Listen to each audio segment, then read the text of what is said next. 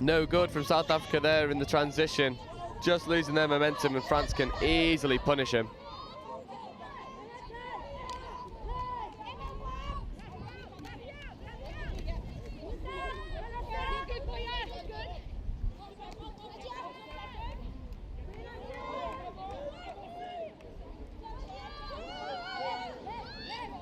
France using the middles. Not taking it from the mark. No, that one, similar signal. Not quite the same call, so didn't pass the foot over the ball as she dumped it. Because you can't just dump the ball to one side of you and then run off the other way. There's lots of silly rules in touch. I wouldn't say it. There's no silly rules. There's just lots of them. Well, in fact, it's a really, really simple game. Yeah. Just got to know the little nuances. Oh, change her pace. Wings on. Don't need. Oh yeah, of course she does. I was going to say, straight over the line, sir. Where's your problem with that? Lovely play. Scoop from halfway. There's the scoop. So she's the half. Yeah. She can't score. No. Everybody's marking everybody else. Just puts the hammer down. All the way through, catch and ground. And Erin Fife was there to finish off for her. Kind of like, you see the players going, yeah, you go on, you go. Yeah, that's one of those where you can be lulled into a false sense of security. You see someone make a line break and go, oh yeah, you just go score, and then you're like, oh no, you're half, I've got to get there. But yeah. Not for Erin, she was right hot on the heels. And Woo! France straight back there. Straight back in with Maxence Caron.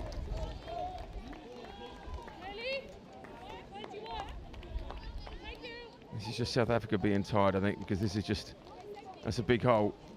You've got to know what you're doing. Yeah.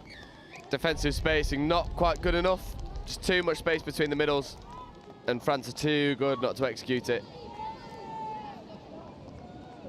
Oh, thought she could have got away with that slightly. If she picked the ball up straight away and kicked to the outside. Maybe. Do you know, it's a lovely thing to see. You've got to be quick subbing yourself, right? Yeah. There's not many games you see players sprint to the side. Hockey you do. Yeah. Hockey, because the game carries on while you're subbing, right? And your player's got to get off before the next one comes on. But you know, like we see it in soccer, football, whereby, you think if you could walk any slower, yeah, you would. And that gamesmanship. Well, you don't get that in touch. No. You don't get it in hockey, and it's so great to see. Touch is one of those games where you do really get rewarded for working hard for your teammates. Yeah. Especially in that transition, getting fresh legs on, replacing tired legs. The harder those tired legs work, the better platform they have for the fresh legs, and then also you can rest more, recover more when you get into the sub box. As long as you complete your sets, that's a good score. France starting to move through their motion. Lovely dive for the line, and South Africa looked to me just to have retreated beyond the line. Good punish on the link, stays on the outside, and yet South Africa guilty of just being behind the line. Yves Som getting the dividends from it.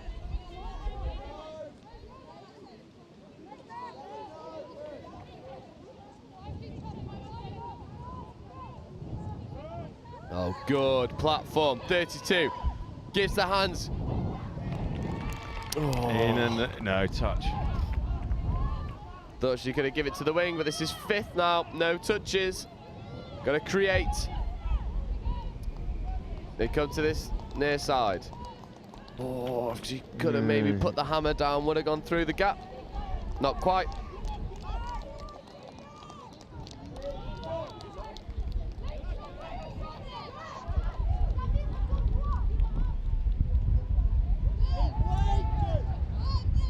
Wind is really picking up now. Yeah, because that's your top to your tee. Oh, bloody hell. Oh, bloody hell.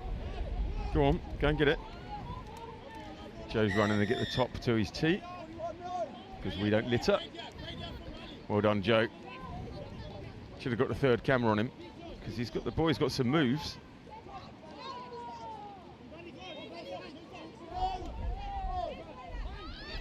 We don't like litter. No, and Do your bit for the planet. In your absence, there was 2 up and down the pitch. That's how slow you were. Yeah, I'm slow in comparison to these girls on pitch. That's good. Oh, hands! Dive in the corner! NRL finish! Oh, lucky! I tell you, they did well, keep it going, keeping it alive. Spirited stuff. Yeah, we love it, and it's always spectacular when you see that big NRL finish in the corner. Didn't quite happen there for South Africa, but they'll be burnt by that, and that is off for referee. It's off the mark. South Africa got a reset.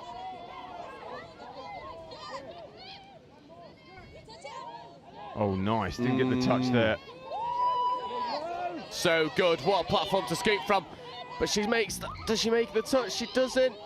Ball goes. There. Given. Oh. Yeah. Signs from the side. Brilliant play there. Yeah. And this is so invaluable. Number 9 from France, making all the meters. Gives a teammate a perfect platform to scoop from, and then brilliant composure, looking for a supporting player. Jade Villeneuve. So Villeneuve, that was a Formula 1 driver. I wonder if there's any relationship. Tell you what, that's some heritage if it is. Yeah, exactly. And if he's here, we're going to interview him.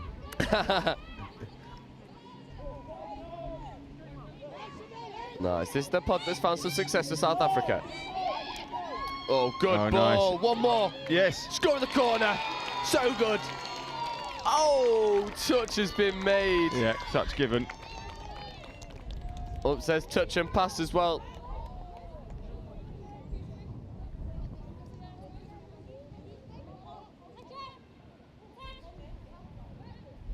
Just a little bit congested now. South Africa able to put the nudge on.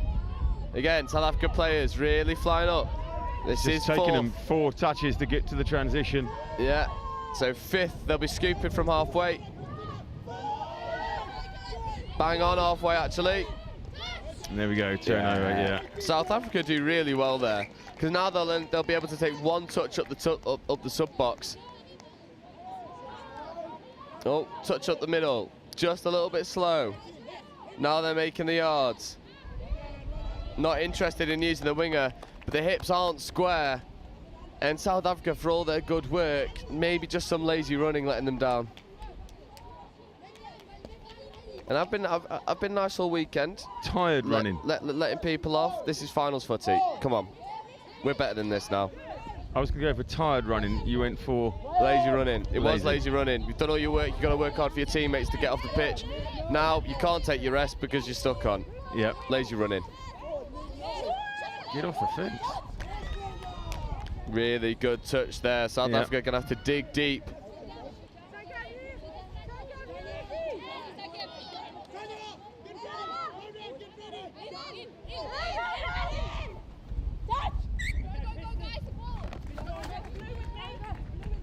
Love that. Huge cry. Touch.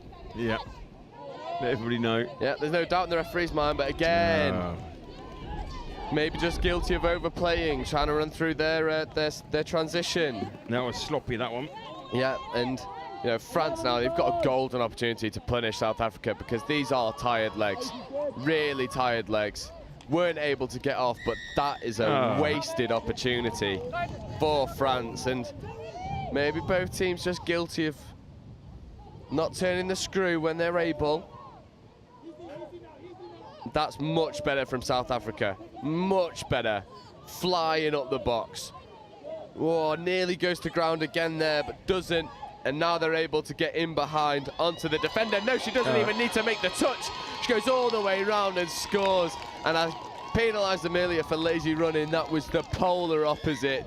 Pace, direction, all the way through. And South Africa too fast for France.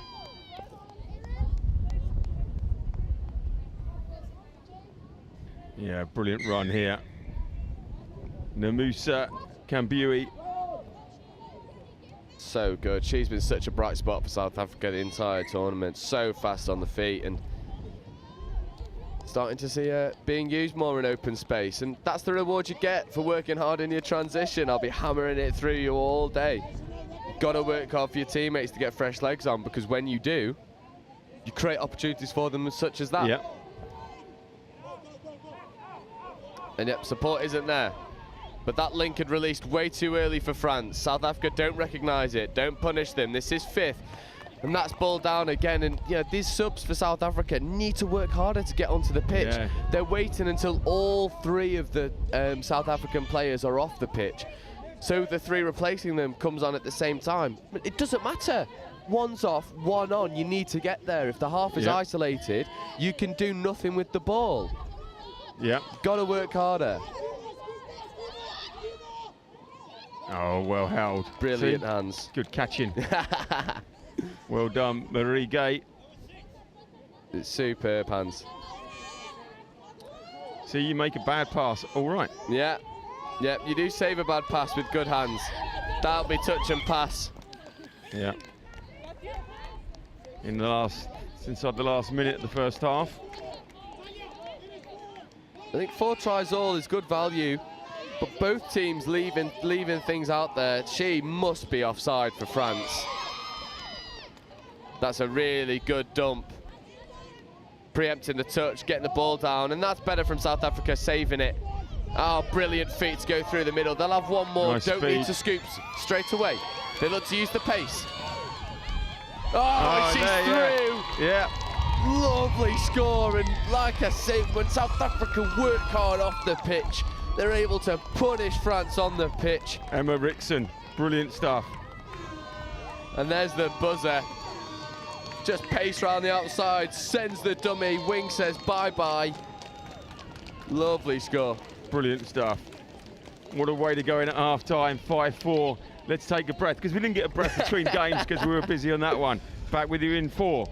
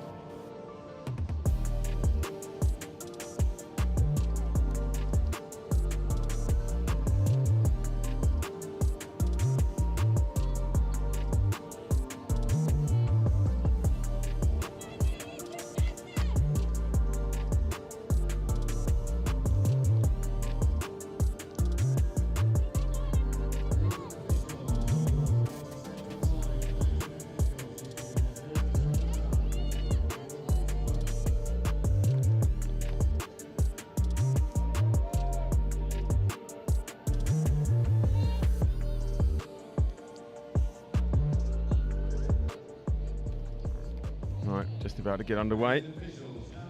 And just found out there's another way you can ruin coffee by putting 2 shots of caramel in it. Joe just told me that's what he's having now. Nah, don't knock it till you try a it. long black with I'm sure 2 there's more shots of people. caramel. I'm sure there's more people listening on here that have caramel in their coffee than plain coffee. Well, why don't you have caramel ice cream? I mean, it makes more sense. I need the caffeine, mate. Yeah. All right, here we go. Let's get back to it. Ooh.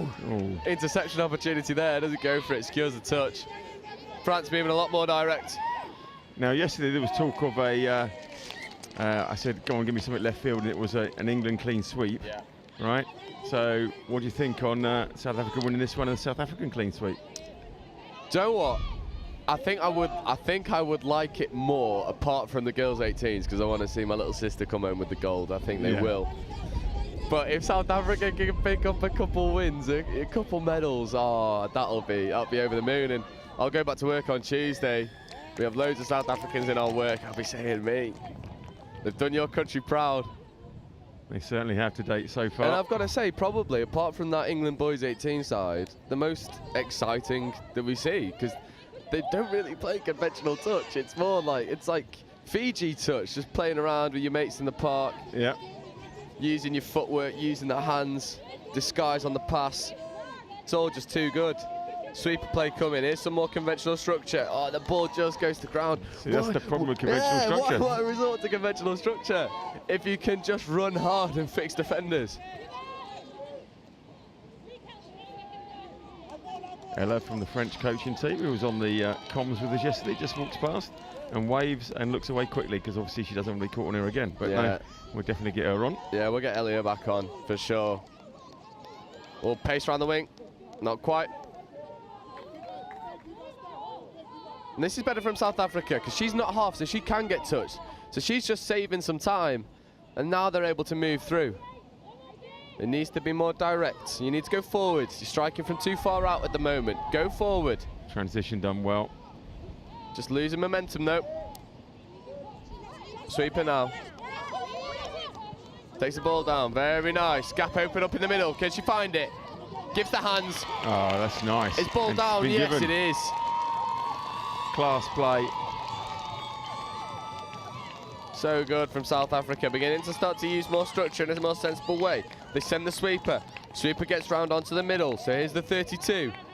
And then they run the short, fade out onto open side, and the link is chopping the hole really well.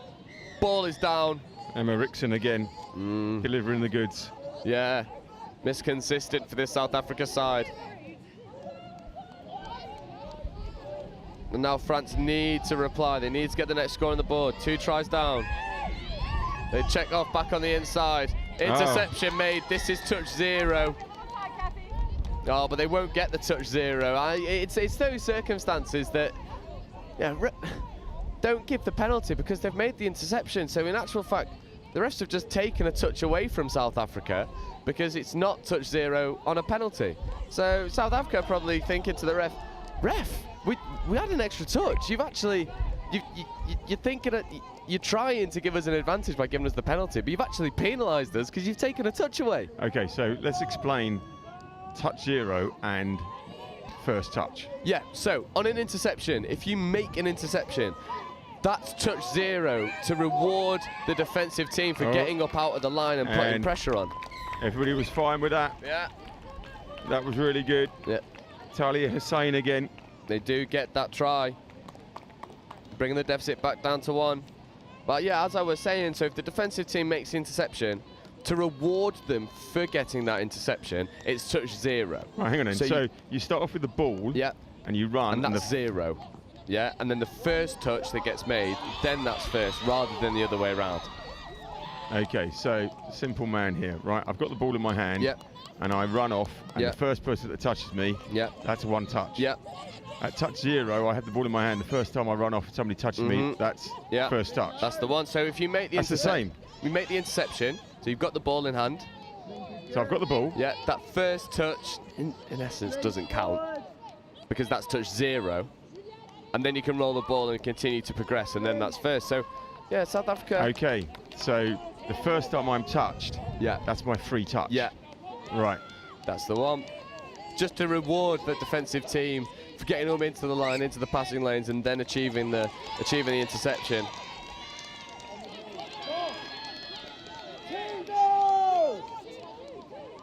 Huge call from the referee that one of the French players is offside.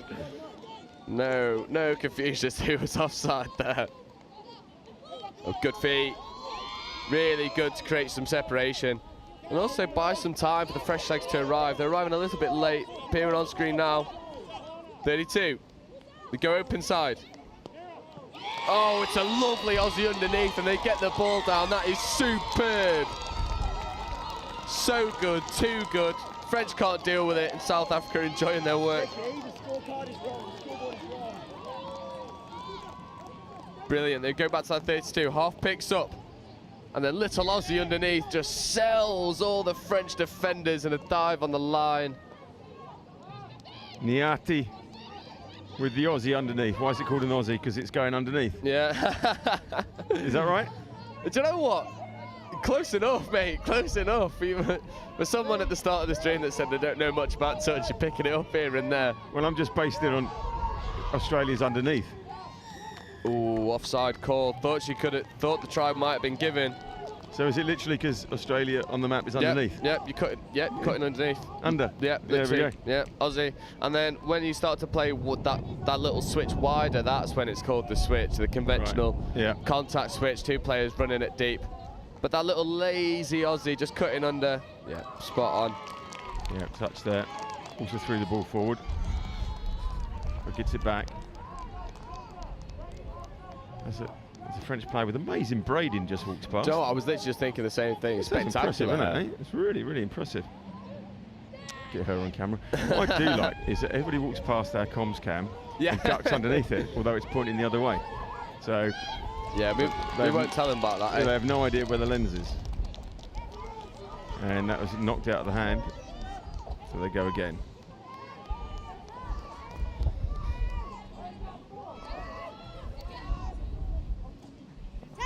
Oh, nice. I don't think she has made the touch. So good. So good and brilliant honesty from that winger. Called the touch because she was adamant she was going to make it. Didn't, puts her hands up.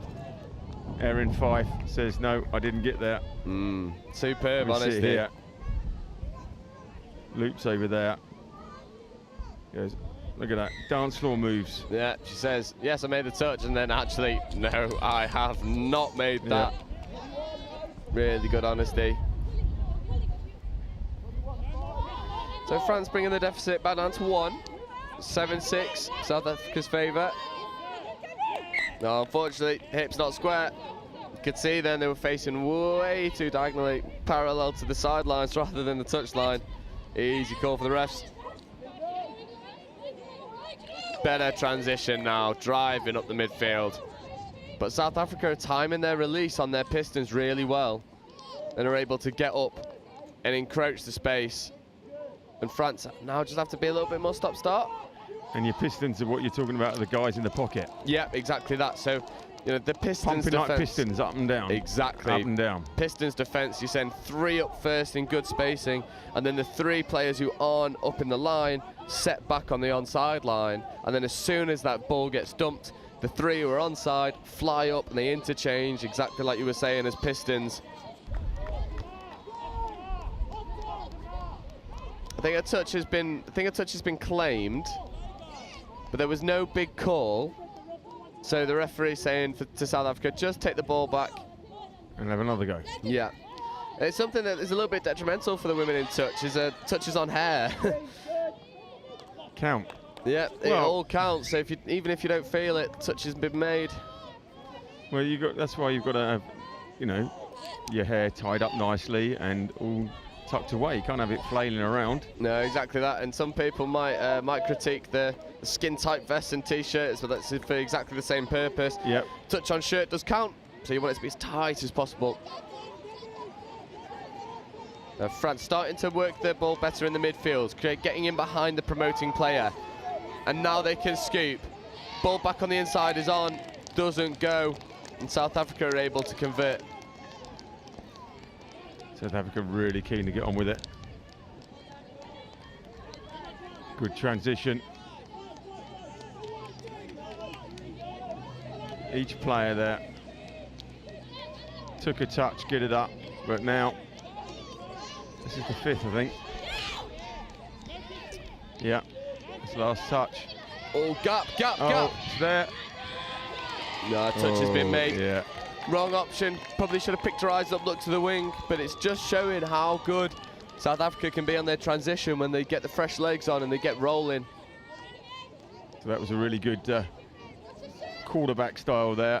Yeah. You had to mark everybody else apart from the man with the ball. Yeah, exactly that. And they were able to crowd out any space in and around the scooping player. But South Africa will get the turnover. Unforced error from France. And South Africa just rolling through the process, looking to get some fresh legs on. But it's slow to happen.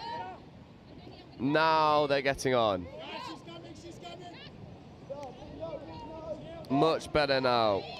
Oh, thought she could have sold the dummy and gone through the gap.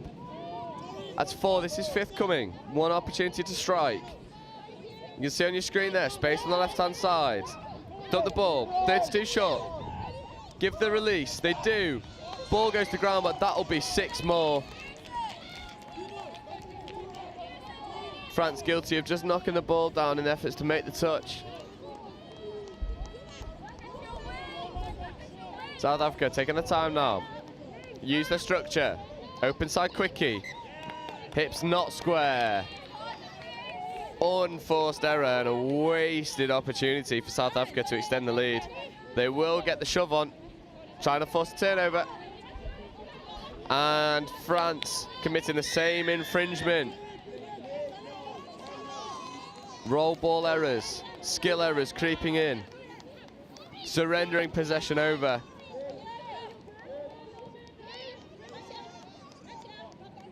And South Africa again, just taking a couple touches to try and get fresh legs on, but in the process surrendering the ball over. Now France can get the ball rolling against a resetting defence. Big shove. Arguably needed as France were running into open field. That's a much better dump from France. Better touch as well from South Africa, and those pistons are really working now. France not going forward, not making enough yards. The pressure from South Africa is too much. Closing down the space. Yeah, probably not the right idea to bat the ball down because it's just surrender a repeat set of 6. Whereas that was 5th coming for France in that instance.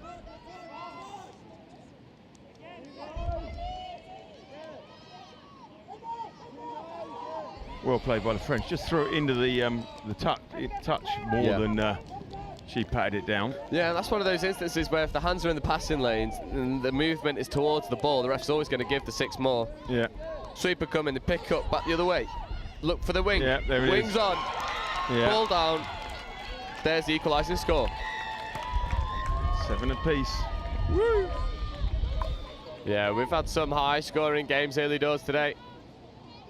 And this little mini grudge match we've had between South Africa and France proving an entertaining one.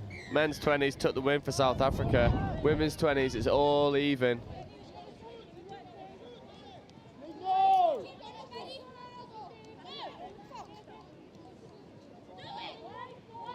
South Africa now looking to reply. France have been able to get 2 scores in consecutive nature with no reply. They pick up, go up inside. There is an overlap, that's 5th. I think that's an offside call. France are just releasing too early on the line, not waiting for hands on. And refs are hot on it. Gotta know where you stand with these refs. The benefit they have at the moment, that's a lovely score. Referees calling the defenders offside. Both middles never hitting the line. It's the pace of South Africa that proves the difference. With 5.5 minutes to go, South Africa tried to the good. Yeah, both middles never hit the line. Advantage played, score given.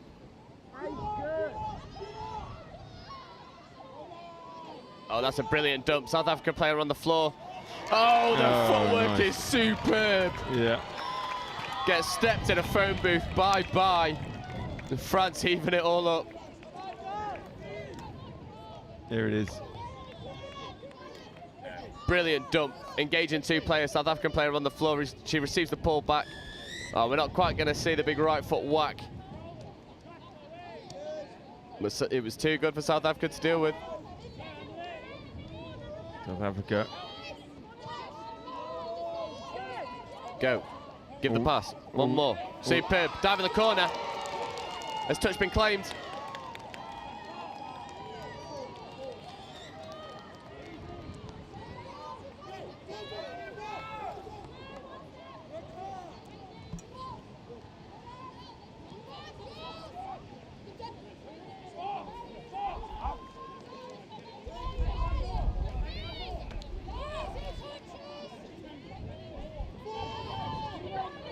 France rolling through their transition, but the pressure for South Africa is very good, but just releasing too early.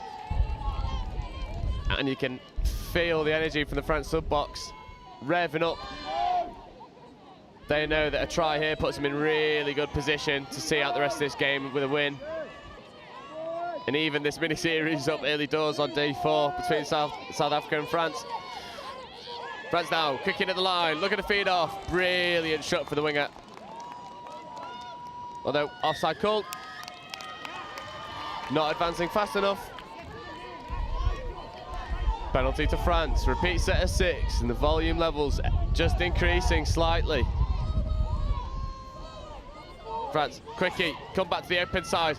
Space is available, but South Africa flying out of the line to make touches. 3.5 minutes. Yeah.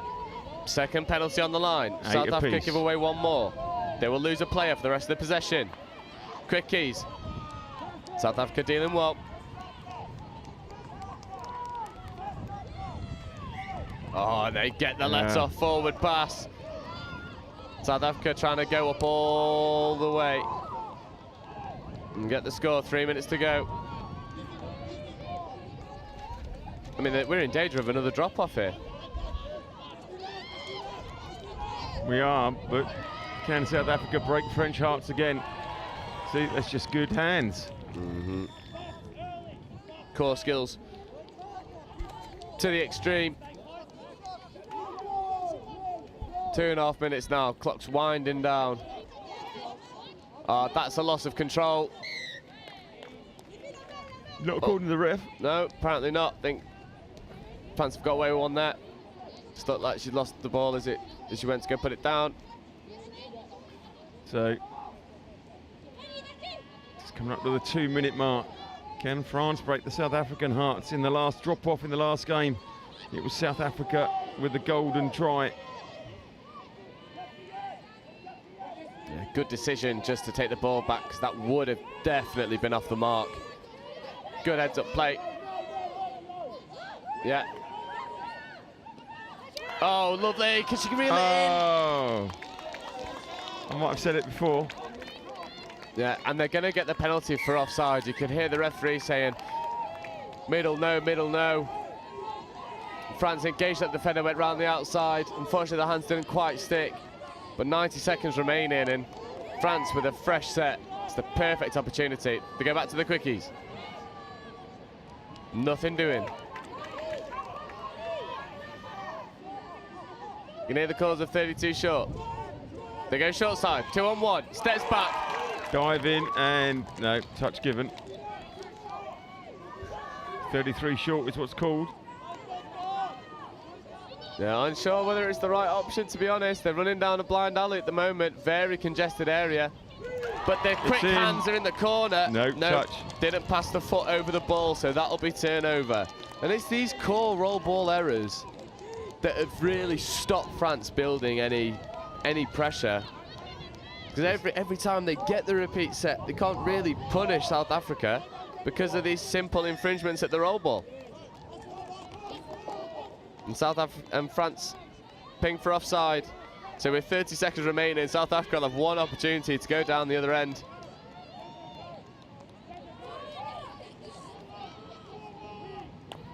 Going sideways at the moment. That helps no one. Better yards made. And again, check it off. Very nice. Gotta go, gotta go, gotta go. She's offside. Wrong way. Oh, but she never hit the line. The refs wave it off and the buzzer's going to go any minute now. And they've given it. They've said yes. Yeah, that player never retreated to the onside. France guilty of just being stuck in the mud slightly. Big dummy. There we go. And South Africa have broken French hearts again in the last minute. Insane stuff. Able to just react quickly on the fly.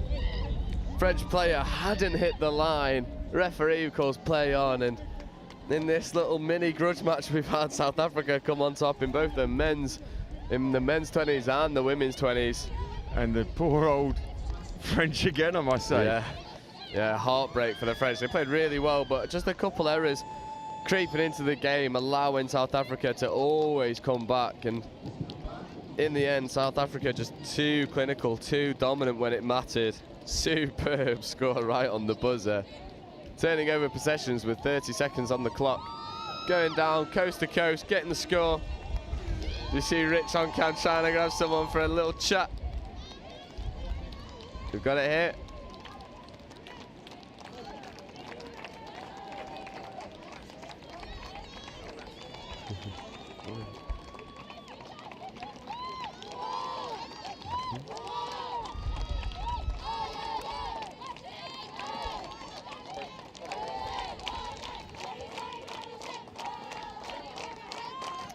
We're just waiting to make sure these cameras are sorted. But what a game we've just seen. And, you know, men's 20s get the victory over France. Women's 20s get the victory over France. Couldn't be a better morning for South Africa. Yeah. Namasa, Yes. how good does that feel? It really feels Oh, great. hang on, we just get that up there, there we go. It really feels great. You know, it's been our goal to beat France because in the beginning we have lost twice, and we told ourselves, if you're hungry for it, you will do it. And we finally did it in the last 30 seconds. I feel like 10 seconds. 10 seconds. That's crazy. Yeah. But I'm very proud of my team. You know, we pushed very hard. Also, France is a very strong team. It was good competition, and I appreciate every moment of everything that happened right now. Yeah. It was brilliant. It was great. So, did you feel you were hanging in there, or were you setting the pace for them to keep up? What was it? How did it feel out there?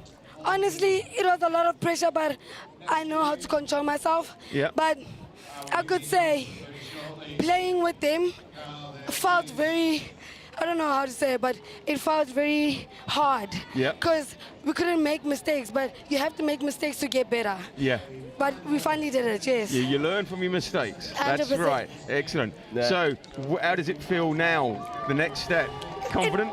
I'm very confident with myself and the team. You know, we pushed hard, we got here all the way from South Africa. We're here to do it. And the next game against England, we are going to push. We are going to give them a challenge.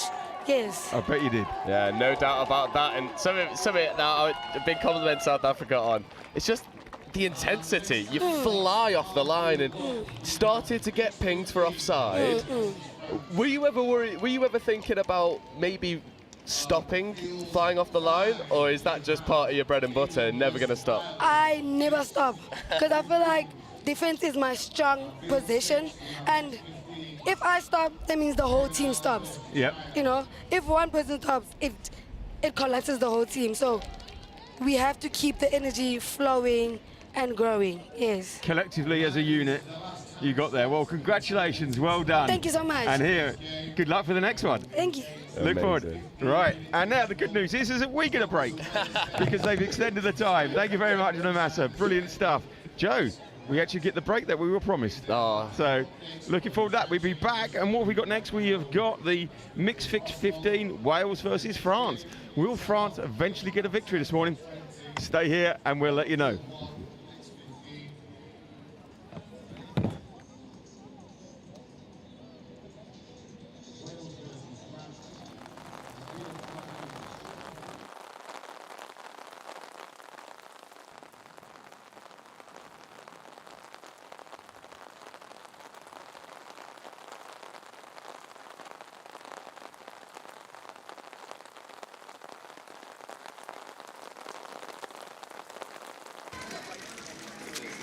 Nothing's gonna bring me down.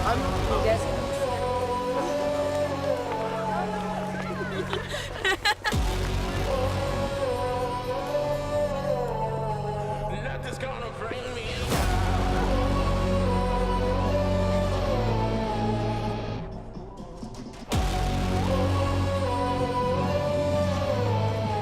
Nothing's gonna bring me I'm not involved in this. Nothing's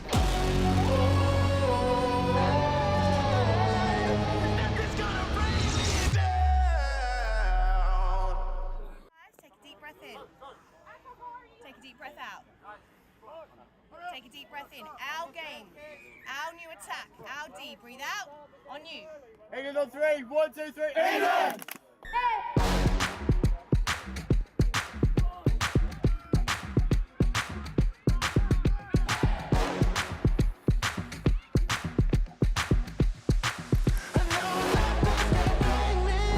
I'm on my way to live my journey.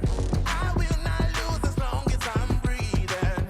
I love that you thought you could ever break me. Not at all, had enough, no more. Nothing's gonna bring me down.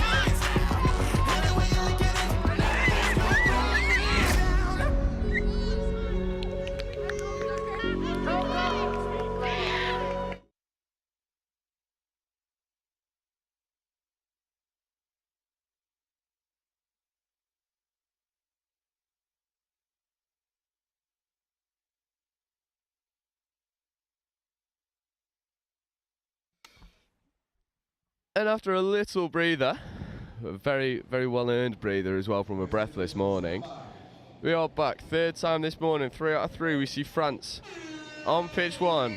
However, this time it's in the mixed 15s. And this French 15 side has been electric. Coming up against a very solid Welsh 15s. In their opening game on Thursday, stuck 21 tries on the board, so they can score. But this will be the biggest test they've come for them yet.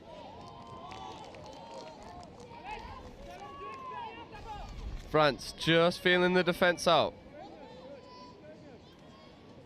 Checking off. Sweep of play. Stepping back.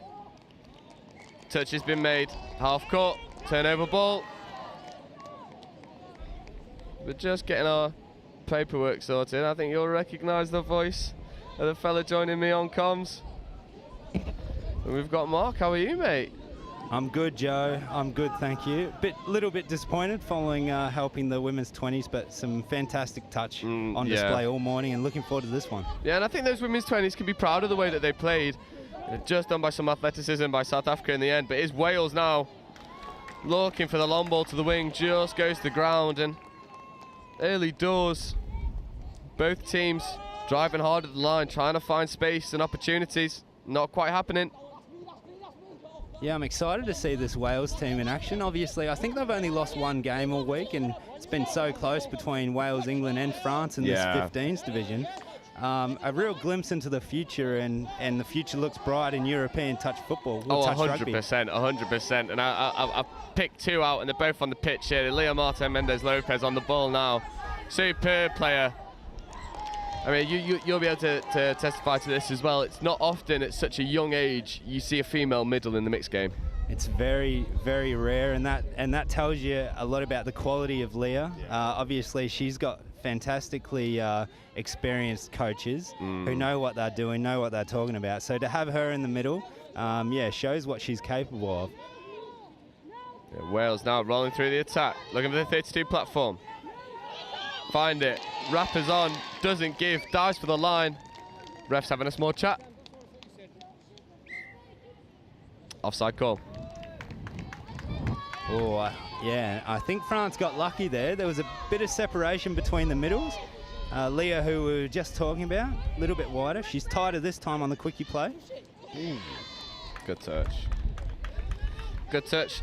Then if you look on the picture now, you can see separation between middle and link. Pretty wide there for France. Maybe just need to tighten that up. Give some help. Open side quickie. Just goes to ground, and France in the end with a good defensive shot.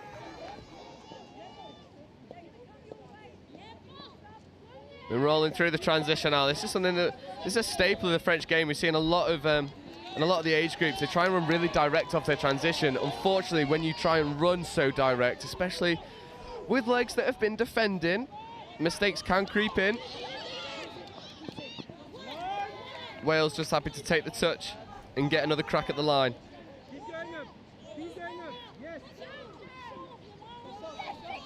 Oh, good play. Superb. They look to run the 32, flash it long, put Wales into acres of space. Wales open the scoring, and this is a very high scoring team. I'm going to say all game, 21 tries in their opening game, and they get the first here. They can look for the upside quickie, fire up back the other way. And then it's just a little goose step and ball down. Opening score.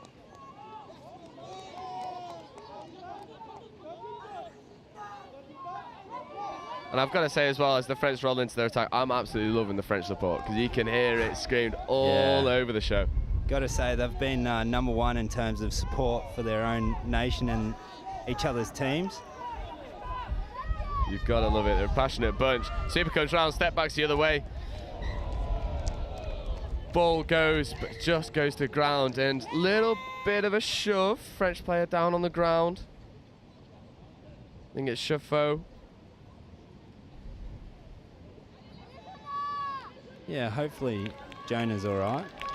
This line featured heavily on social media with a really lovely play on 7th touch. Maddie Doonman, the #6, sweeping around. She's only 12 years old. half French, half Australian. She's 12 in the under-15s, and she's one to look out for in the future. Absolutely outrageous, that. I don't even think I could catch and pass at 12. I'm still struggling, so... I can see the French desire there. Hopefully Jonah Chauffeur is okay. He's walking off. Seems to be walking off okay. Bit of magic spray and he'll be back out there, I imagine. Yeah. Get the blue paper towel out. So that second touch, Wales advancing now. Strong transition, nice and simple. That's what you want to see in these slippery, somewhat slippery conditions. Yeah, and I'll tell you for free, when I was playing at this level, the structure and transition was nowhere near what we're seeing here from these two sides. I mean, it is easy to forget the ages of some of these kids, and I say kids loosely, but they are children. They are, still in school. A couple of these will have to taken a week off. Yeah. To get here and to have this experience at such a young age, to experience the highest level of touch that this age group has to offer is superb. They go all the way around the outside. Does he have the wheels? Not quite, but a really good decision to take the touch, reset the play into the line attack. That's only touch 4, but he had the quickie play. He's offside. That's play through. It should be play through, but referee's called offside. Yeah, the French player's just saying, by the way, mate, no one else made the touch. Okay. Yeah. Yes. Yeah. So common sense prevails. It's very rare in England that does happen. It was a quickie play. Good setup from France. They get both middles up. No one's made the 7 metre. And the referee did recognise that the Welsh player was offside. Okay, she called a penalty. And then the sideline referee has intervened, said, look, let's play that through. That's a try. So good teamwork refereeing. Yeah, and that's why we have 3 refs on the pitch. More often than not, always come to the correct decision, and France the beneficiary there. I mean, a try apiece early doors set up for an exciting encounter. Just losing track of the touch count. This is 5th. Could have had a strike, but instead they turn the ball over.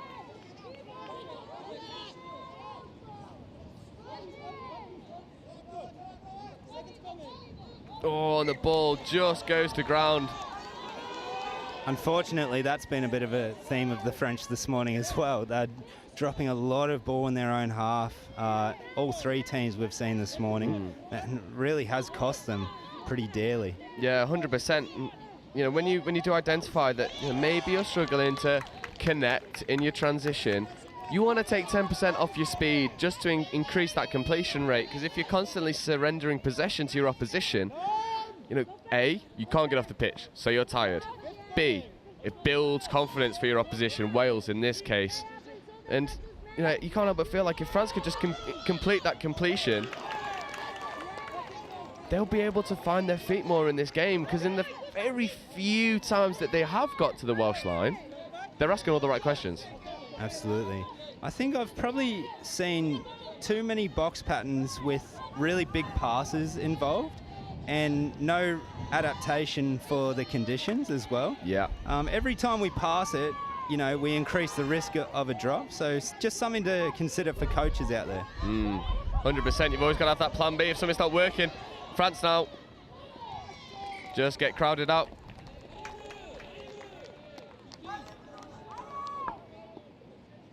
So in the grind now, 2 early tries. It's 1-1, and both teams feeling each other out, starting to find their structure, and a little bit of a midfield battle.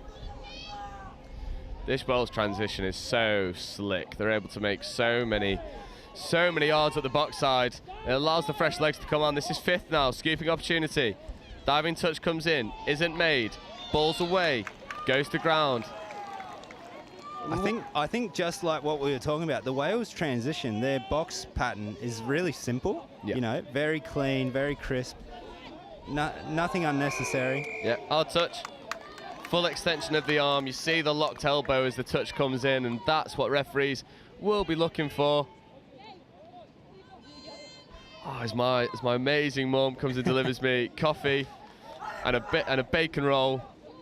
Absolutely no complaints from me. All right, France now advancing through number 4, Martin Poignier. He's been dangerous all week. Doonman at half, Talia this time. It's 5th and final. Welsh defence looking strong, well structured. Yeah, it just seems when France get to their 5th touch trying to strike, just losing some momentum, half isn't quite there quick enough, and then it allows the Welsh defence to get onside set and then hold their space as they promote themselves towards the French players. Positive signs for France regardless, being able to hold out this potent Welsh attack. 5 and last there. Scoop up, gets picked up. Good attack, good defence. Yeah, that's unstoppable object. Meets a movable force.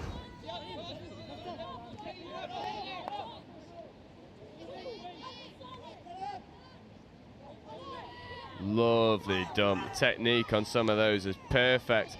Gaining a couple extra metres, and the check off in the midfield is lovely. But again, taking the ball down. That's 4 there. Set up for a strike play. 5 and last. Scooper goes.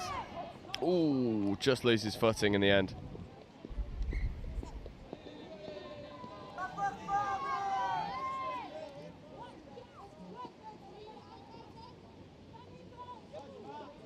All right, the Welsh skills, they're passing and catching. Every pass is on the chest. It's been pretty impressive so far. Yeah, and we've spoken all weekend about the benefit of having those crisp core skills.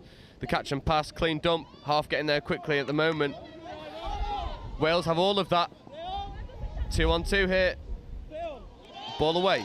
3 on 2. Can they execute? It's a 4 on 2 actually. Dummy goes.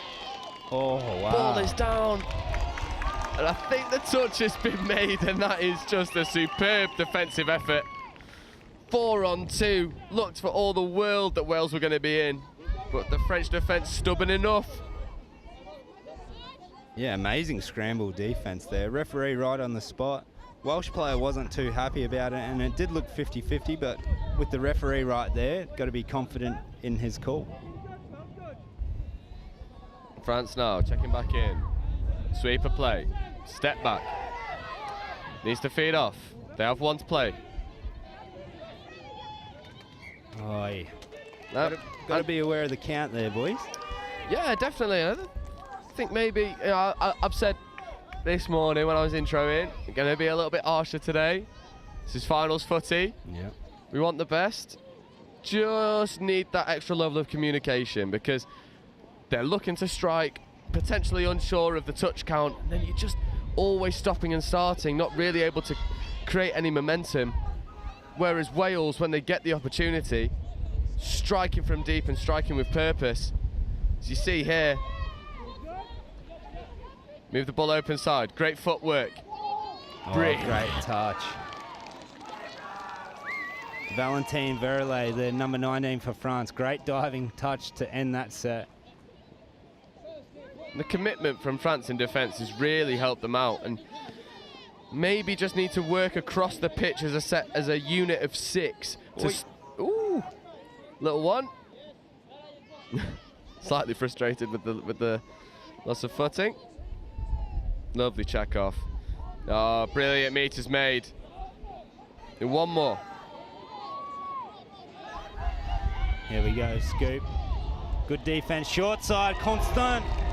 Dives. Great touch from the Welsh.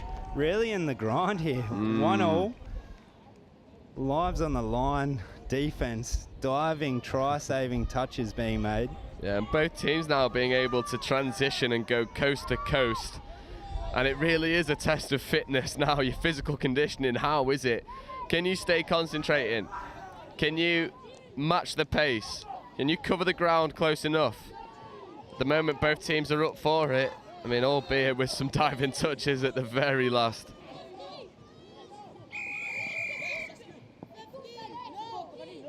Ooh, offside call from the referee there. So this will give Wales a really good opportunity to have a couple of cracks at the line on the 7. Let's see what they set up. Looks like a 33 platform. Trying for the quickie. Out ball. 1-on-1. Oh. Yeah, touch has been made. Claiming the touch. Mardor Jolivet making the touch there. Wales go back to a 32 platform, 32 short, rooster play. Long ball, beautiful skills from all players, but forward pass at the end there. Yeah, thought that Welsh, the Welsh link could have pumped the dummy and gone herself. Forward pass comes in, and France, yeah, slightly let off the hook. Brilliant opportunity for Wales. Can't execute in the corner. Smart heads-up play, subbing as the referee's talking to Wales. So they won't have to take any more touches up the box, and that's the level of maturity that you wouldn't expect to see from kids at the age of 12, 13, 14. Just doesn't normally happen, but this French side is so well drilled. Yeah, Arnaud and Alec, the coaches for the French, I think they won the silver medal last year, I believe. And Arnaud, one of their coaches, was actually player of the tournament, the whole tournament at the 2011 World Cup for France. One more. Get a strike. They're in a really good position to do so. Quickie. Maddie Juman, dummies. Ooh. The middle must have made it. Lovely play from the 12-year-old, let me remind you. Outrageous. Absolutely outrageous. I don't think she'll argue with me for saying has absolutely no right to be performing at the level she is for 12. Absolutely. I think that's a name you can write down in the diaries and note for the future as well. She's playing a lot of rugby league and moved back to France with her family and impressing us here. Wales now striking.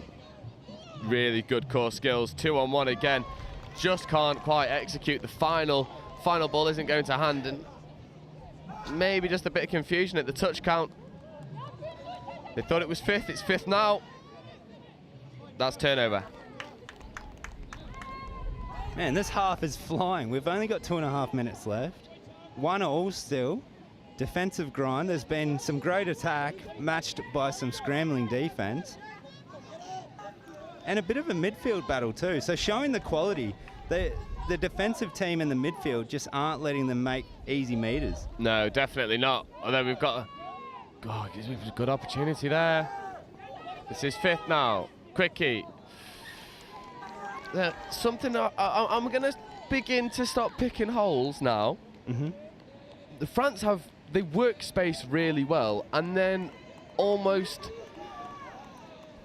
take away their own momentum by checking off back into the midfield, which is a highly congested area. Potentially, if I was one of these French coaches, I'd be saying, look, touch beforehand, you were on the link and the link was cornering pretty much vertically backwards.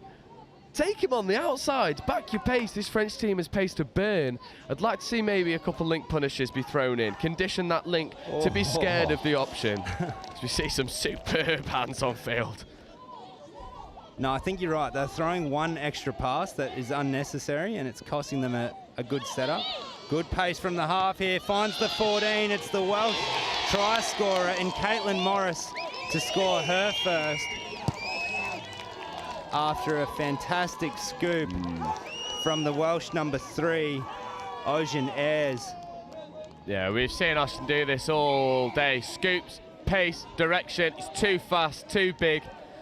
Brilliant draw and pass as well. Engages the winger.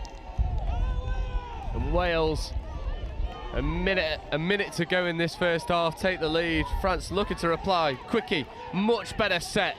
Dive at the line. Oh, the Welsh love it. The Welsh are up for it here. Now this is the situation I'd like to see. This link Quickie doesn't come. Open side. Option there. Links and hole. Fantastic play.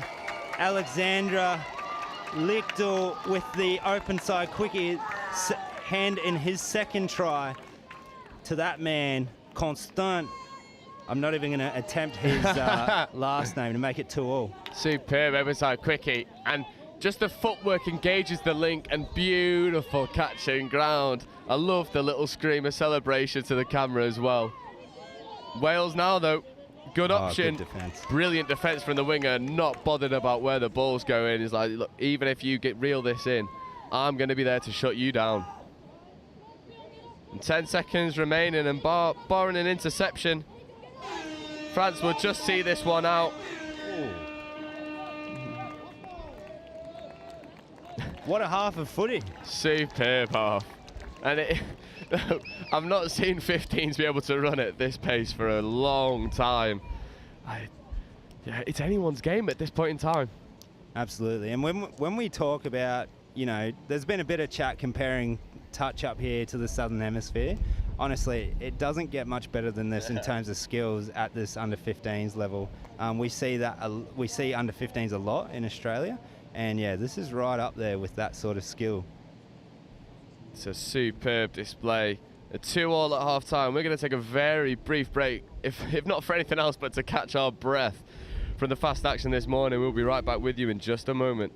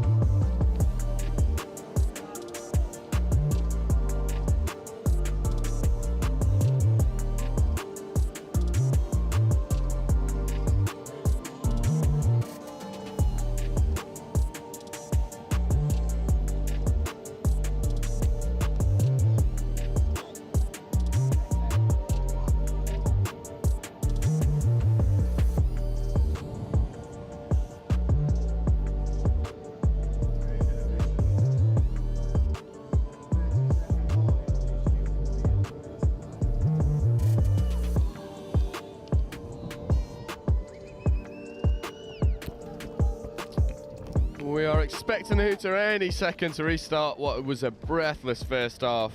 albeit slightly lower scoring than what we've seen this morning, but the action has been very, very good. France 2, Wales 2, going into the second half. And Mark, I was thinking to myself during the second half, if France can just tighten up some of their final touches in their transition, they're going to be pushing the Welsh line a lot more in the second half. Yeah, absolutely.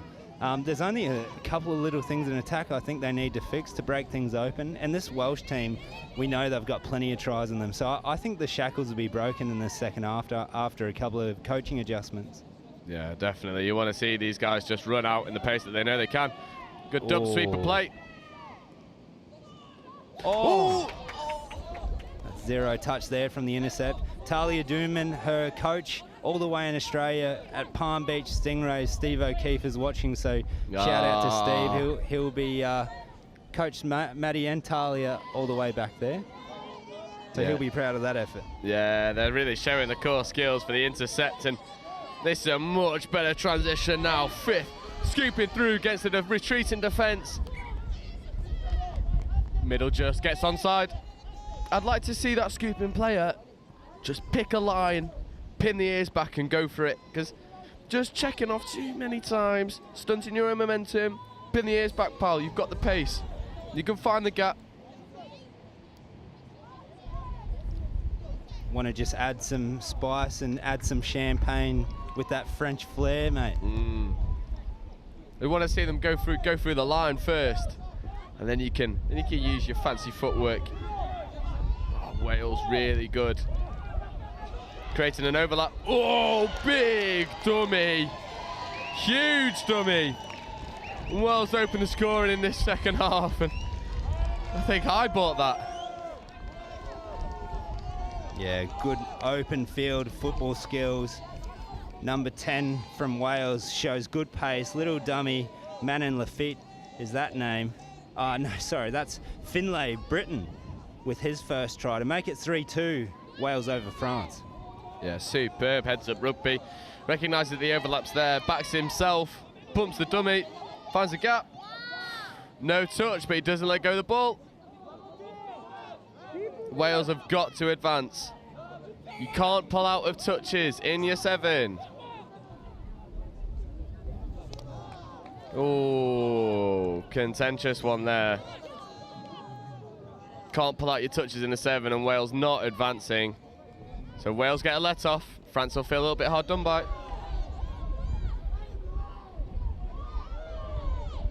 That's third touch there, good momentum.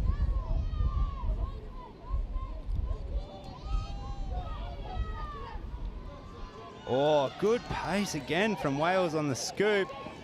And what's the call? The referee's got a touch here, I think. Yeah. Taking it back. Yeah, French player saying he caught the boot, half court.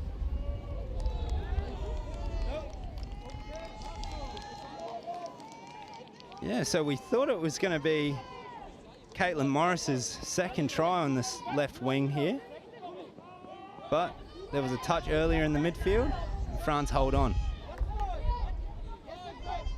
Yeah, France seem to have fixed the slight problems in their transition, finding a lot more success through the midfield.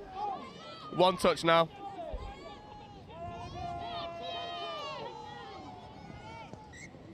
I'd really, Enzo Corteo, I'm sure I'm saying it wrong in the front, but number 1 for France, he's a real player to look out for, and I'd really like him to be on the end. Like he dumped that one, he's set for it, but I think he really needs the ball in his hand. 100%. When we've seen him with ball in hand, he's been absolutely electric. Maybe not being utilised properly at the moment. But I'm sure we'll see a change to that as he looks to use the width. Superb hands on display. Here he is again. Good dump. Got to go forward, France. That's much better. They've got one more. Just take your time. Get a good dump. Scoop. Left-hand side. Oi. Great Welsh defence, honestly. They're just backing the speed and defence to get across and cover the ground. Yeah, France just need to find that cutting edge. At the moment, the Welsh defence is relatively comfortable defending the transition. And France now trying to force a midfield turnover.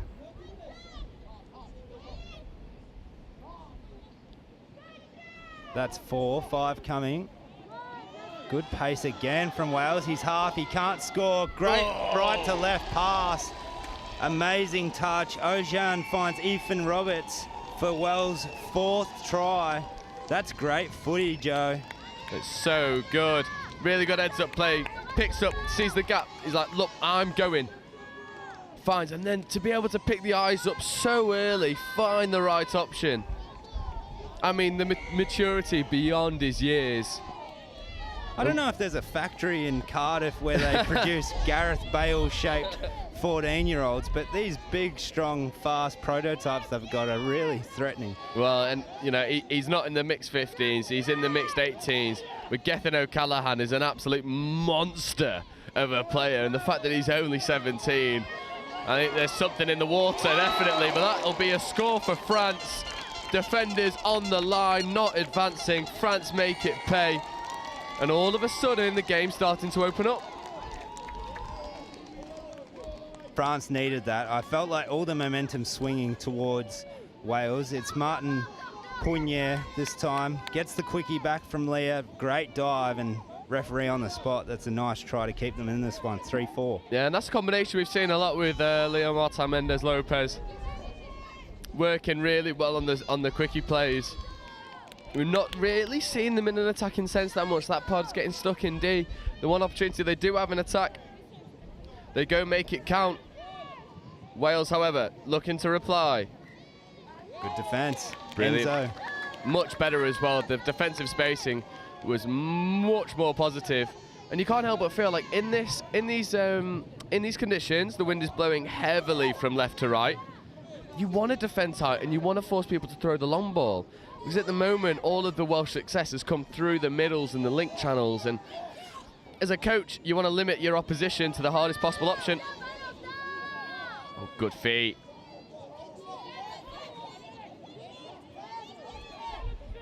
Five and last. What? The referee might have called 6 touches there. Anyway, play on. 6 touches it is. That's first there for Wales. Ooh, brilliant touch from the French. That's off the mark. Yeah, well done, referee. He was going to tell him to take it back. We're in finals footies day. This ain't development. Take the ball back. France essentially get a tap off. They'll take 1 touch and then it's shots at the line. There they go. There's the link play. Oh, I just want to see that quickie get out on the link. Space is there. Big touch from Wales. Playing the advantage and give the score. No, referee wants to give in the ruck. Just hand it. Just hanging the foot in there. Number 15, Alexandra Licht. He's had a hand in 2 tries so far. Oh, there it is. That's a hand in his 3rd to Constant. That makes it 4-all. G'ing up the crowd as well at the bottom, giving it big, and he's the one that all the positive work is going through. Thought he was going to dive for the line, but just delays the pass, pops it into space, and the supporting player knows exactly where he needs to be. And all the positive work has come through. That number 13 for France.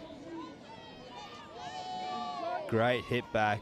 Because I do feel like Wales have all the momentum here, but these French just are fighting hard to stay in it. Yeah, it's that never say die.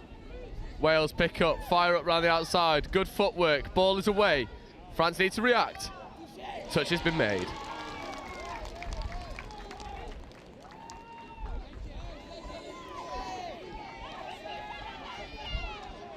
Great touch, last hit. Leah, great diving touch. That's touch pass. Yeah, referees have seen it. Amazing work. So good. And we were talking to Kari from the South Africa mixed 18s, and she was saying that she absolutely loves it when she's able to shut down blokes in the mixed game. She loves having the blokes think, okay, maybe I can run around you, and she says no, and Leo Martin Mendes Lopez does exactly that, just shuts down any Welsh opportunity, diving touches. proving why she's playing in the middle. So good. And oh, France just losing control of the ball. However, ooh, contentious one, hard touch given. France get a repeat set of 6. So this is the part where France have struggled just to get to their 7 and just be patient with it. The ball needs to be in Enzo Cordio, number 1's hands. Yeah, so he's at link now. I would definitely be running this link punish. Instead, they run the fire up. The scooping player goes through, no touch made, finds the wing. How's the pump up too? Enzo ends up scoring it. And it's that man that was injured earlier, Jonah Chauffeur, that scoops through. What a setup. So good. Off third as well. Thought it could have been the wrong option, but evades the touch ever so well. Enzo Cortial is the first to react, gets the ball down. And we're in for a game here. 9 minutes to go. France take the lead for the first time in the game, and the atmosphere really starting to buzz now. How's the crowd support too? Allez le Bleu, you hear them calling out, and the players reciprocating the energy. Oh, that's really good setup, but brilliant defence. Really well recycled as well, saving the touch. Wales look long, look to use the hands. Great hands by the winger, but then France have forced them all the way back and will force a turnover closer to halfway than their own try line. What a result for the defence. Great result. Such an important defensive stop, and you just start to think that momentum has now swung. Great hands, Talia Juman from court. Oh, so great good. Skills. France have really improved this transition. So much more direct, always pinning Wales back. And here they are. Oh, dive at the line. Welsh defender's offside, is he? No. Great touch. Oh, might just have a head knock there. Martin Poignier, try scorer from earlier. Great commitment, body on the line. It's not easy on your shoulders and all that, let alone your head if you've got defenders diving on you, so it takes some real commitment. Yeah, it really does. You see the French supporters at the bottom end of the pitch almost trying to suck their team over the try line, give them all the encouragement that they can. Yeah, I was going to say, that's only a third of them because they're lined up all the way along the try line. Yeah, keep going, cameraman. There's more to go, pal. Great to see. Ooh, big step.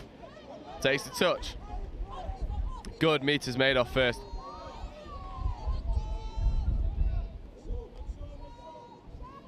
That might only be third. Think so. There. But no, fifth and last scoop from that man again, number 3, who's been dangerous. Ojan Ayres, has he had a great tournament all week, has he? Oh, he's been electric for this Welsh side. Absolutely electric. Showed he's got a long ball off both hands, great feet. I mean, you've seen what he can do in this game. It's been a pleasure watching him all weekend. France trying to get out of jail here, get out of trouble. That's third touch on around the 10. That's what you want. This is where they struggle. They just need to keep going forward. Good little dummy inside, good meters. That's 4, so 5 coming. Much better. Constant, the number 13, Here takes off from half. Here's 15 though. Oh, finds Talia Juman, who just drops it under pressure. Bit of a hospital pass, but they finish in the end. Down the end, they want to finish that set. Yeah, definitely. And I've got to compliment the Welsh defence on their transition because they're coming up in that umbrella shape and really stopping any options to be to get played around. At the moment, France are going up in 2s, which is good enough when players aren't playing around you. But at the moment, the Welsh core skills are good enough. And Wales finding so much success. This is 3rd now, 4th coming. No, that's 5th. Oh, good hands, good defence too. Thought the referee might look at a 6 again there, but yeah. I think the correct call was made, and France on the ball. That's only 2nd touch at halfway. Yeah, France have simplified the transition, just getting it over box side and then trucking it up. Option to check back in the middle, isn't taken. Switch, ball given. Brilliant touch from the Welsh link. There she takes a stumble on the way out. It's the opportunity, but again, it's that man Enzo dumping the ball. Would rather him on there. Scoop, Jonah. Oh, 6 again. Will he call? Yeah, must be. Must be. Ball was 100% going to hand.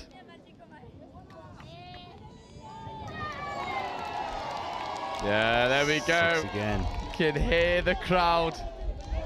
5 minutes to go. France 1 up. No touch being made. It's first touch. Back inside. Jonah takes off from half. Not the right decision. And I heard the coaches yelling out too. Yeah, you don't want to scoop on first. Especially when you've got Enzo Cordial on first touch, ready for a quickie. Let him run. Let him run. Yeah, but he's pumped up Jonah, and he has put on at least 1 try. He's really leading the energy, so can't question. Yeah, he's grabbed a couple of assists as well, so it's one of those where, you know, you want to keep putting him in the opportunities, you want to keep putting him in that space, but, you know, probably for the first time in the game, just selecting the wrong option. And you got to remember, we're not talking about adults here. You know, Joe's probably only 13, 14. Wales, however, coming down the other end. Brilliant touch. And there he is, Jonah on the spot. Yeah. He may have made an incorrect decision in attack, but he makes the good one in defence. And here he is, Enzo Cortial, making huge meters off first. And that's first touch. That's great work from Enzo. So good. Yeah, just watching Jonah Schiffer in the box. He knows that there was an opportunity there. But his team now, working hard. Good feet, goes around the outside, sells the dummy.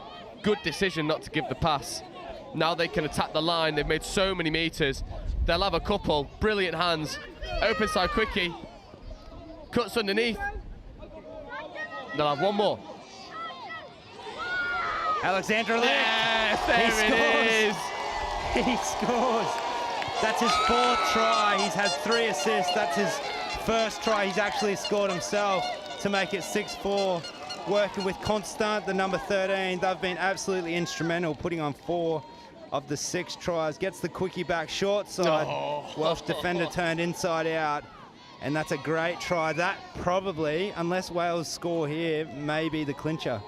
Ooh, and a drop ball alleviates the pressure. And France, you know, you need a little bit of game management here. Take your time. Secure the ball.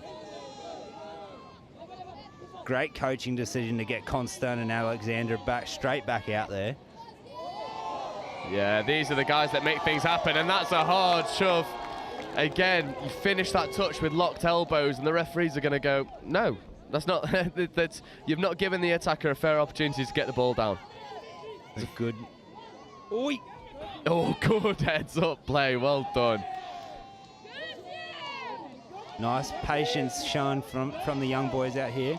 Lichtel gets the quickie back again, dives at the line. What's the referee going to call? Sees the touch. If I was France, I'd run exactly the same play and run the QB.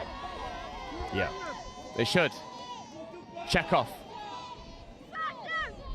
Open side. Quickie gives it. Talia Dooman. But the try scorer from earlier, she's on the spot, is Caitlin Morris. Great defence on that short side. Yeah, and often the wings can get sort of hung out to dry in those situations on a 2-on-1, but the shot is fast and accurate enough. And if Wales were able to get anything out of this game, they'll be thanking Morris for that intervention. Absolutely. She's kept her team in with the slightest chance with that try saver. They need to score this set, though, to have any sniff. Good scoop, good pace, and the boys. Oh, what a touch! And that might just do it. If you want to see French passion on display, look at the celebrations after they win this one, Joe. They deserve to as well, but what a fantastic match we've had. Oh, it's superb. Both teams can be proud of the way that they've played, but in this second half, France have just been too clinical, and full credit to the coaching staff, because we were saying, yeah, first half, your transition wasn't working. Your platforms weren't working. Well, now they are, and you're making the Welsh pay. Overlap isn't used. That's 6 touches, 30 seconds to see out. A 4-2 second half, 2-2 at half-time. The French adjustments, like we talked about. I think Wales came out, they had the momentum straight after half. but France have just stuck in it and fought well. And yeah, great display of football, and well done on a great tournament. Wales will be hoping to still take out the bronze medal. Yeah, and just so everyone's aware, this is still first touch for Wales. They've not taken any touches. They work around the outside. The touch is there, and France will get their win. And look at the run onto the pitch. What a performance. What spirit shown as well.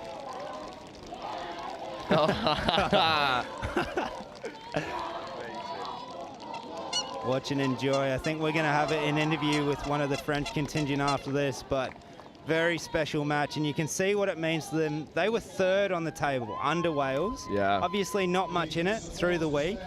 A little bit of an upset, but yeah, that's just fantastic touch. Both sides can be really proud of their efforts. Oh, 100%, 100%. Wales in the first half looked so fast, so electric. But France in the second half was too direct and were able to adjust so well to what Wales were doing. And full credit, good value for the win. And we've had 3 absolute stormers in the morning. Mate, 3 fantastic games. This is what finals touch is all about. And what awesome experience for the kids at this age. You know, so many people watching, all the pressure, games can go to drop off, everything you're dealing with internally, and you have to sort of fight all that, put your best performance out there, and this is what makes the next generation, when they go to Opens, they draw on these kind of experiences, you know? Yeah, and you know, we were discussing this over the weekend. For some of these individuals, this will be their entry point into the sport. And if this is your entry point to the sport, you're probably thinking, what, is it like this all week? Yeah. Because the support's been insane. Obviously, we've got the live stream, so many pitches being used, and I mean, the French supporters creating such a huge line off the pitch. I mean, what more can you ask for junior sport? Arnaud, joining us, the French coach. Well done, bro. Well done. What a fantastic performance. Yes. It was only 2-2 at half-time. It felt like your team just couldn't quite get momentum. What did you tell them at half-time? What did you change up to get this result? I tell them that keep the pleasure on the field and give everything. No regrets at the end of the game. If they give everything, we'll see the result. But they enjoy the game. They used all the tools that we gave to them. So now they are the players. And, we have nothing else to say. No, it was superb. I mean, I can't hear you on the mic. Yeah, the speaker in that one doesn't work, okay, but we no can hear problem. you just fine. We saw in the second half, the transition was so much better, making so many more meters. Did you say anything at half time? Yes, we told them that they have to win all the touch, and not physically they were above us, but if technically we can take the touch more cleverly, you can go ahead and go straight. No, 100%. It was an electric game, and the supporters at the end. I mean, exactly. how have you been able to get nearly 200 supporters down at the bottom end? It's absolutely insane. Yeah. And what about this Welsh team? Obviously, nothing in it between these two teams. Been neck and neck all week. You guys finished just under the ladder. What do you have to say to the Welsh team and their players, who will obviously be a little bit disappointed? It was a great team. We played them yesterday. We analyzed a bit what they did, and let's say nothing else. I let the players play, and very good. Else. Well, well done, Thank mate. you. Great performance. Good luck in the final. See you in the final. Yeah. Well done, man. Well done. We've got one more coming in. Yeah. Constant, the captain. Yeah. Instrumental. Well done, buddy. What a great performance. Pretty pumped up. How's the heart after that one? Yeah, of course it was difficult, but we were, I think, in a good mood, and we wanted to win this game, so it's nice. Very good. Yes, okay, take a couple deep breaths. It was breathless on the pitch, and you know, we saw the pod of he's number 13 again. Yeah, yourself being able to go down and create score after score after score. It seemed like you were really pulling your team out of the dirt at times. Did you see the weaknesses in the Welsh defence? Sorry? Did you see any weaknesses in the Welsh defence? Yeah, I think so, but the between the middle and the link, the girl link, we were like doing a lot of pressure. Yeah. And we tried to score here because we know that it was maybe the easier place to score. Like. And yourself and Alexandra, between the two of you, when your line was on, I think you put on 4 of the 6 tries. Yeah. Have you guys played together for very long, or was this your first tournament? It was my first tournament with this guy, and during this, there are 3 weekend where we play together, and during this weekend we played with I played with another guys, but these guys was not here, so I played with Alex, and it was I think a great thing. And your touches, obviously there's so much that goes on the field, but touches about so much more about off the field as well, the friendships. How's the group been? Yeah. How's that felt off the field and all the friendships? I think the spirit of the group is really, really good. And yesterday we lost again against Wales, and we wanted really to win because we were like not happy, and we wanted really, really to win because the final was, I think, possible to us. And yesterday night we say together that we are a really good team, a good spirit team, and if we win something, it could be beautiful. No, I think you're good value for it. We'll let you get off, and we need to take a very short break before the next game. Well played, pal. And it looks like I've not quite got the score sheet on us, but Ireland boys 18s, England boys 18s, coming up right after this. We're going to take a very short break, and we will be back.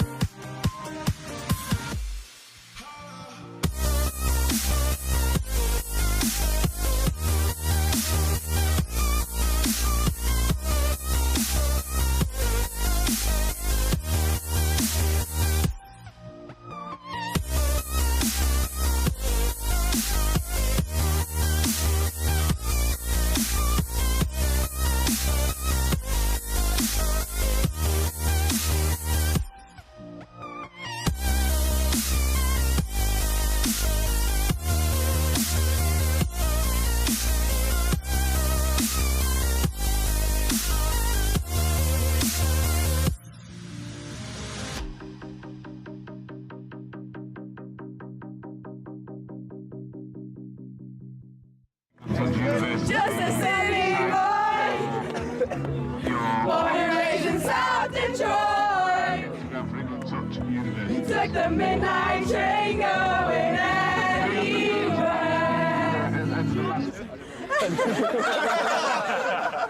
Oh, sport mode. That's how much I care about the threes. Even got them in sport mode. We need to make sure that we're working on staying tight in D, and then when we're up there, we need to be a bit more organised. So 32 shorts, doing the quickies. I realise the camera's on me, so I'm trying to keep talking. We're keeping them in their half really well, so keep working hard because they're taking 4 touches, 5 touches, get to the point. Those last 2 scores have been exactly the same move. So just as soon as half gets hands on ball, eyes up, we've got to shut them down enough. The other impact that it has is that you don't have an impact on the game because you're so far back, they can't hear you. If you're on or behind the line. Yes, let's go, right? No, we're in it. The all starts in the middle, okay? If we work hard, the links don't have to step up, okay? Yeah. You ready? Let's go. All right, hands in. Come on, Evans. Tight, tight, tight! Eyes up, pressure! Cheers to Bristol! Hip hip! Hip hip! Hip hip! Hip! One for the ref! Hip hip! Hip! One for us! Woo! I want for the ref! Hooray!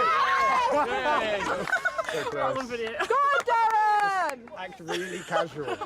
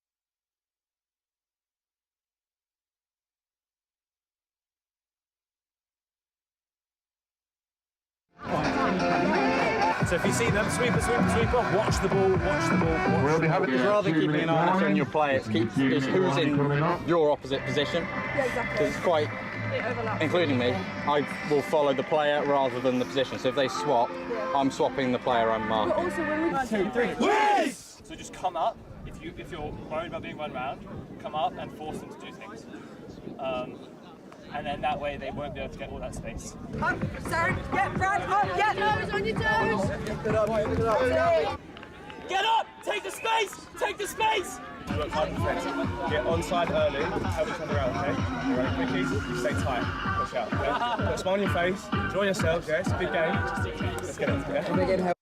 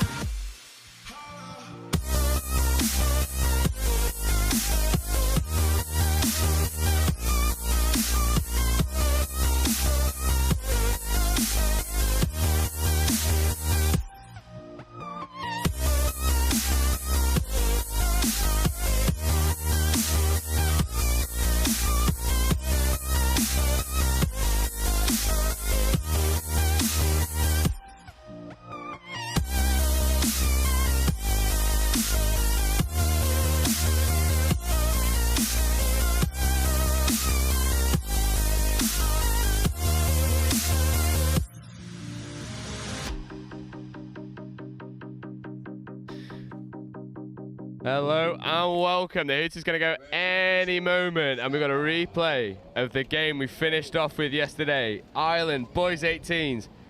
England, boys 18s. And I'm joined in the commentary booth for the referees contingent. How are you both? Yeah, I'm really good. Really excited. Really good, really excited to be here.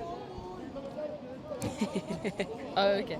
Really good, really excited to be here. First time commentating the game. I'm here with my fellow colleague Nakedi from South Africa. Yeah, it's going to be a really exciting game. I'm really looking forward to it. Really looking forward to see what the referees can put out there, and the boys, of course. Yeah, and we saw these guys yesterday. England just proved to be too good in what was wet weather conditions, and Will Upton was admitting that wet weather doesn't favour England. So the dry weather, the sunshine has come out, and we're going to be seeing a very direct and powerful English attack. England now rolling through transition. Good yards made up the midfield. That's Archie Devlin trucking it up at pace. And here are the twins, Thomas and Adam. On the ball. Jacques to Jacques. Something we've said all weekend. Just waiting. The Irish player's offside. Dive at the line. Touch made and turnover.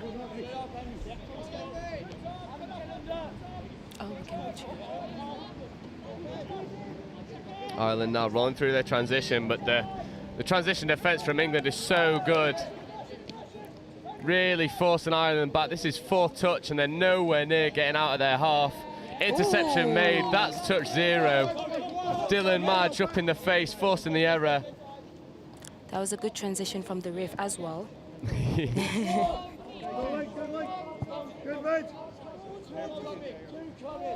Adam Jacques. Dylan Madge finds Thomas Jacques. Finds the winger, and that's the recipe for success for England. Scores on the open. Superb finish in the corner from Bailey Blackburn, adding to his tally. And it all comes from the defensive work, forcing the interception. Touches to play with, they don't need them. Execute in the corner. And I've got a feeling we'll see that connection to the wing all throughout this game.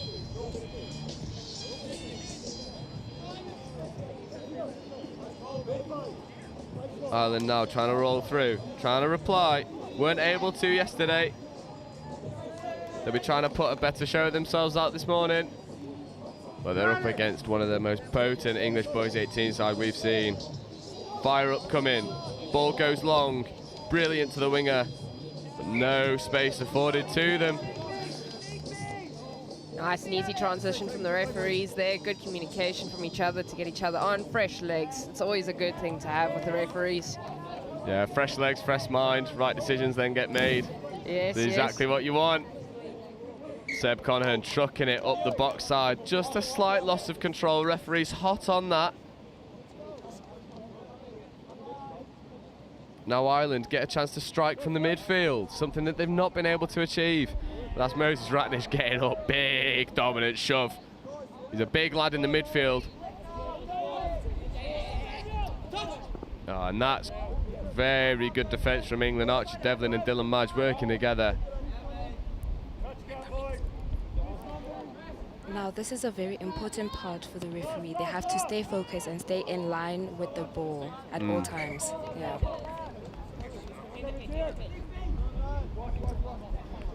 Here it is, Moses Ratnish trucking it up the middle. Transition begins, Dylan Madge, good footwork, and third touch coming up to halfway. You would normally think maybe not the best field position, not for England. They've shown all weekend they're happy to scoot from their own half because they back their core skills.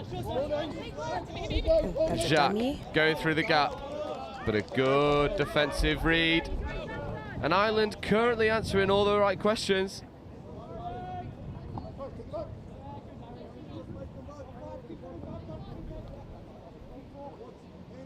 Again, this transition defence from England is so accurate, and you two are referees. So when the transition defence is trying to shoot out of the line, are you constantly talking to the players about where the offside line is and when they can release and go and press? Yeah, it's actually, you have to talk to them all the time. They have to know when they're onside, when they're offside. So you set the sevens, you say sevens here, and then you say yes, yes, no, no mid, or give a number. And you always have to talk to them because they need to know all the time. And also we need to keep tally. Also, our sideline referees are assisting us at the same time. So we also got to listen out for them and what they're saying. So we all work together as a tight unit of 3. And also we help the players with tight communication, especially on the drive. We have to be on it for offside, onside, because the shooters come from every direction. Yeah, 100%. And I think when there's clear communication from the referees, it lets the game flow a lot better. Ellis Watts now scooping through, trying to find the spare man. Shake and bake, but the ball goes to ground. That was a good run, though. Oh, just a little bit of a name change there. That was Kit Fairhurst scooping through, not Ellis Watts. Doing a really good job.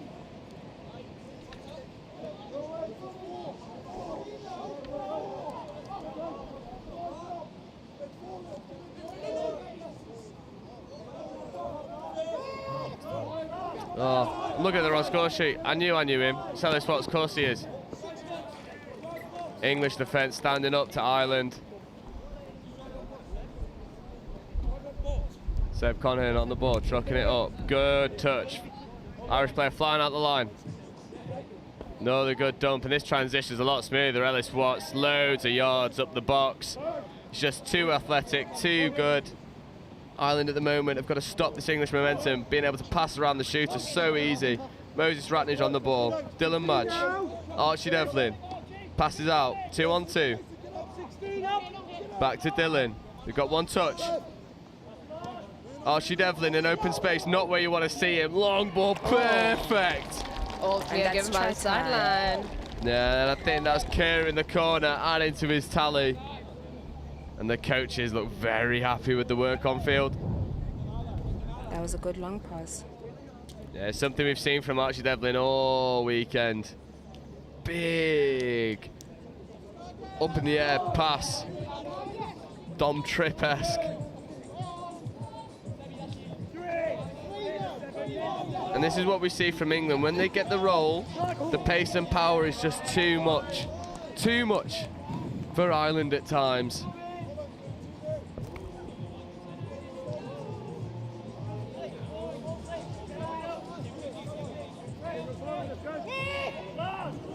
Much better from Ireland. Early release. Can they give the pass? Oh, not quite. Just goes That to is 6 floor. more. Oh, England player saying he's not made it, not played the ball, but the referees disagree. And that's Duncan Mascarenas on the pitch there. Big up Dunk. Fire up. Looks to give the pass. Doesn't. Half. Brilliant touch there. And if you're trying to use your pace, you don't want to use it against the Jacks because they've got wheels to burn. Duncan Mascarenas hot on it to see any infringements from Ireland. And England now roll through their transition. Brilliant meters made. Just off the mark. Referees hot on it. And how important is that clear communication from the refs to the players about the decisions that they make? It is quite important, very important. I mean, without the referees on the field, I think any game wouldn't be able to function. Referees are supposed to communicate clearly as possible. Of course, players are allowed to ask questions on the field and stuff like that. That is normal. That's how they learn as well. And I personally like it when they challenge me, when they ask me questions, when they want to know what's happening and stuff. So, yeah, definitely encourage whoever's watching to ask questions, ask referees, you know, but obviously in a polite manner because we can sometimes be quite tense from the game. So as soon as we hear someone asking a question, you know, the first instinct is someone is challenging our calls. But of course, if you come at it in a good approach, we're always willing to teach. Yeah, with me, it's just the 2 T's. It's very simple. Get your timing right when you want to talk to me and just watch your tone. Definitely. And then I'm happy to help. But if you're going to come through and attack me, I'm obviously going to go defensive and try and protect myself. But if you do want for general knowledge or just genuinely want to know things, by all means, you can ask the question. I'm happy to teach and impart my knowledge. Yeah, I think there's a really big thing to be said as well about the rationale of decision making is so important. I know, when I get called offside, I'm always like, how far off am I? Yeah. How far off? Am I an inch off? Am I a metre off? What's going on? And then when there's that two-way street of dialogue, you can never have any complaints then, because you know the rationale, you know the decision making, and then as players you sort of go, well, you know what, fair enough, mate. I can't say anything to that. England trying to look for the long ball, just goes to ground, and Ireland is showing better defence than what we saw from them yesterday. But England resting a couple players, sort of taking their foot off the gas, very aware that you've got the finals later. Just want to secure the win, hopefully keep the Ireland boys to 0, and then they can move through.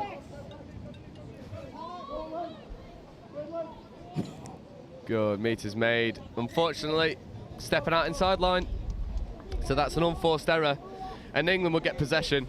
And Ireland, if they want to find success in this game, you need to be, forcing those repeat sets, forcing mistakes from England, just not asking the right questions of this English defence, because England just look too comfortable. Especially when you've got someone like Archie Devlin on the field who can just inject so much pace. Seb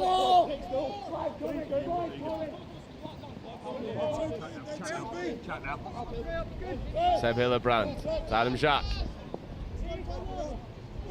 Oh, so good. Was touch claimed? That's 6 up.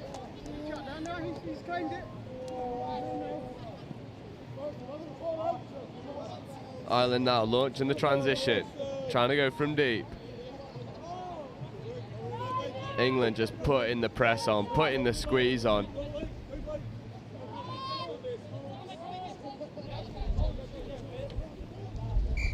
And that 6-touch turnover. Something that we've said is along the weekend is a lot of teams often lose track of the touch count. Are the referees counting touches for them, or is it only typically fifth that gets called for the refs? It purely depends how much communication we have to do. A lot of the time referees prioritize the count and then talk to them. For me, sometimes I prioritize the players because they shoot too early and I have to catch them on time. But I generally try to call out the touches as soon as possible so they can also keep count in case the wingers have lost count as well, because it's their duty also to communicate that. 100%. And we have seen a lot of players, maybe striking off fourth and then not having momentum on fifth, or potentially trying to dump on fifth and it's being 6-touch turnover. But I do think having those referees going, first, second, it gives you that base to build off. And True. I do think it's a part of the game that gets underappreciated, the impact of having a really good referee out there. Yeah. Appreciate your referees, guys. 100%. When we're appreciating the work that England are doing at the moment, driving up the middle is the scoop. Archie Devlin, the feet's too good. That's half court and turnover. And in that instance, from my mind, Irish players in the offside position cutting off the space for the scooping player. Obviously, we don't have deviation in the law book anymore. So where's the line on not allowing that scooping player to go through in an offside position? Sorry, please just repeat your question. So when their scooper comes through, touching players offside, scooping player can't just push him out the way and say, that's my space. Yeah. Is there a line on when obstruction becomes a thing there? In such a case, so what we're being taught right now, especially if I want to upgrade to a level 3, we're being taught to play the advantage if they are offside. But in such a case, I would call offside, because you're not making space for them. You're not making an effort to let them play. That's not good sportsmanship, because as the player, you do know that you're offside, but you're still trying to close in that gap. Whether you're a dummy or not, I think it's still a bit unfair, So I would have called an offside, definitely. Yeah, you just also got to watch the push, because he would get the advantage and the penalty for the offside, but if he overextends that push, you got to turn that around for, overextending force and all of that stuff. So it's a margin of where you got to manage it, and also just call him offside as far as possible with the referee's control. And obviously the attacking team will go on him or her if they are offside, and they will just try target them. And it's just a matter of making sure they control their tempo, not just shove them out the way, because then they lose that penalty. Yeah. No, 100%. And you might be tempted to, well, I'll say ease a player out of the way, for lack of a better word. But No, I completely agree with what you're saying about, you know, managing those tempers. Yes, you may be stuck in an offside position, but you've got no right just to go big bosh him out the way. True. It's touch rugby off the balls, not tackle. Yeah. Yeah, I'm sure some boys would prefer contact every now and again. It's the Jacques. Oh, it's too good. That was good. Too good, too fast, too direct. And the Jacques are loving their work. Just a very basic setup, run at absolute pace. It's a 32 short. They take a quickie in the midfield, and then it rolls through the structures. Tom dumps for Dylan. Adam comes accelerated onto the ball, and that's just pace. I wonder if number 16 didn't fall, would they have caught them? But then in that instance, it sort of leads on to another question I wanted to ask. If the defensive player is on the line, both feet on the line, and the ball is also being, you know, the attacker's trying to ground the ball, are you looking for the defence to step off to make the touch? Or if they're on the line making the touch, are you more inclined to give the score? Because they're not advancing off, they're not creating that separation between the line. It's a hard one to referee, especially when it's being run at such a pace as this. Yeah, on the line, you always want them to make the effort to get off the line. Their duty on defense is on the line. Touch is made, hit the line, and then as soon as ball's up, step up. There is like that split second, and yes, games can be moving fast, but they do need to make that effort to try and go up. We can definitely see if they're caught on the back foot and they're just sitting there on the line waiting for them to scoop at their feet. Yeah, which is why it's so important to stay in tune with the line, with the ball, sorry. Oh, no touch there. Yeah. It's another ambiguous one as well. We saw one of the defenders in the previous game swipe for the touch when they were in the 7, missed. Attacking player rolls the ball, and normally I would say in my untrained eye, I would say compared to two referees, defence isn't allowed to back out of touches. So, if they thought the touch was imminent, where it was going to happen, and they anticipate it and they take a step back, that's fine. But if they miss, they've got to make sure they get back up. They can't keep on retreating. So they've got to react as soon as that miss is confirmed. Get up and get out there, because you can't go and sit on your line and be with that advantage on defense that all you need to do is pretty much shoot up, because you don't have much to fall. Yeah. Rather correct your wrong by doing that. Beautiful. That was a good Big splash in the corner. Tom Kirby loves his work. Adding another one to his long list of tries. That was number 1. Must be hitting 13-14 now for the weekend, and it's just core skills, catch and pass down the outside. Beautiful draw of the two players there. And if you've got a stride length like Kerr, you're gonna eat up the yards. Definitely caught the wing off guard. Dive in the corner, big mullet, breezing. So good. And England at the moment beginning to turn the screw. 2 minutes left in this first half. Not as high scoring as we saw last night, but England just getting the job done. I think they're trying to save their energy. Oh, beautiful ball. Yeah, there's the score in the corner for Ireland. The referees. They're so good. Lovely hands, and just as soon as England show their hands to go around the outside, Ireland reply. So it's the doggies play. The sweeper comes round the outside of the link, and then it's just catch and pass. Kerr, the try scorer for England, just gets drawn in, and they're able to check off round the outside. Ireland get their reward.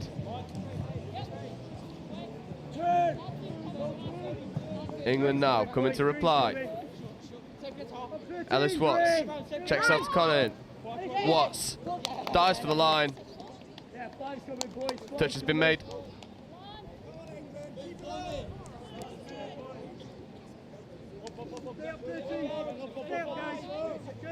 Ellis Watts taking the ball, 32. Oh, it's so good. But a brilliant shot from the Irish winger. Brilliant decision making to go out and make that shot. Ball just goes to ground. 60 seconds remain in the first half, and England will want to finish on a high, extend the lead back out to 4. Here's one of the danger men, Ellis Watts, checking the ball off. Seb Conahan. Ellis Watts. Conahan. 32. Ellis Watts. Oh, beautiful. Could moonwalk it over in the end. The space just appears in front of him, right on the buzzer. And this is just the basics of touch, done to the very highest level. The Irish defender's hips are turned the complete wrong way. Yeah. Profile, post-touch, not good enough.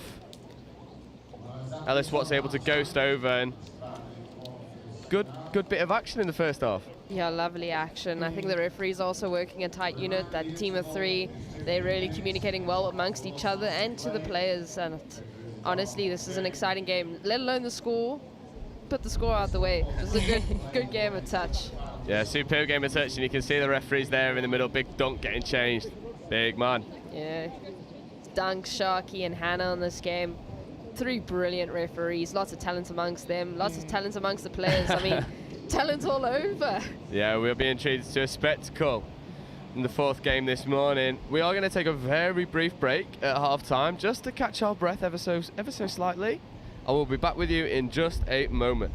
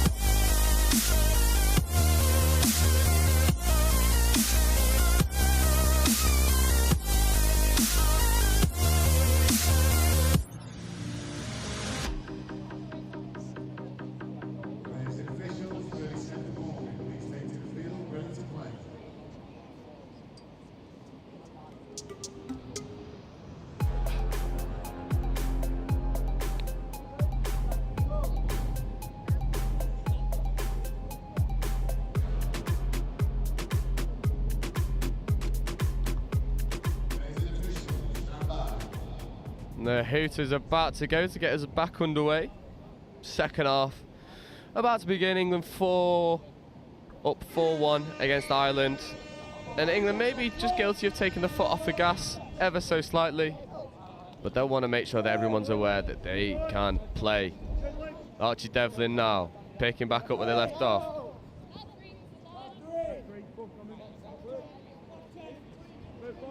Just relaxing. Archie Devlin checks it back off. Dylan Madge, Devlin. Dive for the line and rinse and repeat. Score goes over. That was a good call. It's a superbly worked play. Matt Horsey was taking the ball down. Dylan Madge, quick pop. You can see the Irish players hitting the line but just stumbling at the last moment, and you can't give Archie Devlin that much space because he will take it gratefully.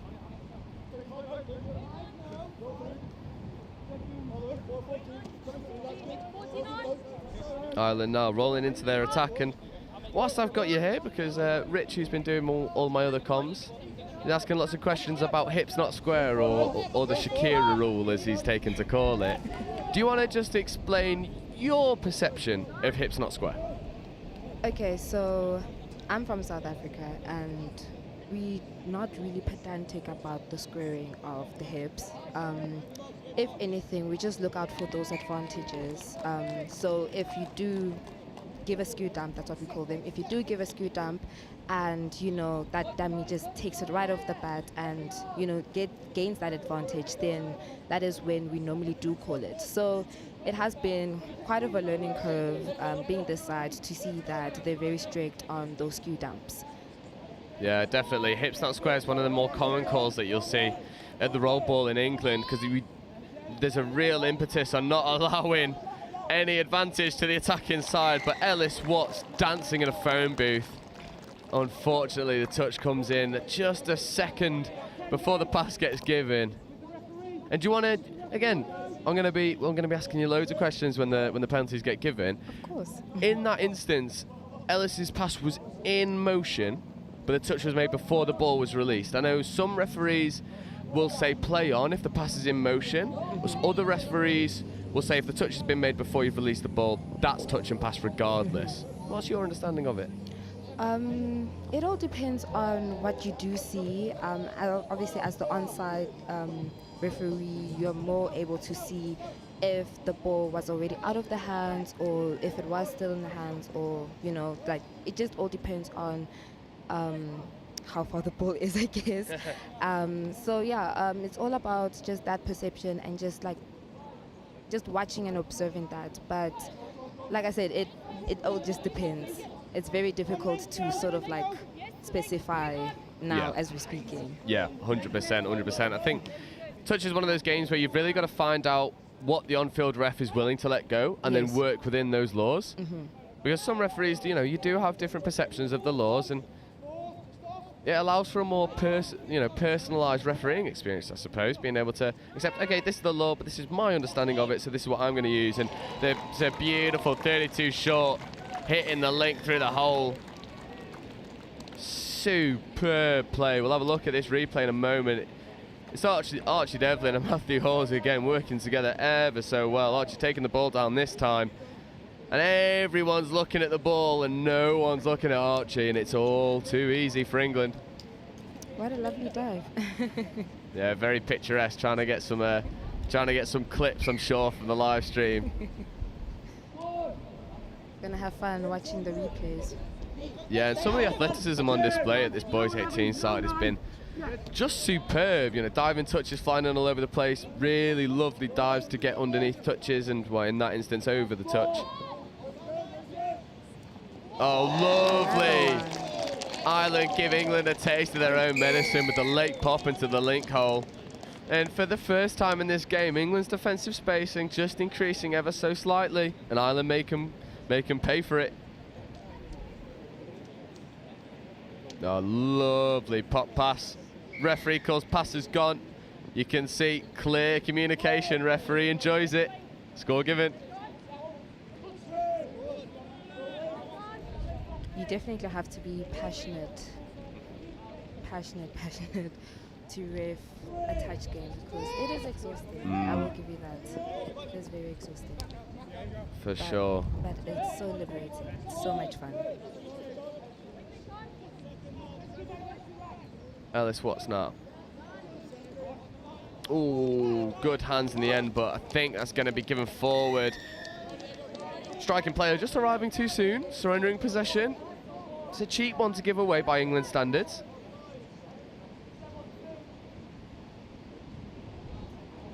Now, if you observe the referee showing up on TV just of yet, but if you are watching from the stands or on the field, you'll just see that the referee went into the mid-lane channel to sub in, and then the other one just went sharp and exited.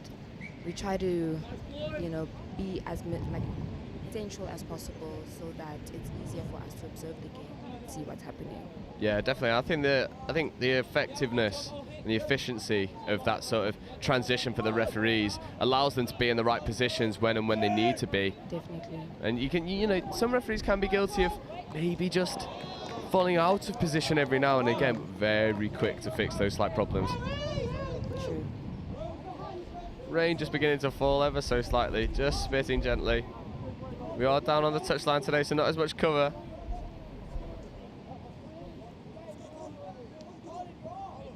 Ireland now rolling through their transition. There's Ratnich getting up. Big lad puts the shot on. There's an overlap here if they can work it. Referee calls away. Oh, if they could have collected the ball between them. Would have been an intercept. But 6 more given and England will have another defensive set. And England conceding more tries than what I suppose they'd like. I'd be interesting to see. That's drifted forward. Ball goes to ground. And we were talking to the English coaches. They were saying they don't want to concede more than 10 tries throughout the entire tournament. And 2 tries here today. Maybe just increasing that tally ever so slightly. They might say, no, we were happy with conceding less than 15. But they hold this boys 18 side to a higher standard than most. Because I'd say 90% of the people in this boys 18 side will go on to represent England at men's or mixed. Oh, and here he is. The Jacques going through, finds the spare man.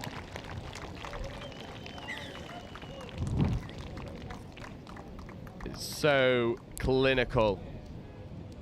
Adam dumping the ball for Thomas. The Jacques combining again, and the pace just proves too much.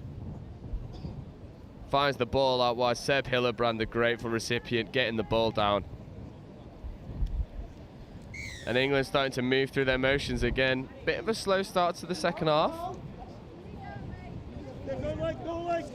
Now they're increasing the tempo. Brilliant communication there for the referee, telling the link he's offside, you're offside. Dylan Madge accepts, surrenders the position, hence why the penalty wasn't given. Lovely hands. Oh, brilliant call there from Doug. No qualms about what the touch count is.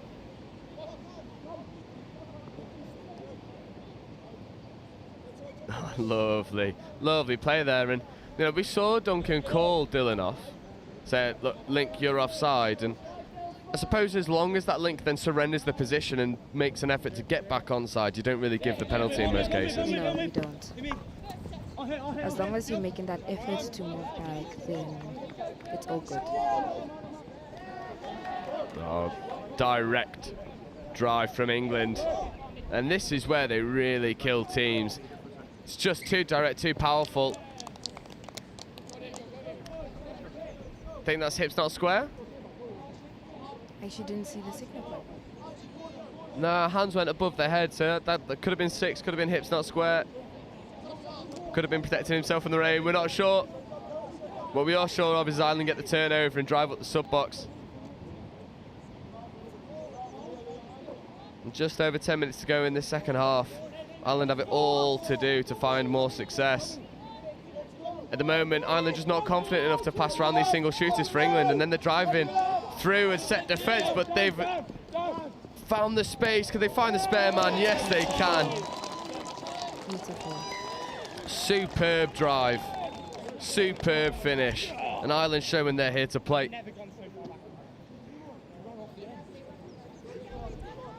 He took advantage of that number 2 being off, and he just scooped right through.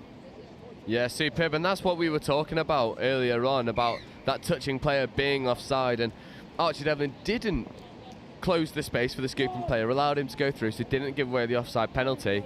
And then, you know, when the scooping player's through, it's about that mirrors defence. Can you pick up numbers? Can you find the spare man and mark them out? And England weren't able to do that. Ireland take full advantage. 8-3 is the score. And Jack just taking a slight tumble. This is 5th coming. They'll have one more attempt. 32. They come back to the short. And that is just momentum. But touch has been made.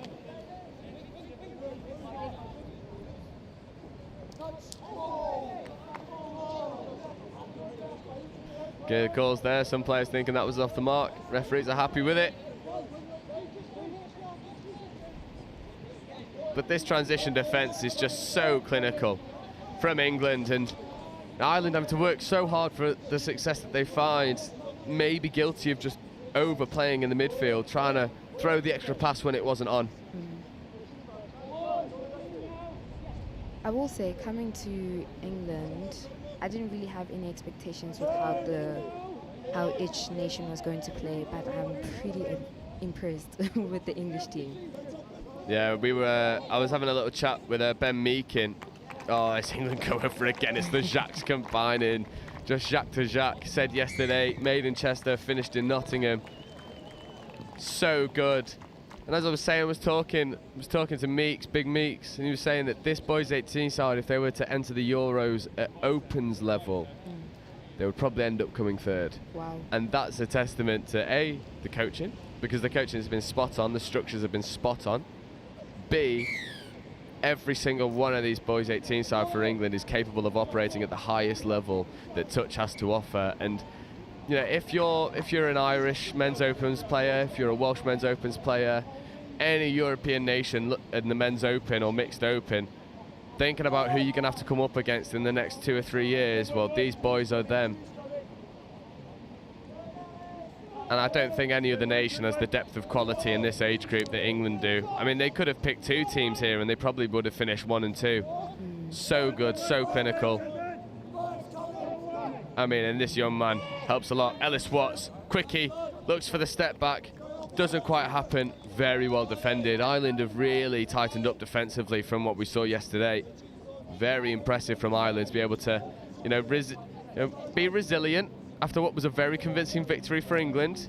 They've come back, put 3 tries on the board. They might go through and put a 4th on. What a touch. I might have just jarred himself as he's landed, just holding the lower back. Wry little grin as he avoided stepping out into touch, but the pace on display was electric. Brilliant touch. And just checks the run. And England see out that set. Scramble defence of England just proving enough when they need it, and the yards eaten up by Ellis Watts. Trying to get his dad Matt on the comms later. He gives me grief every time I see him. I told him yesterday, put your money where your mouth is. Come and commentate. Oh well. And that's Mace Stratnage going over. Brilliant play.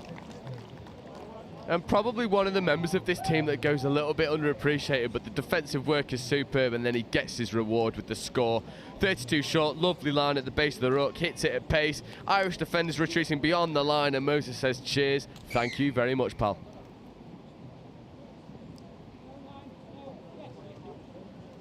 Some sun coming out from the clouds. Leaving! No, it was meant to be, well, we had rain all yesterday. We checked last night, forecast thunder and lightning all day. And now the sun's out. If that isn't British weather, I don't know what is. 5.5 minutes to go now in the second half. Ireland just slowing down, getting organised. They look for the shot. Just a little bit of confusion, but what a catch and ground. Brilliant cover by the winger.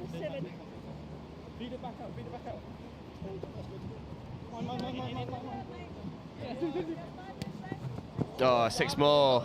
Interception attempt there. If he reels that one in, there's no one stopping him from getting to the try line. Gotta say, I love a good interception. Oh, nothing better. Nothing better, especially the full length there. We saw Bailey Blackburn have one in day 1. We've seen a couple on day 2. One of the best sights. In touch, the big intercepting going full length. Seb Conahan, oh, lovely delayed path, and Matthew Hawes gets in underneath. And England really starting to flex the muscles.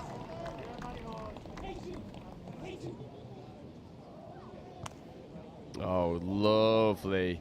Very impressive. A dummy to engage the defender, flies out the line to make the touch, and then the late release on the pass just proves too much for Ireland, and for all their success down the other end, England just go back and always reply. They never look under too much stress. And Moses Ratledge, with one of the most dominant touches you'll see on this pitch one, just gets low, squares the shoulders, absorbs the touch, so not given hard because there's no locking of the arms. That's just a big bloke putting the shove on. Yeah, I actually just wanted to ask you that. What is your opinion on hard touches? What do you think the definition is of a hard touch? So I've always been of the mind, and I get pinged for a lot of hard touches, so I will just preface what I'm about to say with that. I'm always of the mind that you've got to win the roll ball. And I'm never really a fan of the flick in and out touch is brilliant when you're on your defensive line. But in the midfield, I will always try and not hold the attacker up, but make the attacker work to get the ball down. I'm never a fan of just surrendering that touch and allowing them to get the ball down. Yeah. I always say, especially what we've seen on live stream, is that locked elbow is an easy one for refs to identify hard touch, because you're not absorbing the momentum of the attacker, and you're just stopping them dead, and also could cause you some injury, because if you invert that elbow, that's a bad one. So that for one.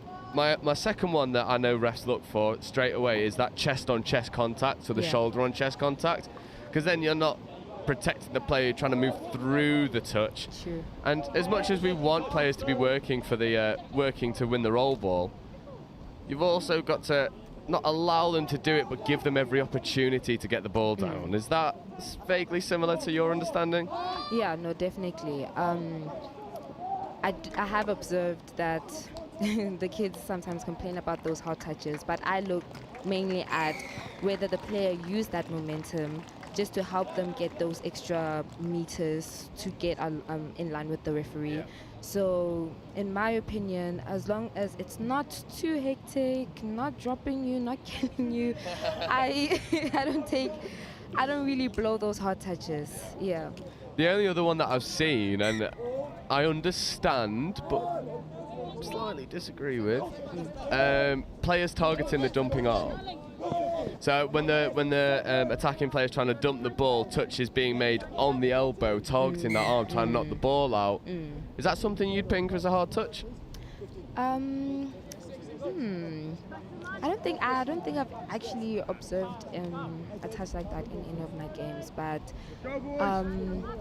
I think it would be in such a case, but of course it might be a drop ball, but I would call it as just a touch because it wasn't in the player's control to drop that ball. And I would just let the players know that please be mindful of your touches, because of course that is intentional. It's not good sportsmanship. Completely agree. We saw a very blatant one 2 days ago. It was just a big shot in the elbow, and the referee almost went, "What are you doing?" I could see you targeting it a mile off. And it was almost like the annoyance of how obvious the infringement was, and you can see the ref throw the arms in the air being like, "Oh, come on, mate, you don't have to be doing that." But I agree with the sentiment of the sportsmanship aspect of the game should always come first. As long as you're showing the sportsmanship, referees can't really have too many issues. I agree. We roll towards the end of this game, 30 seconds remaining. That'll be turnover ball. And England will try and go coast to coast, end on a high. I mean, very convincing from England. It's a lovely game. Just moving. Well controlled. Yeah. They're a very free-flowing game as well, which is a testament to the refs. Yeah.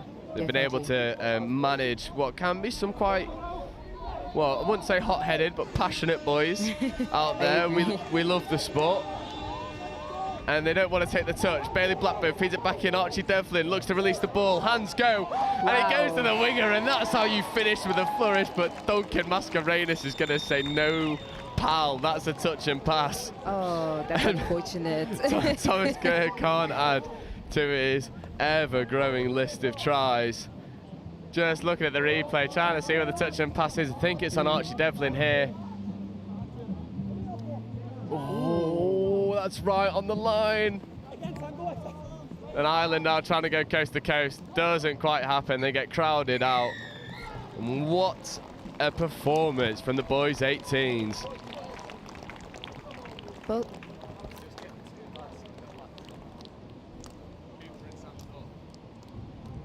we're just going to grab a couple boys to have a chat to about the games.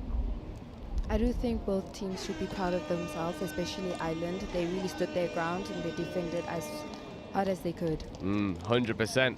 100%. And Ireland yesterday weren't able to break through against the English defence. They have been able to today, but it does end England 12, Ireland 3. And, you know, in this boys 18s category, I don't think there's any team, and I'm trying not to sound too biased, but there's only so many ways you can phrase it. I don't think there's any team in this division that's going to stress this boys 18 side. So accomplished, so well drilled. They've got bags of ability. And I mean, the coaching staff have got to be happy. Got to be happy. The score difference from yesterday was 52 tries to 6. 50? Which is outrageous. Wow. So that's a try per minute. Yeah, pretty much. It's just electric at times. I think we're gonna get Ben Grinter on the comms. Yeah, come on, Ben. He's trying to avoid it. Doesn't want to shout out Starhouse Honey anymore.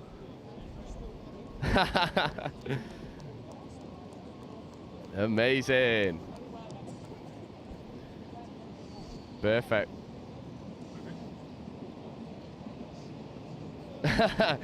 Yeah, you're a bit too tall for the dugout here, Will, but what a performance in the end. I mean, absolutely superb. And we spoke to you yesterday against the game against Ireland, saying you guys have probably got more to show. We saw a couple of variations on the 32 platform, running shorts rather than the longs. Is that something you told them to do beforehand? Yeah,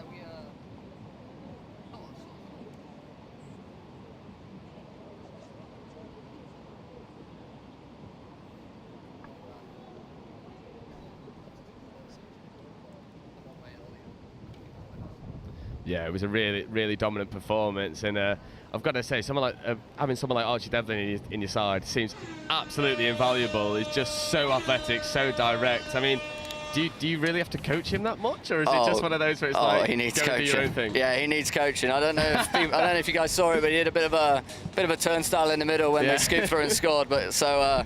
You know, he's a great kid and he's doing really well, but there is definitely a few hours of coaching being put into him. Amazing. And anything more to show? You got more plays in the playbook? We might have a couple of things. We might have a couple of things for this last game against Wales. I'll let Matty elaborate as he comes in, our captain. He's been great all tournament, so here he comes. Yeah, come on, Matt, get in here. We were saying on comms, maybe one of the unsung heroes in this England side. Because you've got some electric players, but Mr. Consistent. I mean, how good is it to play in such an England side? Oh, it's absolutely fantastic, to be fair. I just love being out there with the boys. Like, everyone's just working for each other, and yeah, it's not bad playing with some of these boys. They are just electric, aren't they? Like, yeah, and it makes for such good watching. I mean, you know, just the pace, the power, the direction. And we were talking to Will last night, and he was saying, look, these boys still have levels to go up. I mean, what's it like being coached from, you know, the likes of like Ben Grinter, Will Upton, people who've, you know, come through the ranks at age group and then gone to achieve anything you can achieve in touch? I mean, how invaluable is that to be coached from those guys? Oh, it's just great. Like, yeah, they've had all the same experiences we have, and you know, we go down. We've seen them play at the top levels at the Opens, Euros, and everything. So to have them coaching us, it's really just an honour. Definitely helps improve our game. 100%. And we were talking yesterday, Ellis Watts just being selected for the Men's Open. That shows that the pathway's there. Yeah. Anyone else in your team you're sort of iron up for that level of touch? I mean, absolutely buzzing for Ellis, first of all. But yeah, you know, there's a couple of the boys in there that have been in and around training a bit. So, you know, guess we'll see in the future.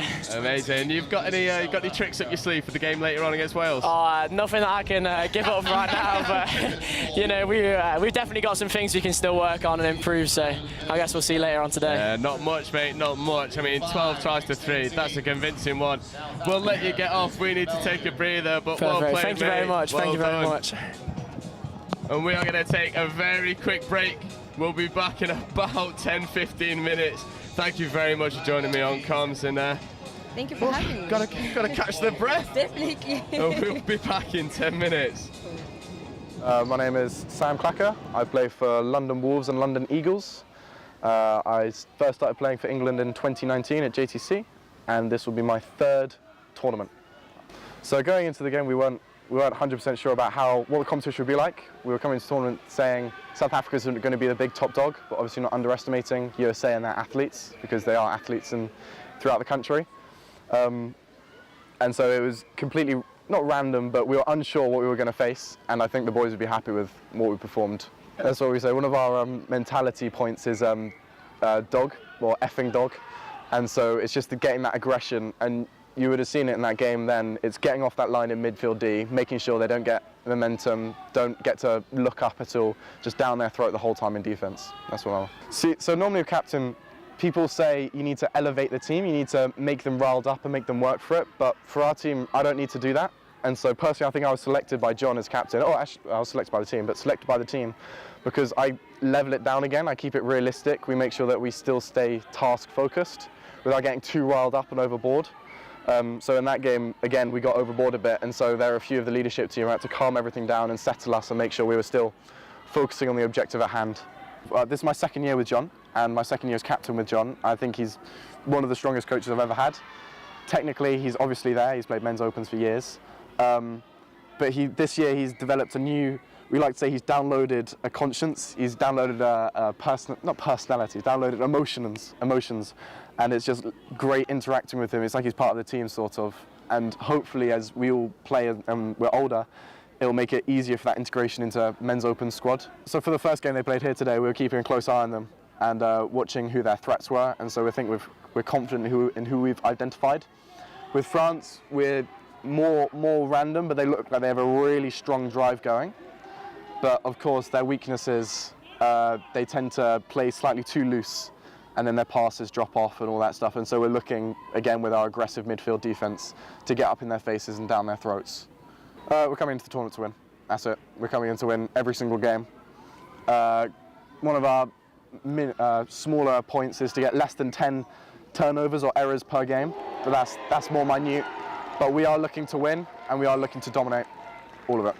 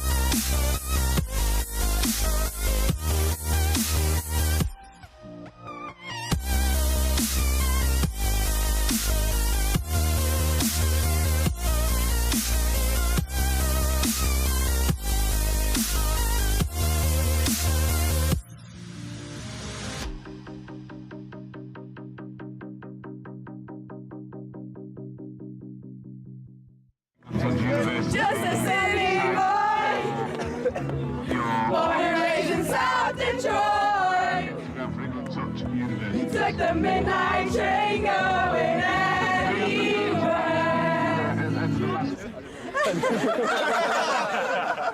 Oh, sport mode. That's how much I care about the threes. Even got him in sport mode.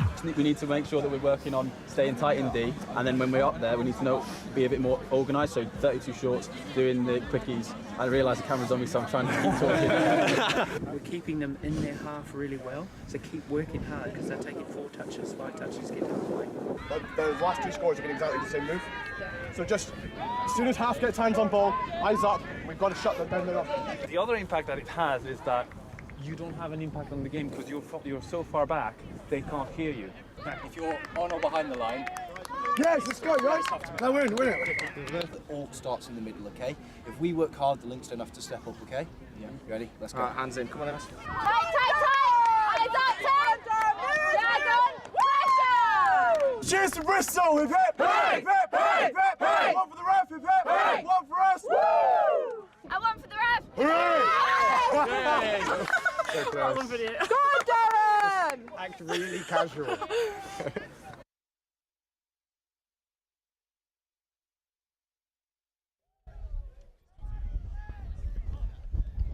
Welcome back to the next enthralling encounter of the Atlantic Youth Touch Cup, and this time it's England-South Africa at the under-20s, and I have got a sporting icon in the comms box with me. That's what I've been told anyway. Dom, nobody knows more about touch in the UK than you. That's what I've just been told. These are all lies, but I'll do my best to try and keep up with you, Well, that's Richard. brilliant, because you know how much I know, right? So you're going to be there and drag it all along. Look, and everybody is coming past, shaking his hand.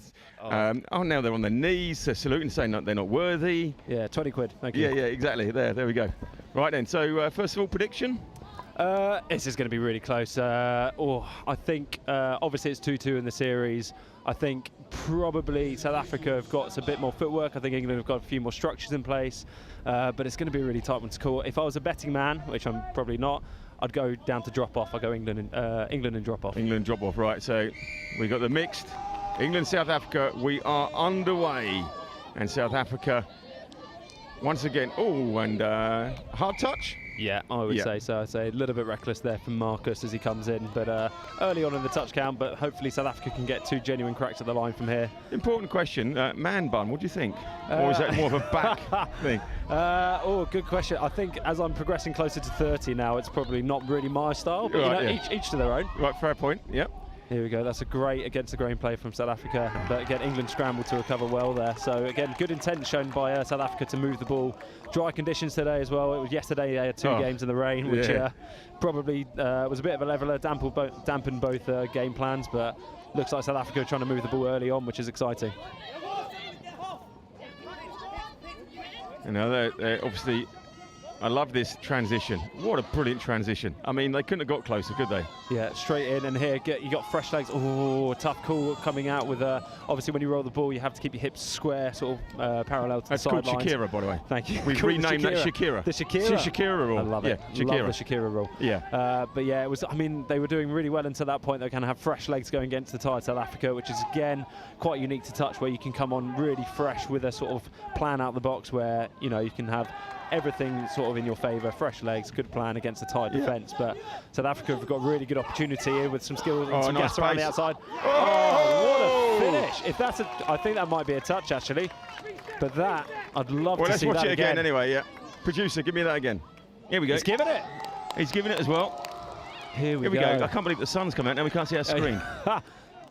What a finish! I mean, kick round, won the outside shoulder. Watch, he's going to hit. He's going to hit the slow motion now. Oh! Ooh. Remember that the ref is always right. We just might have a different opinion to us. Correct. Opinion is that's very close. Yeah. But that's a hell of a finish. I mean, great acrabatic skills in the air to get that down. And here we go. If Joe was here, he'd be saying NRL finish. NRL finish. Absolutely. What a skill. It's what we love to see. I mean, that's an exciting part of the game, and I feel like England now have got a good opportunity to respond. But that was a fantastic start from South Africa. Ball over the top. Oh, not quite there. Not quite there. It's also one of the greatest sports that you can wear all different headwear. Anything. Isn't it great? I mean, there's no scrum caps, is there? No, there's not that I've seen There's so a tennis far. cap, baseball cap, bucket hats yesterday. Absolutely. I've seen a straw hat before. That's Straw probably, hat, that's probably yeah. as extreme as I've seen in my Well, life. we were talking about whether or not you get the like Slash from Guns N' Roses. One of those hats would be great, you know. Anything. But would it stay on? Oh, here we go. I think it's gone South Africa's way. So South Africa seems to have momentum, I feel, at the start of the game. About 3 minutes in, one on the scoreboard, couple of penalties early on from England, just giving South Africa that, you know, a couple of extra possessions and some field position to work with as well. So it's a good start from South Africa. It's really good. It's, do you know what? Immediately, I mean, it's only been on like 3 minutes. It's what you said at the beginning, the structure of England, you can see it straight away. Massively. You know? I mean, defending as a unit, I feel like that's something which... Oh, that's good, finding space on an edge. But yeah, England have worked really hard, and again, having had the blessing of spending a little bit of time watching this team train and talk to the coaches, it's very much like 6 players working in unison, seeing the same thing, protecting the same space. Yeah. Ooh, just a little bit out of control there. Again, contest is probably going to be quite a key area for today. But so coming back to my original point, that England do tend to move as a 6, sort of offering up a space on an edge. But I feel South Africa, as you've seen already, have managed to take it to an edge with a couple of, you know, a play with intent. Ooh, and actually as they go through the middle. Touch there. given.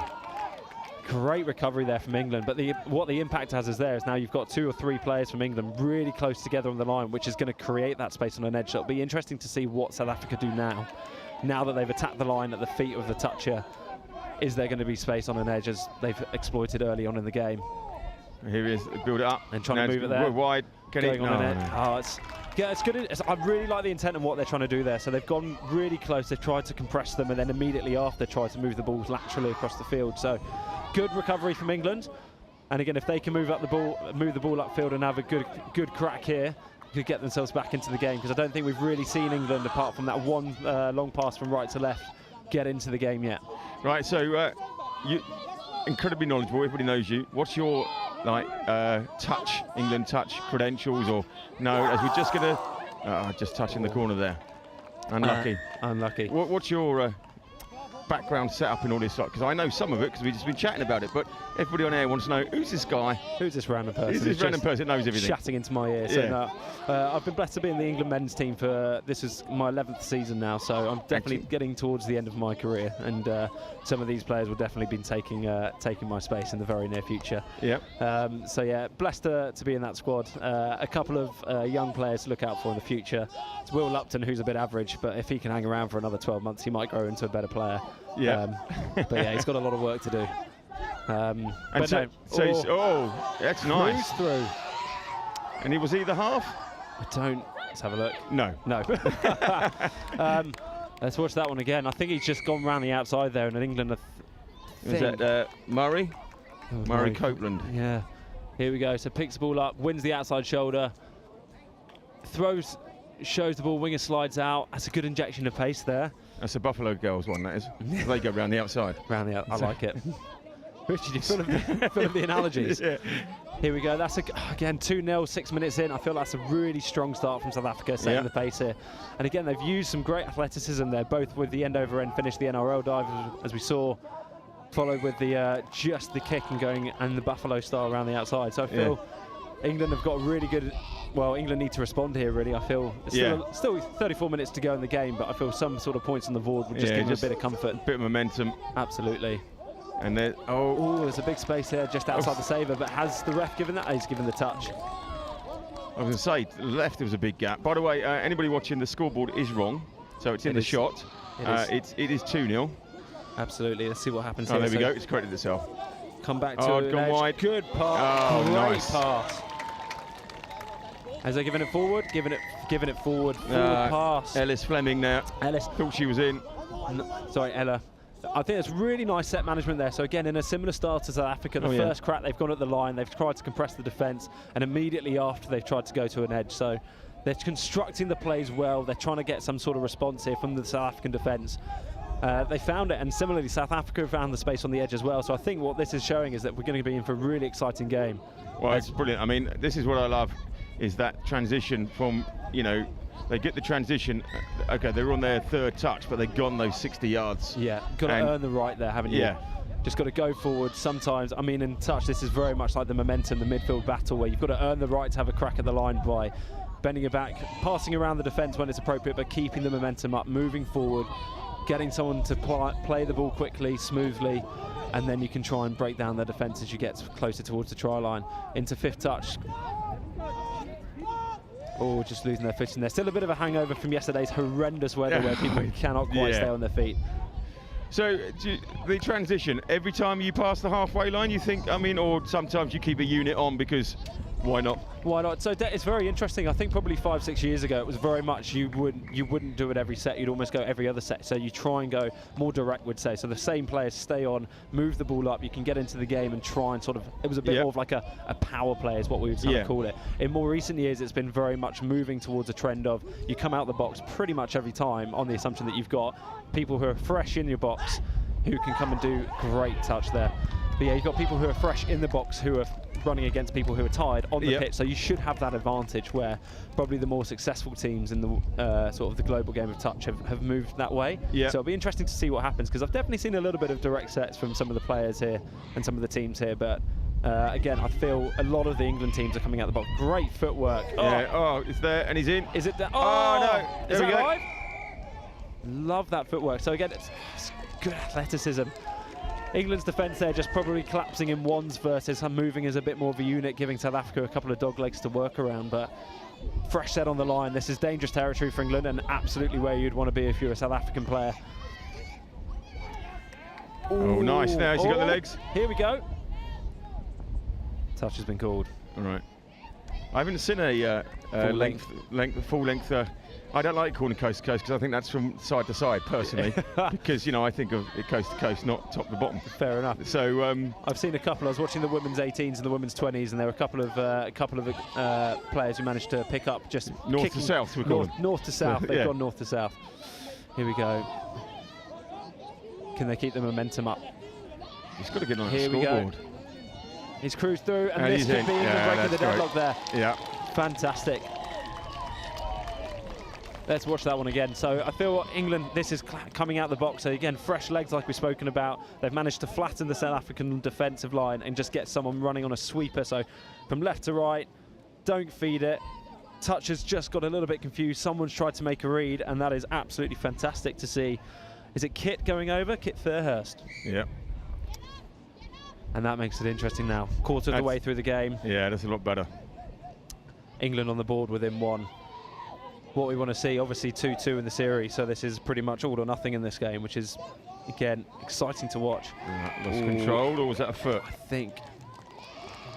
Can't quite see that, maybe in the rucks. I'd give it a turnover because it's your responsibility to control it. Well, I would normally say that, where you go, yeah, it's if you're the ball carrier, you've got to look after it. And that is a battle in itself, which a lot of people, again, don't really appreciate. It's like, we call it sort of winning the race to the bend, or can we stop you from getting the ball down cleanly in defence, and in attack you want to be kicking to the side, getting the ball far away, similar to in contact rugby. You've got to keep the ball far away from the defenders and look after it. So but result is South Africa have got an opportunity here. I was going to say a few repeat sets on the line. I think that's the third repeat set South Africa have had on the line versus England not having a full set of 6, but that's a great take. And England, I feel here, building momentum through the set. This is going to be really exciting to see. Lost it there. That is tricky. So I'd say South Africa in the first 10 minutes probably got the momentum with more time on the opposition line, on England's line, have probably built more momentum through the midfield, and England just struggling to kind of build that momentum as they cross halfway. There's a bit of rain starts coming now. This is going to be interesting. Now I think it's only going to be a splatter, otherwise we've got to move everything underneath here. I'm confident it's a splatter. Yeah, I would looking overhead. I'm not a weather person, but looking overhead, I would agree with you. Yeah. That fifth touch. Here we go. South Africa come in, move into a bit more of a lateral style of play. Tries the rip out the back. But here we go. That's end of the set for the South Africa. So again, we don't have the stats to back it up, but just to reiterate, I think South Africa have definitely won the territory game. They've got good momentum.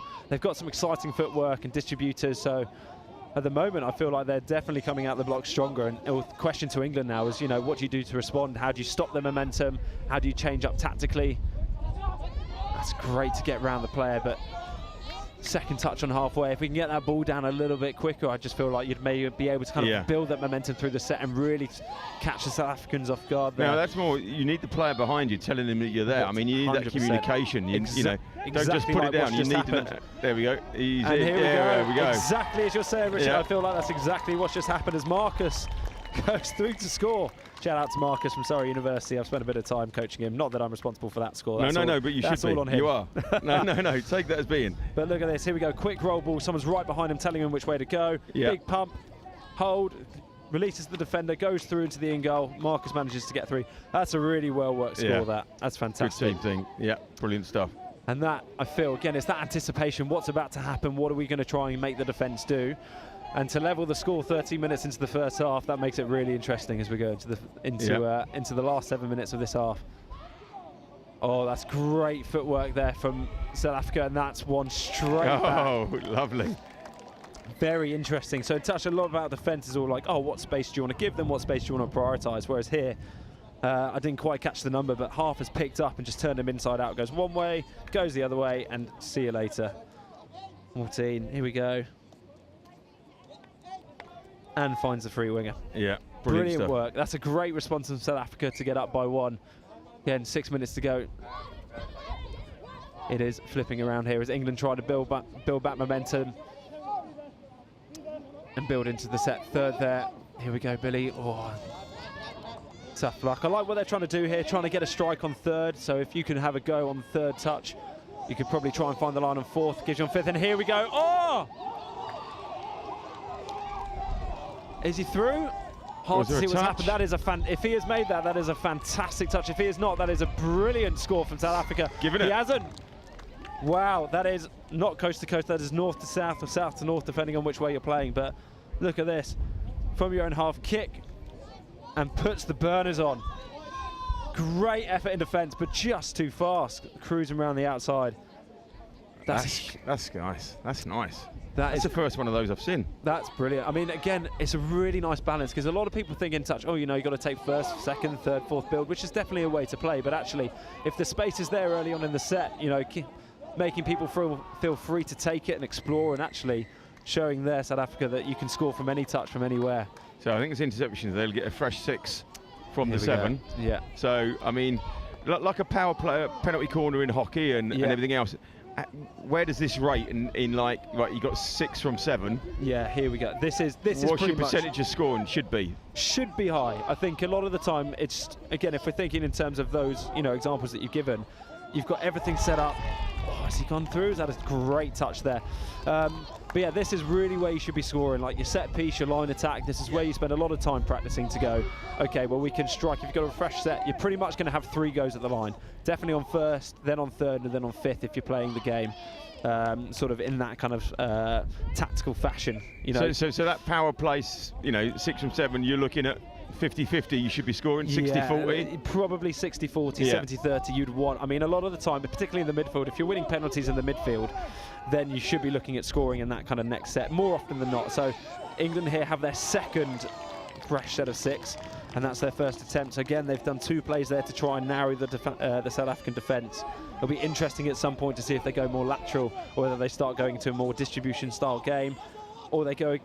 Oh, nice. Once. There it is, over the top. Great pass, great finish. Ella on the end again. Fantastic. Brilliant. Again, it's just smart. Both teams are playing really smart touch, and they've tried to find the line twice here. And then again, they make it, they shape like they're going to do the same thing. They're like, cool, here, we're going to go to the left, we're going to feed the pass. Nope, pick up. There's all the space, all on the edge, and Ella is going over again. Great finish. I think that's quite underrated as well. You're quite under pressure to catch and get that down. And exactly. She's done really well there. So, again, interesting score, brings it back to just within 1, and there's big opportunities for South Africa now. So similar to when you get your fresh set of 6 on the line, having a tackle from halfway, you should be having 2 cracks at scoring. Yeah. Again, which should just dial your stats up in your opportunity to score. So see what South Africa can come up with here. As they scoop, loose footing, manages to get rid of the ball. And that is a let off the hook for England there with a touch and pass. Touch and pass.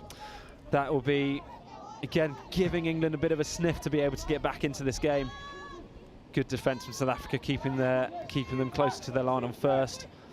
as England just losing their footing as they come in here. It's going to be third touch, great yards to get into 3, and here is the opportunity. So a little bit further out on 4th, but if they can create something for 5th, they could have an opportunity to get over that whitewash.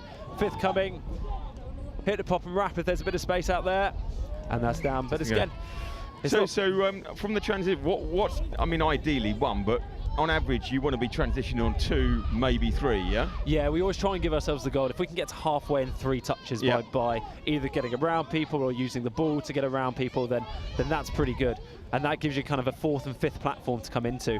So if we can do that regularly, then we'll be in a pretty good space. But equally, you can kind of shut from anywhere. So, and the rain has really started to come down here in Nottingham. So what happened is the shower is really going to be an impactful period of weather on this game, as both teams might now lose the ability to play over the top as freely. And here we go, slight change to the rules here, where if you do an incorrect restart of the game, you can change up how you restart the game. It used to be a turnover back in sort of the previous editions of the rules. We go, firm touch there from England. And South Africa look to go from far out, and that's great recovery there from Billy, number 4. Again, it's nice to see England moving in unison. So South Africa moving the point of play, but you've got 6 players, or the players in front of the ball moving. And South Africa still choosing to go from probably about 15, 20 out here at the moment. But South Africa will be probably looking to get closer to that 7, the dash line just by the scoreline. Feel that's where they're going to get some success by putting England under pressure, bringing the line into play, because you've got the athletes. Oh, hips, yeah. 6 touches as well. This is a quick game here. This is going to be really exciting to see how the last sort of minute progresses. South Africa obviously up by 1 minute left of this game. It's going to be huge defensive set from South Africa. If they can keep England out here, I think that will give them a huge boost going into half-time. If England can get over the scoreline here, it's going to be a massive boost for them. So big minute, that's 6 touches. That's fantastic defence from South Africa. So that's so now England have got to keep them out to make this a good half. Yeah, if you're England's box now, you've got 30 seconds to go. You're thinking tactically, how do you just stop them getting close to our line? The harder work. They've got the ball back now. Yeah. Oh, that's one way of doing it. That is best. So now, how can they get back on level terms? Here we go. Going at half time. 20 seconds. You're trying to get maybe 1, maybe 2 cracks at scoring here. So if I was England, I'd be getting closer to the 7 now, trying to initiate that roll ball. 15 seconds or 10 seconds to go. What's happening? There's that splitter play that they do. Touch happens. Here you go. You might get one more go if you're quick. I don't think they're going to get it here. You're going to have to score from nothing. This is last. No more touches now. You've got to move the ball. This is what South Africa are very good at. And they've given an intercept, but that is half time. What a half. Here we go. Brilliant. So going in at 4-3 down, they're going to say, okay, didn't win the half, but do you think that they kind of because of the structure and everything else, like you say, that they feel as if they've kind of said, getting at half-time, we've worked out what we need to do? I feel so. I feel both teams are probably in a really good position to give half-time team talks to go, you know what, we've managed to score tries. We've probably seen what the opposition are doing. So South Africa have gone direct and they've gone round the outside. They've probably had a little bit more sort of footwork and speed just going around England sort of one-on-one. So if you're in the England box, you'll probably say, all right, well, let's look at our connection, from all 6 players at the same point. I'd say as England as well, you're probably looking to try and progress the ball closer to the 7, fewer mistakes in the midfield. If you're South Africa, I'd say we've probably won the midfield in that half. We need to do more of that. So we've had more time at the England line. We've had more genuine scoring opportunities. So South Africa's probably saying we want more of the same. I think England have probably got a couple more changes to make around their connection in defence, and probably just looking after the ball, taking it down to the South African try line and just giving them more time to try and figure out their defence. So prediction for the second half, quickly? Oh, I'm backing it. I'm saying it's going to drop off. I'd say it's almost a similar half. I'm going to go. It's probably 3-2, maybe 4-3 to England in this half. Let's go to drop off. Give the people what they want. Back with you in 3.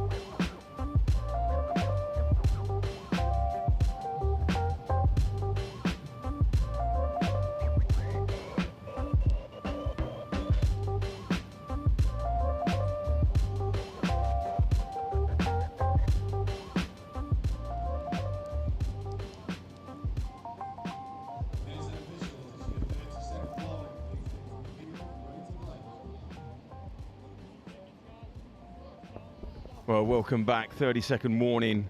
And that's a 30-second warning to yourself as well if you're watching, because just get ready to sit on the edge of your seats, because if this second half lives up to the first half, then it's a nail biting, and we think it's going to you think it's going right to the wire, Dom? Yep, I'm still back in the drop-off. If I've called this, someone's got to get me on a scratch card this afternoon. Absolutely, I'm feeling absolutely. lucky.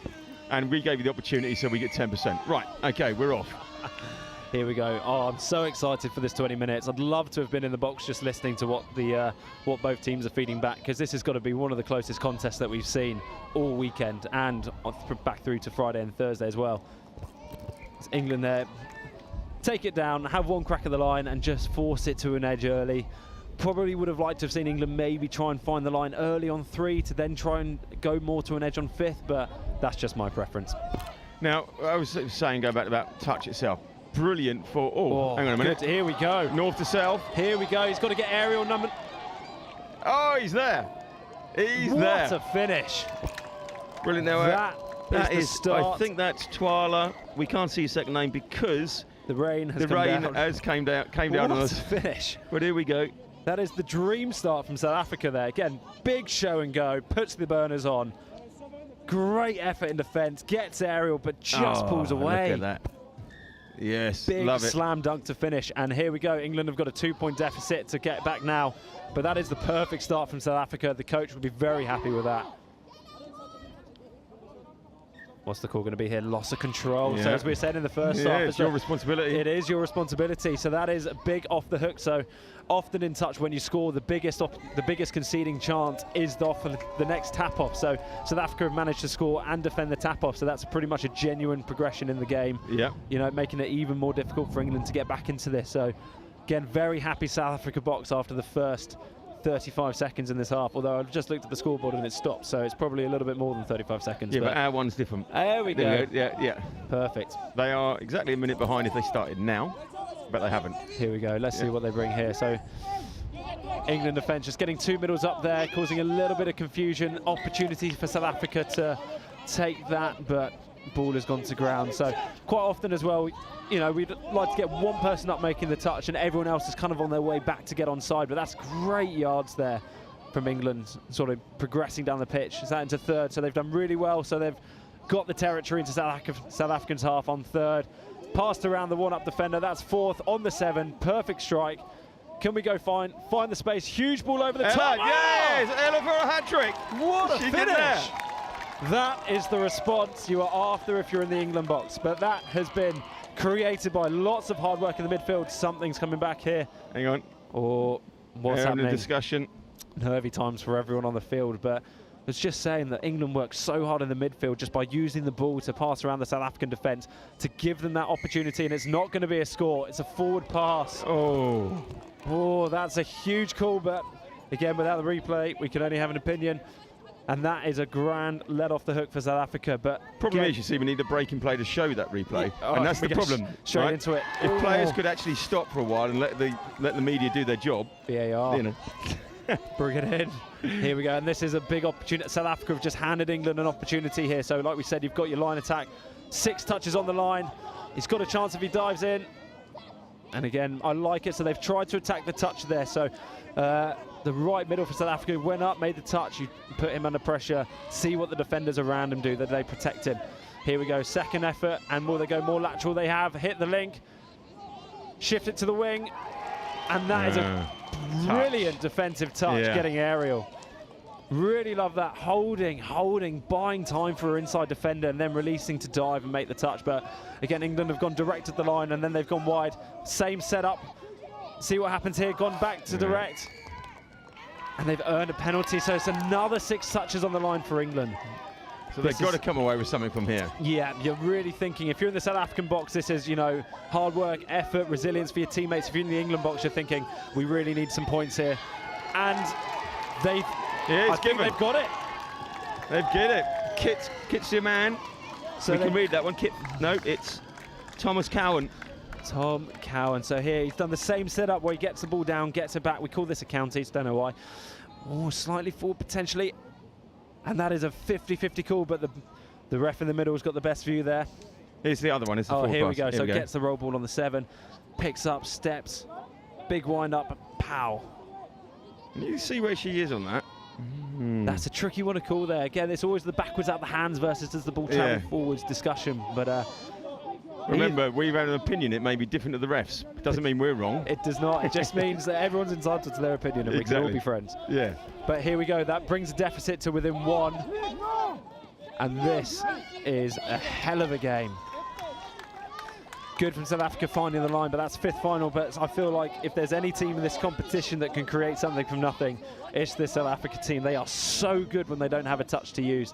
They move the ball, they've got footwork, they run lots of late switches, but England have managed to hold them out on this occasion. So we were saying earlier about this is a really, really good, Gethin was chatting yesterday, really good transition sport. I mean, it's a good sport on its own.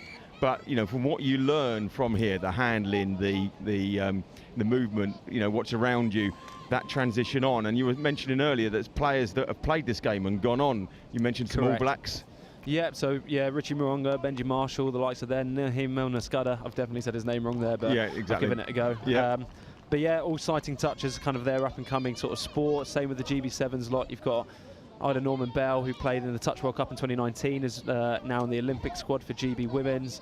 You've got Lauren Torley, who's been playing really well, you know, and she's come from an England mixed touch background. And it's just great to see. I mean, there's so many more players using their skill sets other than physicality to move the ball, move themselves, footwork, trying to create space. Here we go as England cruise through into the in goal. Has she got 3? Or is that a touch? She's given it as a score. And that brings us level.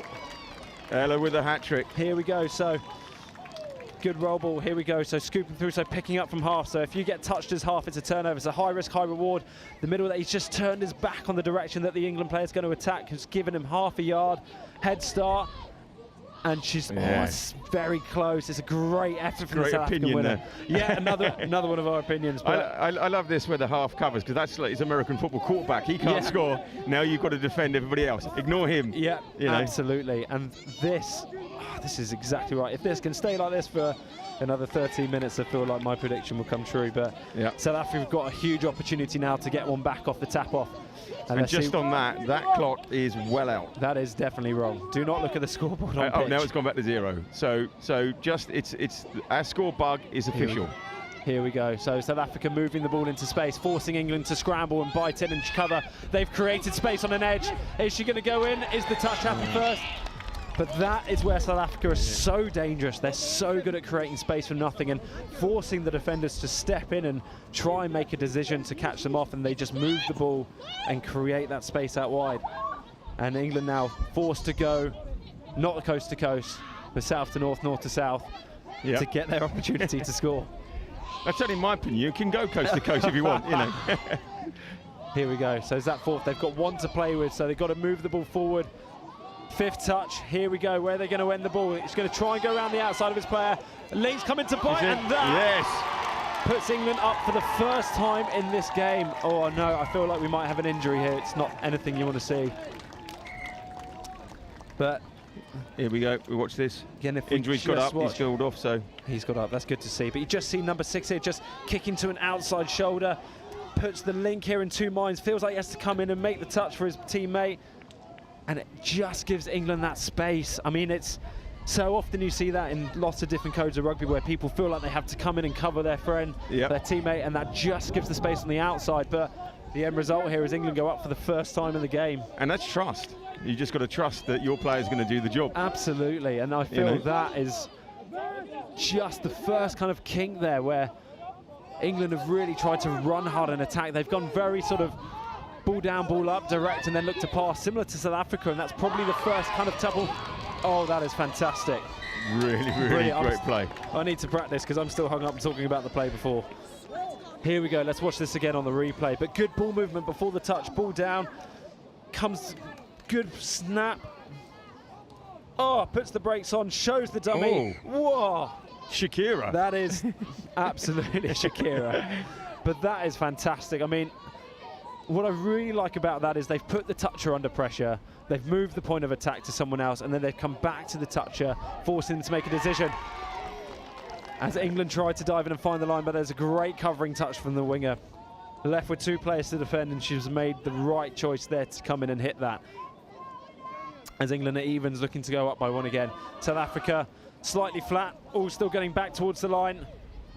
Big dummy, but no. No, there's a touch. Touch has happened, and that is a turnover. And now South Africa are going to have to go the distance. So it's interesting that South Africa also defend to the left of Tom when he's going forward, leaving the 14 of England open the whole time. Emma Wade. And I think if he switches back inside, she's got a gaping hole to go through. But this thing about defending the guys. It's very interesting. So when we talk about defence, a lot of it is like, well, you going forwards is going to be better than me going backwards. So I've got to kind of pick a line, and I'm going to pick a space. Often we try and leave the space as far away to like over the winger's head on the far side if we're moving in unison. So I feel like South Africa are doing a good job and forcing Tom to go back to the other side, that left to right. But I think Tom's been successful a couple of times. It'll be interesting to see if they change that up as the half goes on. But this is brilliant. Here we go. Roll ball just outside the 7. This is last touch as they come through. Try and find the line. That looks like he's got it down. But what is the ref going to say? He's walking backwards. Deliberating. 6 touches. Oh, it's on a knife edge. This is so good to watch. All right, it is 6-all, because as we go up the other end, you're going to see a scoreboard that's wrong. Just keeping everybody informed here. Oh, here we go. So South Africa now. Again, I feel like this is a slightly different story in this half. So in the first half, I saw South Africa had a lot of time on England's line, a lot of opportunities. I feel that's flipped over in this half. Definitely. England are getting the possession, and every possession looks like they're going to score. It is definitely a tale of two halves to start with. I feel like the South Africans here have got to come up with a response, a big stop, and they've got to go and leave the ball down on England's scoreline and force England to go the distance. But at the moment, they've had so many opportunities to score. You would feel like some will come as Marcus goes in to try and find the line. But again, if we're looking at this tactically, that's 3 South Africa players probably within 2 meters as he's diving at the line. So they've done really well to compress the South African defence, and we'll see what they do now. So maybe we're seeing them go the other way as we're passing into a 2-on-1. Is she going to get it down? I feel like that's a brilliant covering touch, but I feel like it's a bit of a heavy clatter touch there. But got there. We'll just see that again. Great Did she get in or the not? Corner.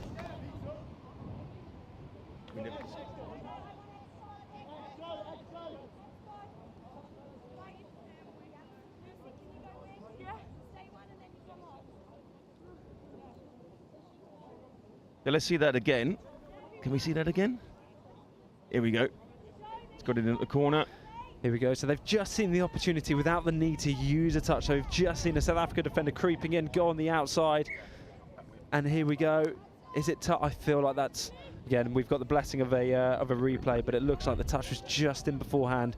And England are setting up to defend, so I feel like the referees are seeing it the same.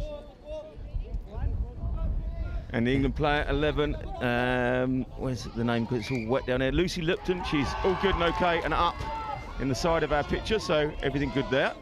And here we go, as England get another set of 6 on the line. That's quite a few in a row now that South Africa have given England a chance, as Billy comes in, gives the wrap, and a good scrambling defence. So the South Africa player coming in from the open side, we call it, so it's normally 4 against 3, 4 attackers and 3 defenders, and coming in to close the space off. Here we go. Again, choosing to compress the South African defence, and there's definitely space on an edge if they can move the ball there. If you're the South African defence here, you're trying to think what's coming next. So that's 2 plays that they've gone pretty direct. Use the wrap. And then what's happening here? Oh, the wrap is potentially on there. Oh, he's giving it. Has he given it? England look like they're giving it. No. Oh. No, 6. No. Drama. Here we go. Well, he gave it, and then he gave 6. Here we go, and that leaves us at 6-all. Ooh, that's a close one. I am so happy that I'm here commentating and not making these decisions, because it's so fast and it happens so quickly. Yeah, and we always say, I always like, because obviously we have opinions, it's easy from up here. Oh, you know, This is the place to be. Yeah, exactly. You know, because we would make a lot better decisions than a lot of those people out there from up here. Oh, it's so easy from my armchair. Yeah. But here we go, and again, thinking of sort of the course of the game, that is a window of opportunity for South Africa. I was just about to say the reverse, where South Africa hadn't progressed past their halfway for a number of sets, and then England making the mistake on first, which might give South Africa an opportunity to go down and create a scoring opportunity. But 6-all, this is what you want to be watching right now. second touch. South Africa moving it to the left-hand side as England look to regain their connection into third. Looking to sweep around, England player losing their footing, which gives a bit of a sniff. Were they onside? Good, I think that's fourth touch if my counting's correct. So South Africa have got one to set up to try and move England to create space if they choose to use it. And that's fifth, I think. Moving it to an edge, wingers left with two players. She's done really well there to hold and just try and force that tap-on pass. Again, how do you train with the tap-on pass? Is that part of your... Oh, yeah. Yeah, so it is a... Absolutely. It's part of your, right, make a call and it includes a tap-on pass. Yeah, tap-ons, tap-backs, ender over end finishes. It's funny how actually in more recent years that's kind of what, in some situations, is actually quite essential to score. Yeah. And it's great to see players like this sort of up and coming. They're the future of the sport and they're being able to practice it and put it into practice in a high pressure environment, which is only going to be a good thing for their careers when in sport generally, just being able to sort of refine those skills. And here we go as England look to progress up. That's first touch on halfway. And again, I feel like that's probably the first sniff that South Africa have had in a while at England's line. Yeah. Managed to hold them out and England are back in the South African half, looking to create another scoring opportunity as they pass around the defender, get the roll ball on the 7, but what's the goal? That's a heavy touch from South Africa is the call. 6 more on the line for England. 6 from 7. Interesting to see how they use this. They've got 4 minutes level. I feel like being composed is key here. So roll ball 7 meters out. They run this splitter play, which they like, find the line. Straight through, look good. And there is a touch happened before that, but again, it looks very similar process. So they kind of look like they're going to get the ball back. Someone comes through the middle, and they try to find the line, and that looks like it's down. And she's going to give it. Yes, ref gave it. That is a huge breakthrough for England, and if you're South Africa, you've got to capitalise on this tap-off, but let's watch this again. So here we go, we've got this player running short, big dive, ball goes down first. It's great effort from the South African defender, but just a split second too late. And here we go, this is, if you're in South Africa's box here, you got to score. It's the same thing, it's composure, it's get to the 7, it's have 2 genuine opportunities to score. You're much more likely to score in 2 rather than just leaving yourself with 1. And here's the first one, and there seems to be some space, and that looks like it's down as well. That looked good to me, but what's the call going to be here? It looked good to me. It looked good to me as well, and that... What's he giving? 7 He's all. giving it. What a response. That is the response you want from the South African box. Here we go. Third touch, they sweep someone back round. Here we go, so South Africa do this little sort of cut into a sweeper, sees a bit of space, and it's definitely down. Yeah. It's a great effort from the defence, very similar to the score that England just had, the defenders diving, but the ball has just gone down before the touch has happened, which brings us level, which is exactly what we want to see, as England tried to go over in the corner, but South Africa cover that well. Right, now just literally coming up to 2 minutes. Here we go, it's evens with 2 minutes.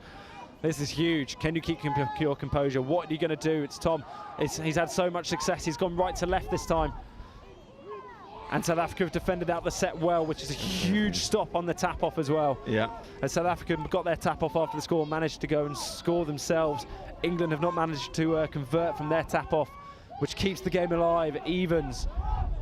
90 seconds to go. Got to keep them out. Absolutely. Keep them out and get one more opportunity. This is a huge game now, and a penalty from England is just what you want from the South African box. A coach killer in the English box. So this is 6 fresh touches for South Africa in the England half, which they haven't really had all half. No.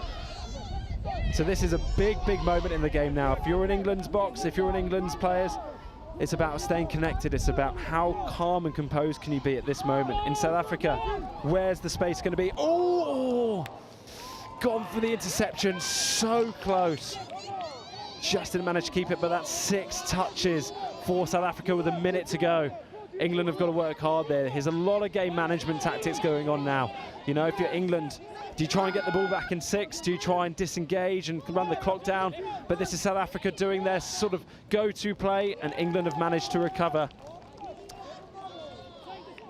And I think this will leave South Africa with one more opportunity to try and score if they're using the touch to try and create space here. This looks very similar to what they've done before with the sweeper player, but he comes back on the short side.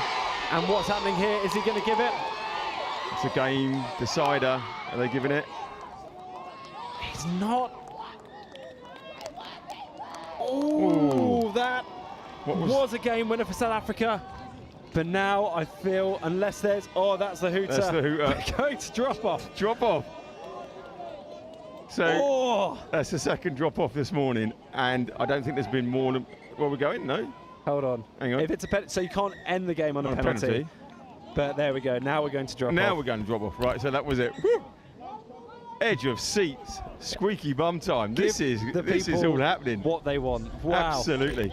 Brilliant stuff.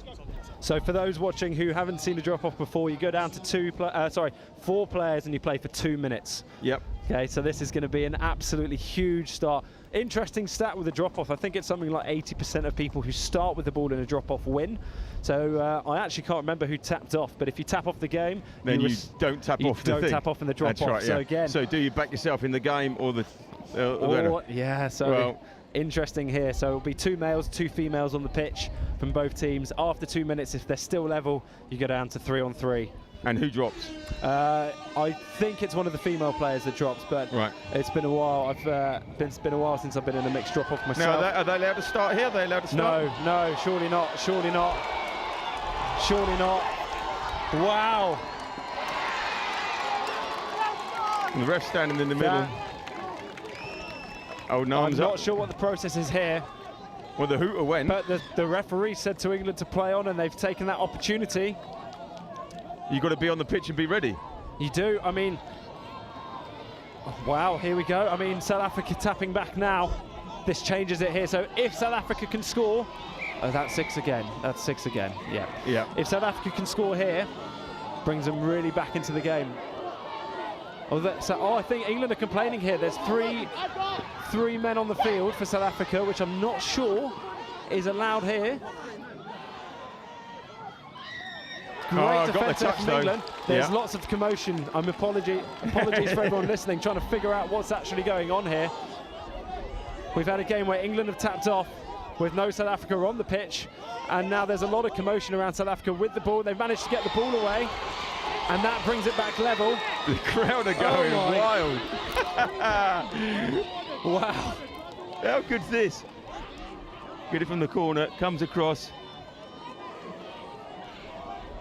And England are still complaining here. But I feel like both teams have probably got managed to get that behind the back. What a finish. Great aerial finish there. And is that down to 3? No, still on 4. Still on 4. But that will be down to 3. Is that the 2 minutes? Is that 2 minutes gone? Oh, this is carnage.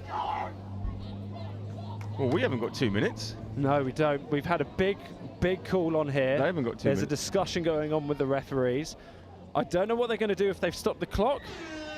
But wow, there is a penalty for someone. Ben, we're down to 3. So regardless of what's happening, this game will be determined by 3v3. Right, so that hooter is now... Right, okay, so they went early. Right, we're 3-3. Right, here we go. England start with the ball, 3-on-3. There's got to be space here. Wow. So now we're into next score wins. Yeah. So that's second touch. This is big. Third touch. Where's the space? If he can get the... Oh! 6 fresh touches on the line. If you're South Africa here, you've got to go man on. There's no more defending space. 90-10 in favour of England here. Yeah, if you're a betting person and it's in game. Oh! Oh, it's interesting. Second. You've got 2 more cracks if you're England. And they're just trying to go man on man, trying to beat him 1-for-1. He's beaten him in the roll ball. Step. He's offside. Yeah. And that's another 6. That's second penalty. So technically, if you give 3 penalties away on the line, you drop a player. So if you're South Africa, this is a dangerous place to be. Steps the other way. Very interesting. Gets it away. And the touch. That's a great defending. Oh, the referee's walking backwards there. But that is a great touch. Is that second? It was a penalty. I've completely lost control. Oh, I have no idea either. Completely lost my head here. Yeah. But this is what a game this is. Here we go. What are they going to do? They're going to go ball down, ball up. You've got to have a live play. They're going to come back. Oh, he's tried the long pass. Step around the back. 6, and South Africa have got the opportunity to come They got back. away with it. Now my money's on South Africa because they got wheels. Now it's 90-10 for South Africa. Whoever has the ball, you've got the advantage. So that's first. Is he going to pick up? Here we go. Second touch. Will South Africa pick their moment well? This is going to be third. There are some tired bodies out there. Here we go. Here's the speedster. Fourth touch. Great read and defence. I thought there was a bit of opportunity. South Africa get a fresh player on. Fresh legs is going to be so key in this moment. This is going to be fifth touch coming. Is he going to go for it? He's going for it. He's going for it in the corner. He's got around the outside. And he's missed him. It's a win! Has he got it? Wait, what? Have they given it? What's happened Hang on, here? the referees are discussing. Let's go to the refs. Has he called it? I don't know. What is going? He's called the touch. South Africa thought they'd won. We thought that they'd won. Touch has been called. And that's fifth. That's 5 touches. So South Africa will still have one if people have kept count. Oh, this game is not short of drama. This is mental. And here we go, England, end result, England are now 90-10. I was going to say, that's short. I think South Africa are meant to have possession here. Is that fair? But whatever happens now, England have got the ball, England have got fresh legs on, and they're trying to use the width here. Second touch. They've done well to progress over halfway. This is all around just space and picking your moments. Third touch. Oh. In all that excitement, I trod on something, we lost the screen, but we'll get that back. Fourth touch.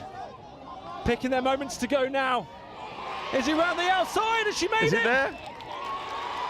Oh, it's the same thing. She's missed it. Yes. Oh, it's a win.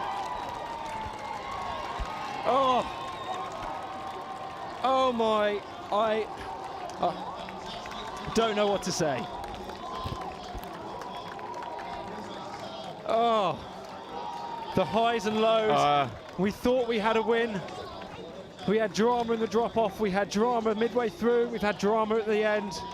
South Africa thought they won. England have thought they won. Ultimately, England have taken the win here. But what a game. Let's watch that winning try again, What a because game. we lost the screen. Let's just have a quick look at that. Here it is. Here we go, fourth touch, and Marcus, I feel, just picks the moment. He goes, here we go, this is forthcoming. Looks like she'll inject the pace, bang! Touch, just squares up. Outside, big dive, and just missed it, but that is... Wow, what an injection of pace into the game, and what a fantastic contest. Got to give credit to both teams there, but that is absolutely outstanding from both South Africa and England. All credit to the South African team. Thought they'd won it. Lots of drama to deal with. Absolutely fantastic through the first half. Had a bit of a wobbly in the second half. Brought it back in the second half as it comes. That takes composure. Absolutely brilliant. England digging deep in the drop-off. I mean, we've had everything there. That's absolutely amazing. We have now because of the drop-off.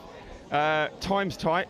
Not going to get the coaches in for an interview because they got to get the next game going. We've got anthems, everything else. So at half-time in the next game, we are going to be just chatting with the coach, and we're going to be going through everything. So you've got to hang around for that, Dom, because you have got some questions to be asked. Oh, there's so many questions to ask after that game. I feel they need about half an hour for the heart rate to come down from both boxes, because what a game. What a game. I can't believe on-field one as well. Blessed to have that on camera. Yeah. And what an experience. Again, thinking of the long-term thing. You've got the Touch World Cup coming to Nottingham next year. You've just had 2 fantastic teams going toe-to-toe. What an experience for them to take away and learn. You know, all of the sort of dealing with the pressure, dealing with difficult calls, which you perceive to be difficult at different moments, working with your teammates. I mean, that is exactly what this tournament wanted and needed. I mean, just such a contest and such a well-fought game. Right, brilliant stuff. Dom, thank you very much. We're just going to reset very quickly because we've got another one coming up in 2 minutes. Thank you very much. Don't go away. Don't go anywhere.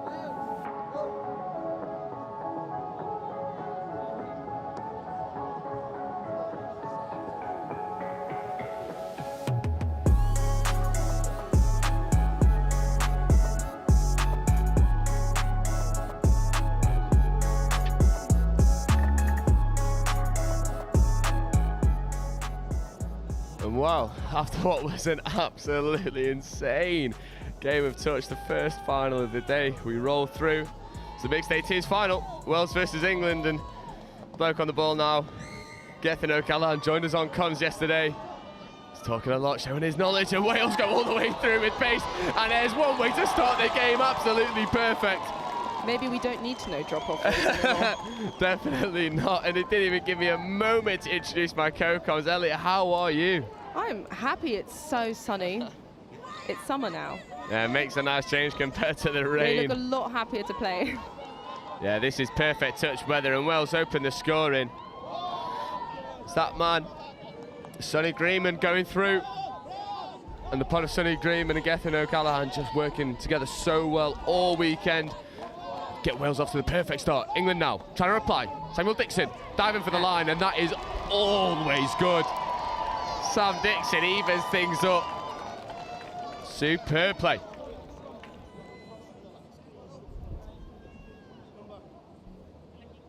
It's this pot again of Sam Dixon, Ellis Pearce, working together, quickie sets. Big right foot step from Sam, and he's so long, huge wingspan, can get in. Excellent response. It's a superb response, and I've got a feeling this game's going to be won or lost in attack. Big shootout. Wales now generating some momentum going forward. England staying tight and deep. Hammer. Look long. Ooh, not enough wheels on it, just goes to ground. Right by the England sub box as well. Yeah, so England will be able to take a few touches up the box, make loads of ground, and that's exactly what they do. Second touch. On the halfway line. Third touch, just past the halfway line. Fourth coming in. And that is fourth. Well positioned for fifth. Get the ball moving around. That is fifth. Attempting a scoop through, it'll step. Long ball. Oh, not quite smooth yet. No, but a good feeler for England. It was Jake Rigby picking the ball up, looking for the scoop. The link wasn't in the hole he thought he would have been. But positives to take away for England, but this Welsh transition is powerful. Yeah, third touch past the halfway line already. Yeah, both teams matching each other for ground made off the transition. However, Wales trying to play around England, and just ball goes to ground. England will take a couple touches to get fresh legs on, and then they'll drive for the line. So this is the under-18s mixed final. France won their third place in the last game versus Ireland. Very tight as well, I've heard, between France, England and Wales. And England and Wales, history of being a bit of a chipper fixture, probably. So England with another set of 6 on the line. Let's see what they can produce here. Pearce, Dixon, Pearce again, looks for the line. And Pearce and Dixon have worked at the 33 quickies ever so well. They've got all the variations. The QB, the step back, Dixon on the ball, receives it back, looks for the link. Hole. Superb decision, and he is loving his work. Sam Dixon feeds the link in acres of space, and England take the lead.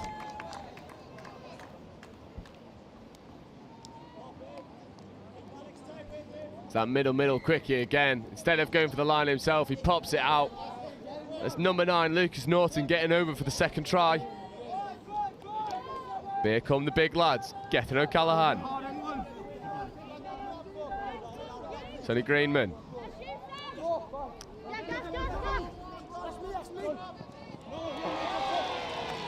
Oh, he's through. Big man's got snake hips, goes through the hole.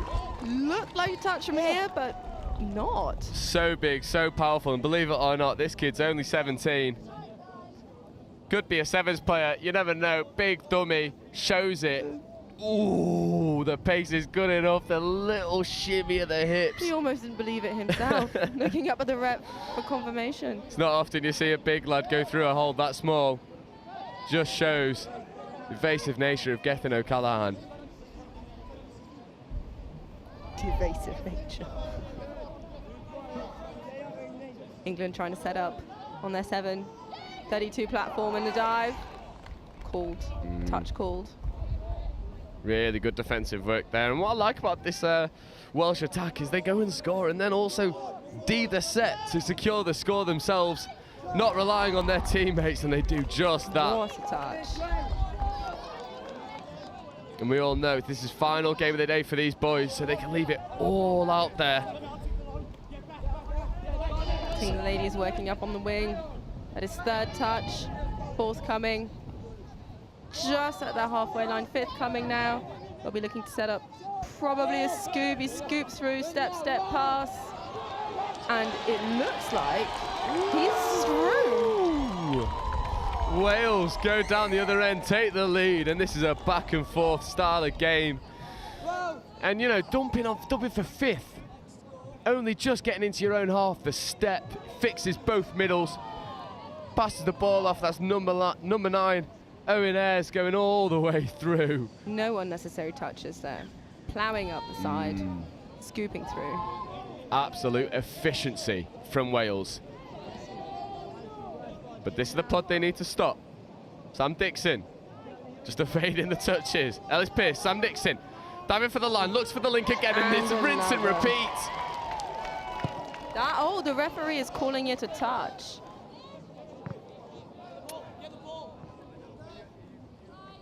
Must be absolute fractions in it. Looked for all the world that the ball was going to be down. Unfortunately not. Dixon again, feeding out to the link. Back in, Dixon.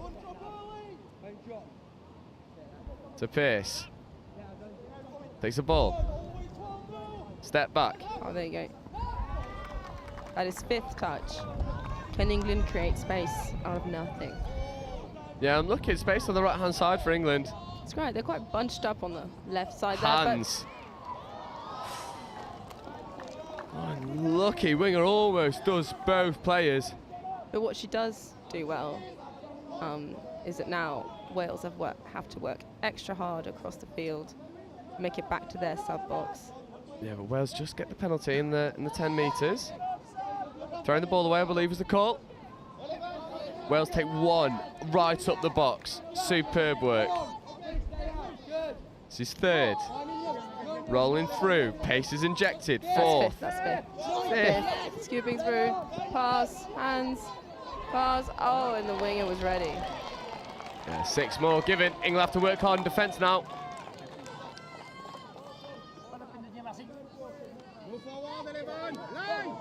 Open side quickie. Race for the line. Second touch. Really good defensive spacing at the moment from the England side. You can see both middles. Sam Dixon just in the saver at the moment, flying out the line now. Ball goes to ground, and by my mind that was second or third touch. Maybe the wrong option. Got a couple touches to play with. Wales won't worry about that too much. They'll back themselves to put the squeeze on. That was a forward pass. England have now tapped ball up their wing. Second touch. Third touch. Slowed down slightly, but that might be intentional. Yeah, I think they're just waiting. A couple of legs late to arrive. Fifth, brilliant platform. They look to Lucas Norton in this link. They find it. 2-on-1. Oh, what a touch by Wales. Pass maybe could have been given. But in the form that Lucas Norton is in, you don't blame him for trying to go for the line. It was a good dive. Yeah, it was a very good Quite dive. artistic. Wales working hard. That's third touch. Fourth coming, trying to get the ball moving. Unfortunately, they now stopped. Now that's going to be it's fifth touch with a little bit more momentum that they had on their fourth touch. Snake hips trying to go through again. He's lost his cap. Wow, that is just natural ability. No, virtually no momentum on fifth touch for the scoop. Does not matter. It's Gethin O'Callaghan, that man again. Oh, the little goosey to go around the outside English defender. Hat comes off with the style. Just palms the ball off. But we see this a lot in touch. It's not because you don't have much momentum that you can't score. It's about the changing speed and acceleration at the right moment. Yeah, they use that goose step. Oh, he's through! The ref is happy with that one. Good Amazing. response. Some more snake hips. Yeah. Anything you can do, I can do better, Sunshine. No problem at all. Just goes round the outside. Possibly a little bit of inattention from the link and the wing here, not moving up with their players. Yeah, but the pace of Ben Lookcraft is good enough to go around the outside and make Wales pay for it. Yeah, completely agree. Maybe a slight Not lapse. expecting it. No, just maybe a lapse in concentration. Too busy appreciating the score that's just gone in. And they concede straight away. Brilliant defensive touch. That's the first penalty on the line for an offside. The middles know that they're being watched very closely by the ref here. Half picks up, looks for the space on the wing, and that's all too easy. And Wales extend the lead back out to 2, and the sub-box can't quite believe how easy that was. Again, might this match be won in defence? Because both teams have shown incredible flair and attack and structure. Yeah, you can't help but feel like the team that can get the most defensive shutouts will probably end up winning the game. Yeah, but hold out the longest. at the moment, neither team can really do so. England less so than Wales. But this is the pod that England can rely on. Sam Dixon diving for the line, and that is all good. All Third time good. lucky. I said, if he saw on his first game on live stream, I said, it doesn't really seem like he's being challenged enough to really kick up into the gears and can rely on his quickie and his step, but this is the final, and Sam Dixon really grabbing it by the scruff of the neck. Lovely dive. And Wales have got to find an answer for Dixon. Likewise, England have got to find an answer for O'Callaghan. Second touch. Really what you want here is to move forward up to the 7 before setting up a strike play. Third, fourth coming. I mean, we've seen this pod strike from 40 out and find Or success. 32 platform. Oh, Gethin in space, looks long, it's so good. What a catch! Now, I think the refs are going to check that there wasn't any obstruction on the wing here. Or potentially forward from link to wing is my mind. But they're happy with it. Nothing clear enough to stop the try from being awarded. And just as soon as England bring it back down to 1 try in it, Gethin, O'Callaghan and Wales increase the deficit to 2, and England have got to find an answer for the Gethin problem, because he's causing all sorts of havoc in the England defence. That was first touch. Yeah, it seems like England at the moment not really worried about pod structure, just get Dixon and Pearce on at every opportunity possible. Dixon, fire up. Oh, and that's too good, too good. Oh, the touch is being called here. On-field ref has called touch. After consultation. Yeah, penalty for offside. Looked very marginal if the touch came in time. I mean, that Welsh link, we'll get her name later, but has had to work extra hard pulling a corner here. Yeah, that's where England are trying to attack. And Sam Dixon, big right foot step, as a gaze into the supporters at the bottom, saying, come on, give us this support. Outrageous skill. And Wales can't stop Sam Dixon.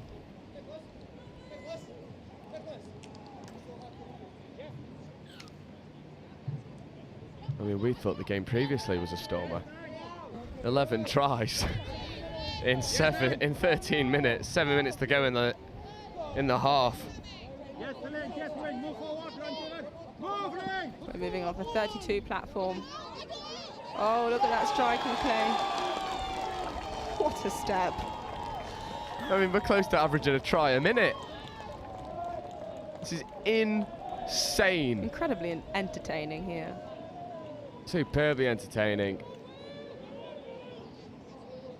But as we're coming up to half-time, defensive structure might be one of the priorities. We know they can score. Both teams know they can score. They can find the solutions. Yeah, for now sure. Now they need to hold out. For sure. And there's Ewan Davies going over for Wales there. England now need to reply. 2 tries down isn't the worst place to be. Also not the best. Sweeper coming. But forward pass given. And England had an opportunity. No longer, they need to put a good defensive shove on. Try and force this midfield turnover. Oh, the girl's working up the wing. His third touch, fourth, just over the halfway line. She's decided to pass it out. Oh, he's made some meters, fourth. Fifth coming now. Fifth, classic, dumping across, scoops through. Oh, so good. And England able to defend the transition from Wales that has been so potent. Slow on the turnover, told to take it back. First touch. Second. Third of the incoming. Fresh legs. Yeah. Fourth, playing a little fly game. Oh! And he's through. Is he almost through? Oh, that's a massive touch. Ref was in the right position. Oh, he's kicked the ball away though. It's just so silly, unnecessary, fired up with an insane defensive touch, kicks the ball away. And England, that we're gonna have one touch on the line, now have 6. And that's a coach killer. It's a good lesson in life for these Dixon, kids. step, goes for the line, brilliant touch. It's that man again, Owen Ayres. Making the defensive plays for Wales. Pearce dumps the ball. Dixon looks for the link, doesn't find it, finds Pearce. Sam Dixon was half, couldn't take it to the line. You pointed it out earlier, the England mids and link space is very much concentrated on the left. So let's see if they find their option. Oh, there it is. Through the middle. What was I talking about? There's no need to go on the right here. You can just go through the middle. No, when you've got the combination of Dixon and Pearce causing havoc for the Welsh defence. And this is what we've seen so often from Sam Dixon and Ellis Pearce. Middle quickie. Engage the defenders, pop ball back on the inside. And it is just too accurate, too good. I mean, they have incredible ball movement on the line, and the middles are quite confused and worried about committing to a touch. Yeah, it's also Sam Dixon is so good at disguising that pass. He won't even look at Ellis, he just knows where he is. He's able to get the ball over. Oh, she almost caught that. Would have been spectacular, lovely offload just before the contact. Fortunately, the winger can't quite reel it in. It wasn't an easy one to pick up, it must be said. England starting to find some success in the defence. Able to shut out Wales on more occasions now. That's fifth coming. Fourth, sorry, fifth coming now. Superb drive. Oh, lovely. Oh, brilliant touch there. Thought he maybe could have whipped the ball to the left. Opts to check back on the inside. England need to work hard now. Wales picking the simple solution of just driving up their sub box, getting the fresh legs on. And it always looks so lethargic when Wales come off the pitch, but it's then the pace that gets injected as they roll on. Oh, brilliant touch from the winger there. Now we think that's fifth coming. Let's see what they can pull out of the bag. Fifth, scoop. What an acceleration. Nicely covered by the England defender, and I think that'll be called a touch and pass. Yeah, touch and pass.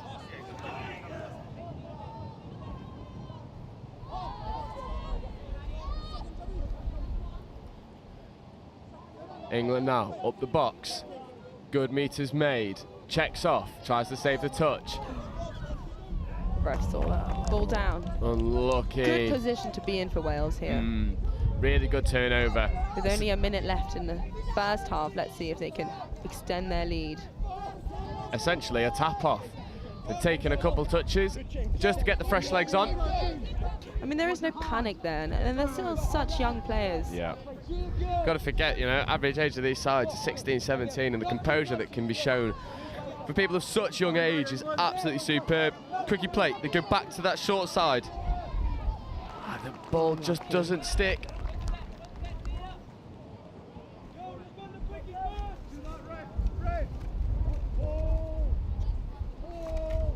England now rolling through the transition. Dixon to Pearce, saves the touch, makes a couple extra meters.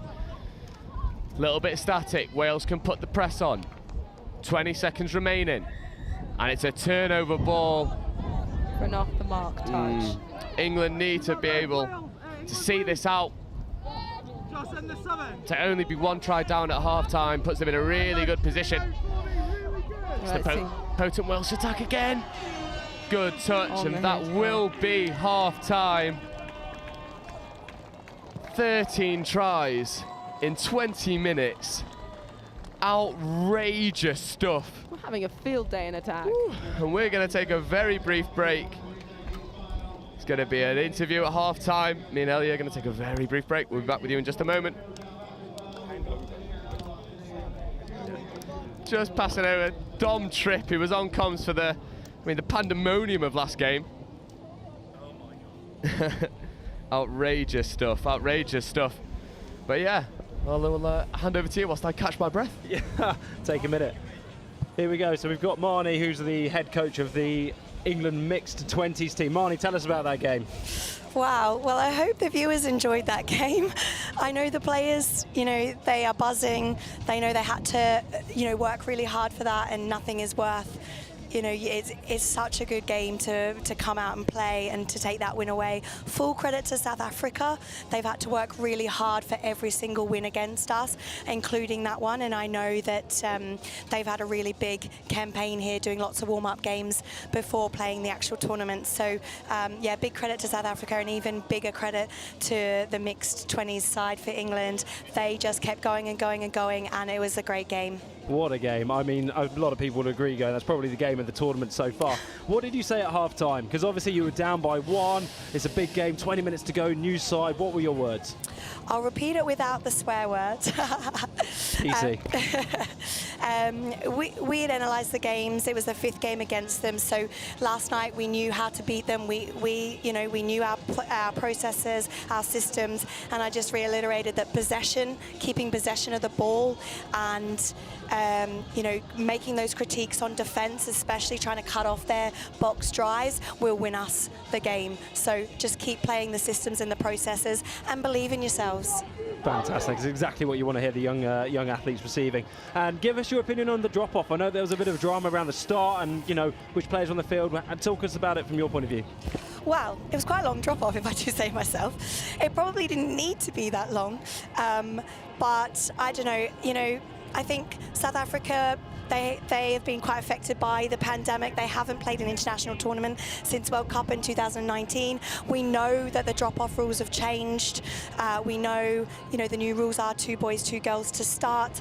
And I think, we're all human. Everybody makes mistakes, from players to coaches to referees. So I'm sure FIT are going to go away, and they're going to check the protocols on before starting a drop-off going forward. Fantastic. And then last question for me, Marnie, any last words to your team after such an outstanding performance? To my team. Okay. Team, you guys have been phenomenal. You are very, very coachable. You are high performers, and you have an exciting touch and England touch career ahead of you. Congratulations on all the work you've done on and off the pitch, and you should be super proud of yourselves. And I know that England touch are, and we are. Fantastic. Thank you so much, Marnie. We'll hand back. There's a couple of minutes still to go at half-time, but it's 7-6 half-time of this final. What a place to be. I wouldn't go anywhere if I was watching. Thank you so much, Marnie. Thanks, Tom.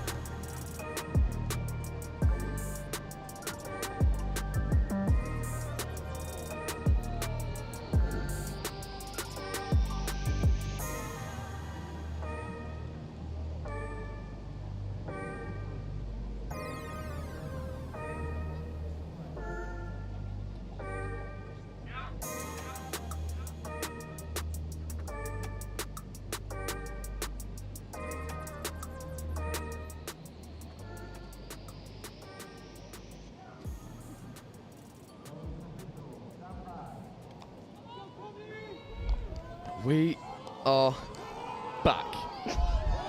And I mean, back in business. There's not a lot to say. We were having a very brief chat as Dom and Marnie, just filling in on the game before, about, you know, we're sort of forgetting that this is a mixed game.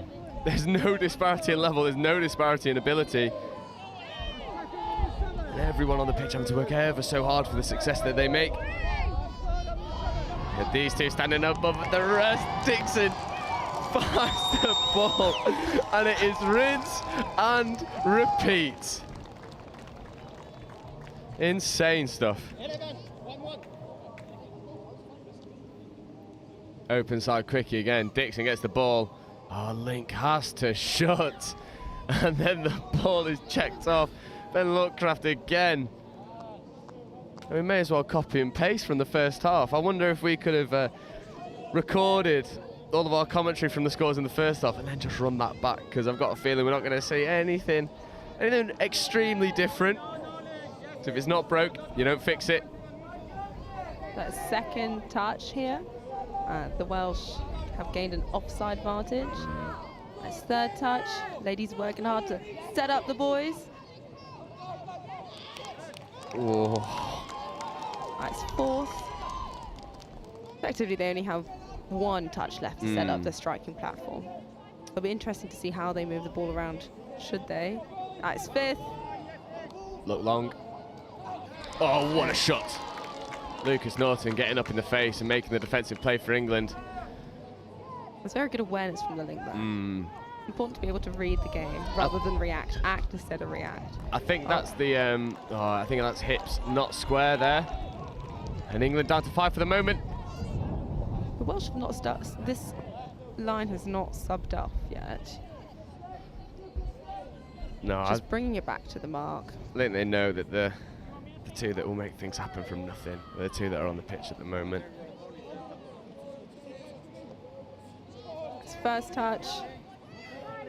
And Megan Jones doing important work in the middle. Setting up their play. Allowing the likes of Gethin O'Callaghan open space to work, and what hands! Oh my goodness. Oh, I think it's going to be called forward pass. It is forward pass. But the girls are working extra hard in this set. Yeah. I mean, the pass was phenomenal, but those hands.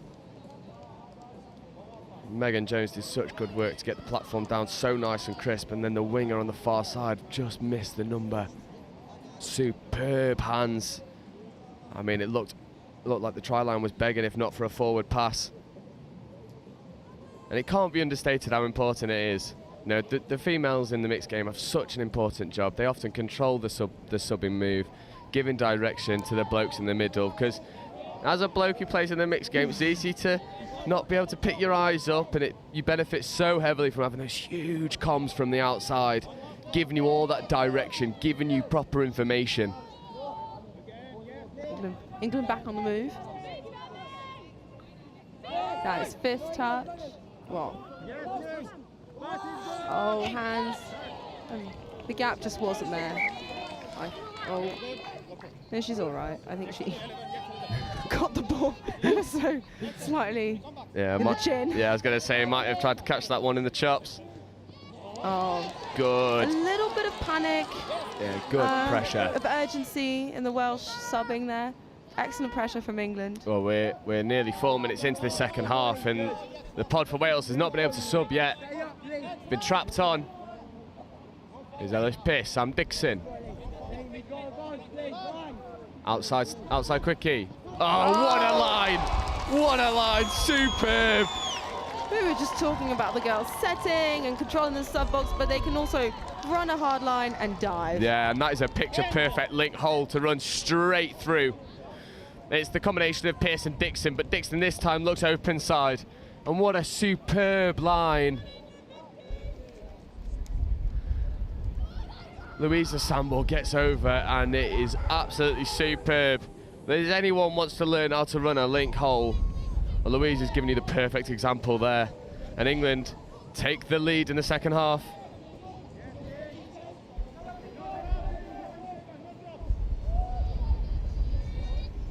That's third touch. Fourth coming. 4.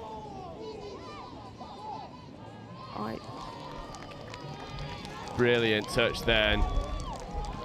Got to be said, Jake Rigby flying up out of the line to put the pressure on, taking the responsibility, and referee was umming and ahhing about the hard touch there, decides not to give it. England now trying to work through the transition. Good dump. Finding some meters now. Fourth. One more touch to work with. Fifth. Oh, I think the ref's going to call a forward pass off the ruck. Either way, it was a penalty for Wales, and they're making the absolute most of it, gaining all those meters.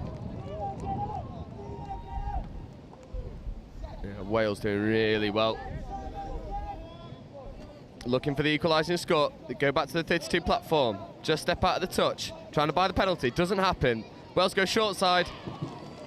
Brilliant covering touch. The link in the mid working together ever so well to cut out the space.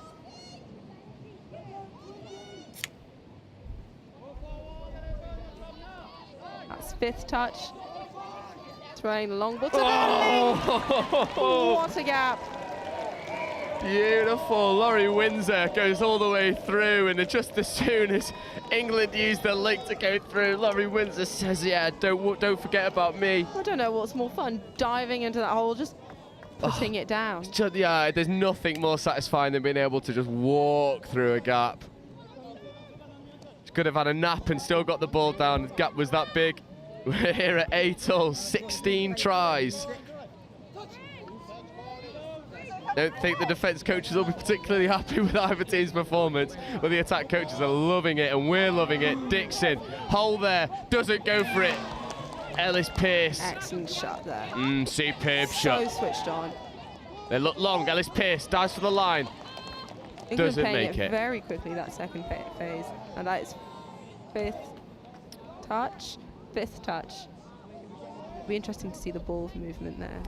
Yeah, I've got a feeling they'll try and kill it in that near corner to England's sub-box. Make Wales work really hard. I mean, to have played 27 minutes and still have the lucidity to... What a word. The intelligence, the awareness to kill it there. But that didn't matter to Wales. They just ran across anyway. Yeah, but you can't outrun Lucas Norton. Touch. What a touch that is, by the way. Number 4 for England. Alyssa getting up, making a big shot. But these are the boys you've got to worry about. That's fourth touch. Gethin O'Callaghan. That's fifth. Greenman. Back to O'Callaghan. Looks for the link. Oh, and it's rinse and repeat. What a score. I mean, just putting it down. So satisfying. It's absolutely superb. We'll have a look at the replay. Sonny Greenman looks to engage the line. Checks back off. Gethin. Steps back, and what a line that is. I mean, it's clear that they've understood that England has been, the England links have been told to shut that down in the middle, and so now they're exploiting the link. Yeah, it seems like Wales just told Laurie Windsor, stay out there, we'll find you. You've got the skills, you've got the pace, you've got the knowledge. Hold that line, we'll find you. England trying to draw a not moving penalty. Nearly do it, dive for the line. Good touch. Call.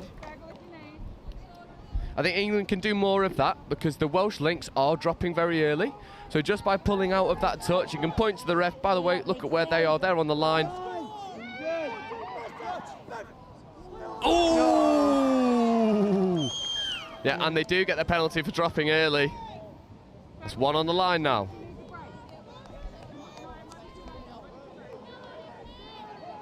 Let's see what they can build in the next set of 6. Sweeper. Oh. So good. So good.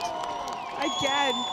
I mean, she may not be very tall, but she doesn't need to be. Lightning fast. Such a fantastic dive and great hands. Yeah, and the women showing, oh, look, you boys might have been enjoying your first half, but we're enjoying our second half. It's Poppy Riddleston that goes under. What a line. Eats a little bit of a late shot as well for a look, but it's so good. And it seems like both teams were really conditioning the short side plays, middle plays, and now they're starting to look open side, finding the female link in acres of space, benefiting both teams at the moment. 18 tries in the game.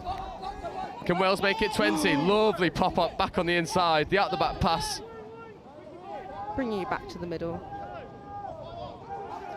Wales just slowing the tempo, drawing England out. Look for the link punish. They find it, loses the feet. Ref has called play on. Oh. Forward pass.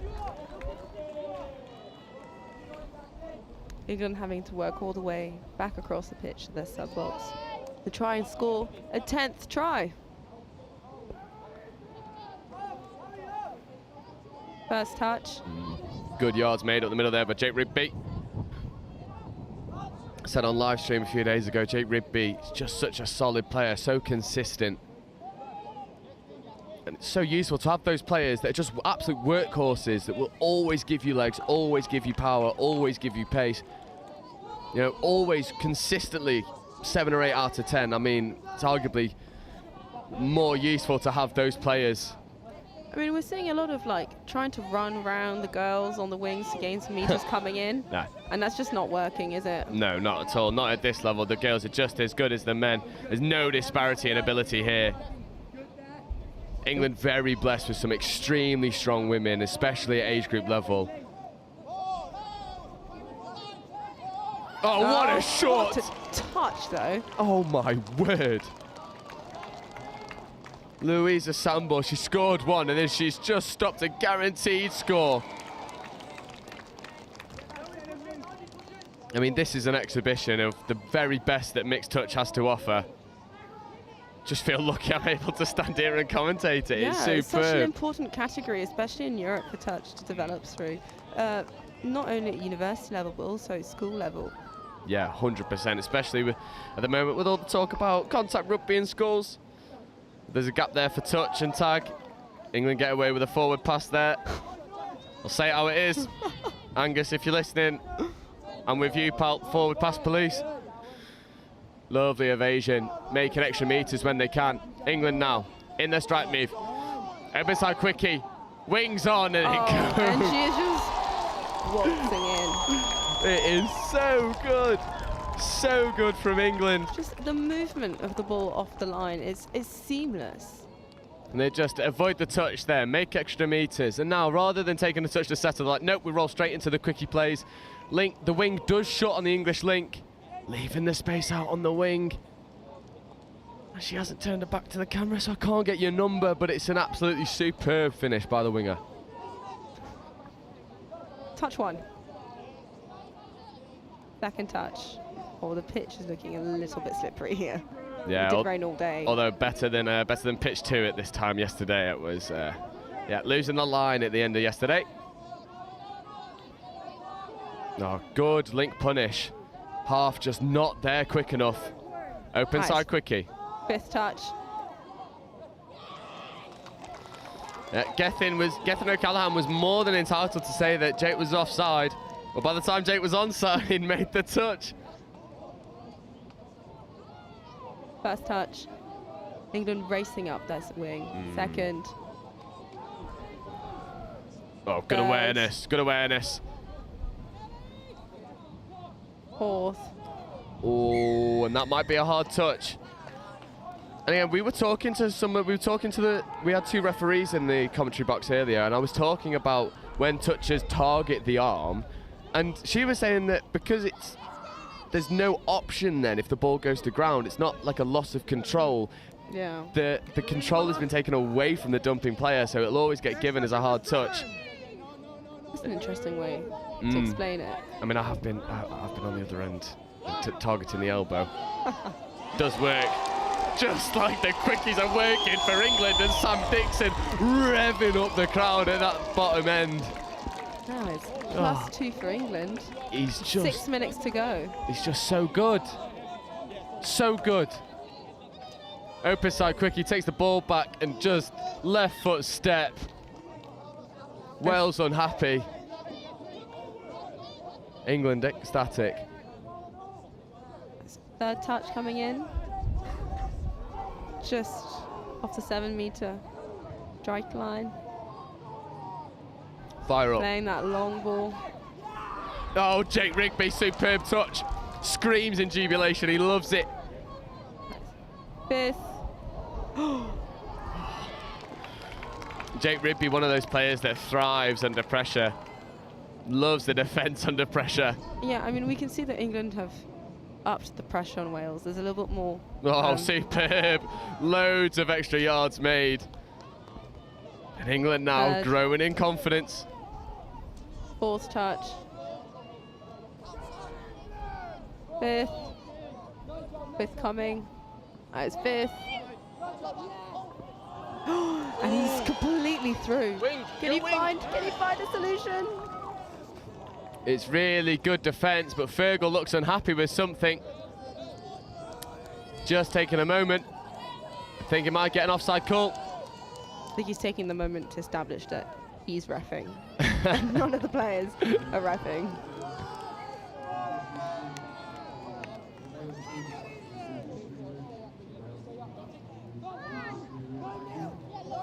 Oh, ball goes to ground. He tried to claim like he caught it. Not quite, and Wales get let off. A really good dominant touch for the English link. Referee's happy with the pass. It's fourth touch coming in. Oh! Megan Jones with a step there up the middle. Bye-bye, sunshine. Talking about sunshine, there's Sonny to get an O'Callaghan.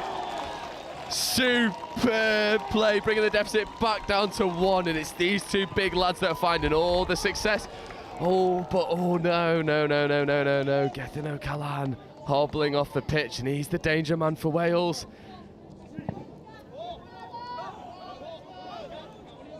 Just under 4 minutes to go. He will push through, but if he's not at 100%, I mean, that is damaging to Wales' perspective right now. Do not want to lose someone of his stature. Dixon, dive for the line. Oh, and it's too good. I want to know how many he's got. Must be 7 or 8 right now. That pod is electric. Although, referee's just having a brief chat. They look unhappy with something. Oh, it's not been awarded. Forward pass off the base of the ruck. Yeah, ignore our scoreboard. That is wrong. It is not 11-11. It is 11-10 to England. Scoreboard on the pitch has it correct.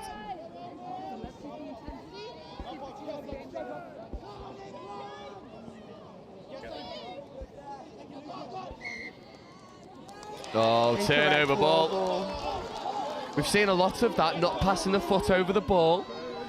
Referees have obviously been told to have a look for it. England work it across to the box really well. Pass has got to be found, and it is. Here's Dixon. Pearce. Deadly combination. Pearce. Just relaxed. Taking their time. 2 minutes to go. Moving the ball around. That is 6 more. They might get the offside penalty. Wales not advancing. England look to go quick, but Kevin O'Callaghan says, nah, you're not catching me off guard. England are in a prime position here. There's 1.5 minutes to go, and they're holding the ball on a new set of 6. Oh, what a touch. It's Megan Jones again. Absolutely superb in defence.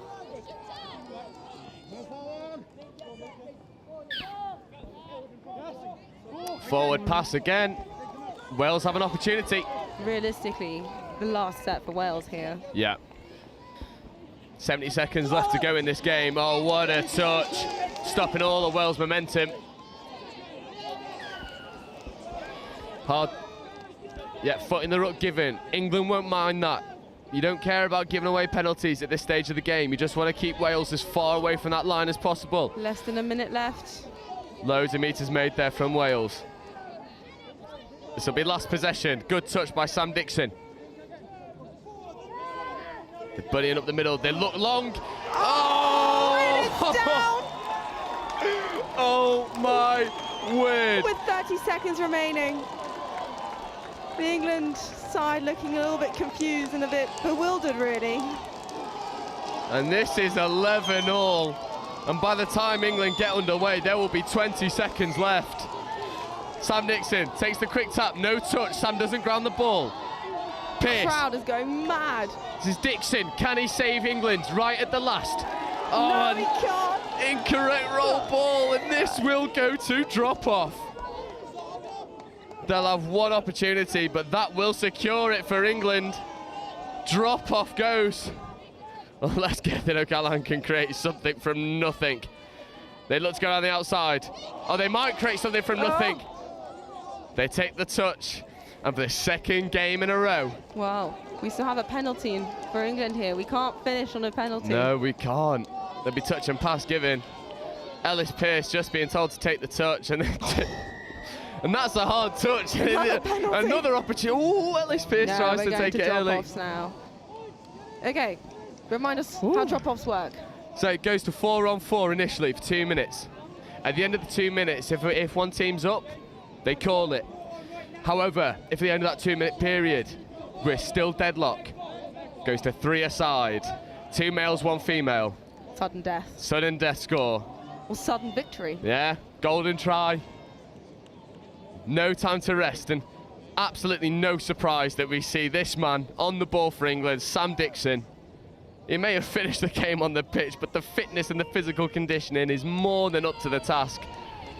He will back himself to go down and get the score for England, and I've got to say that we have been treated to some excellent touch this afternoon. Referee waiting for the hooter signal. Yeah, the suspense. You can feel it around the ground. It's just gone quiet. There's electricity in the air. There's a countdown. Who to go any minute.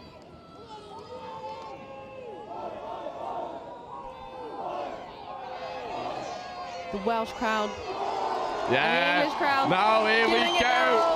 Drop-offs are underway. Everyone's revving up. Touch. Second touch, trying to gain as many meters as possible. There's a third touch. Oh, here we go. Dixon in the place he wants to be. Fourth. Quickie receives the ball back. Oh, but it's going to be given as a forward pass again. They need to over-exaggerate the pass going backwards at the base of the ruck. Fergal spotted it now. Good touch. Oh, and she's through. Second touch.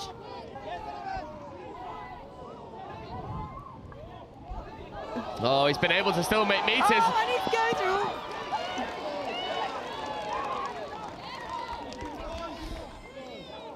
Oh, that's hips not square, and after all the good work, really silly penalty to give away.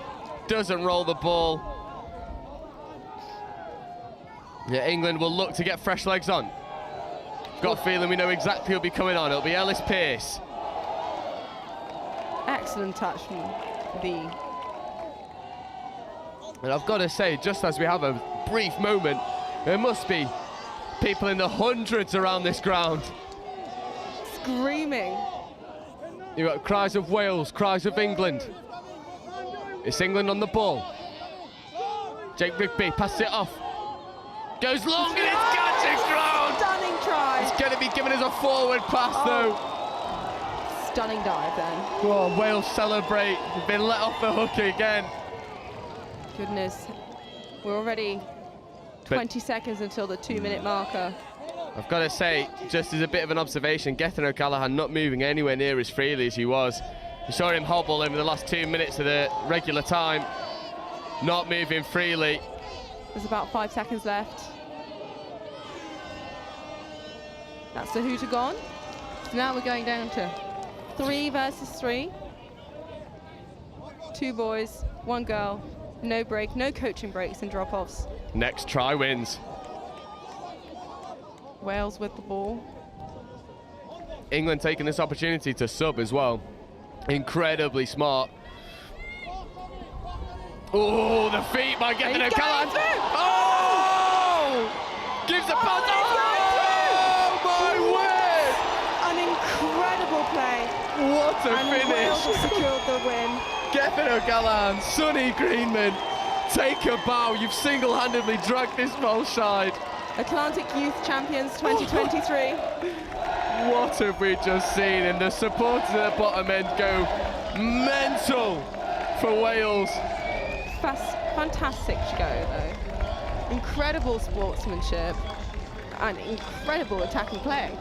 Superb. I mean, Gethin O'Callaghan was saying he wasn't moving freely, didn't have to use the pace, flicks the ball back on the inside, and Sonny Greenman finishes the job for him. I mean, what more can you ask for in a mixed 18s final?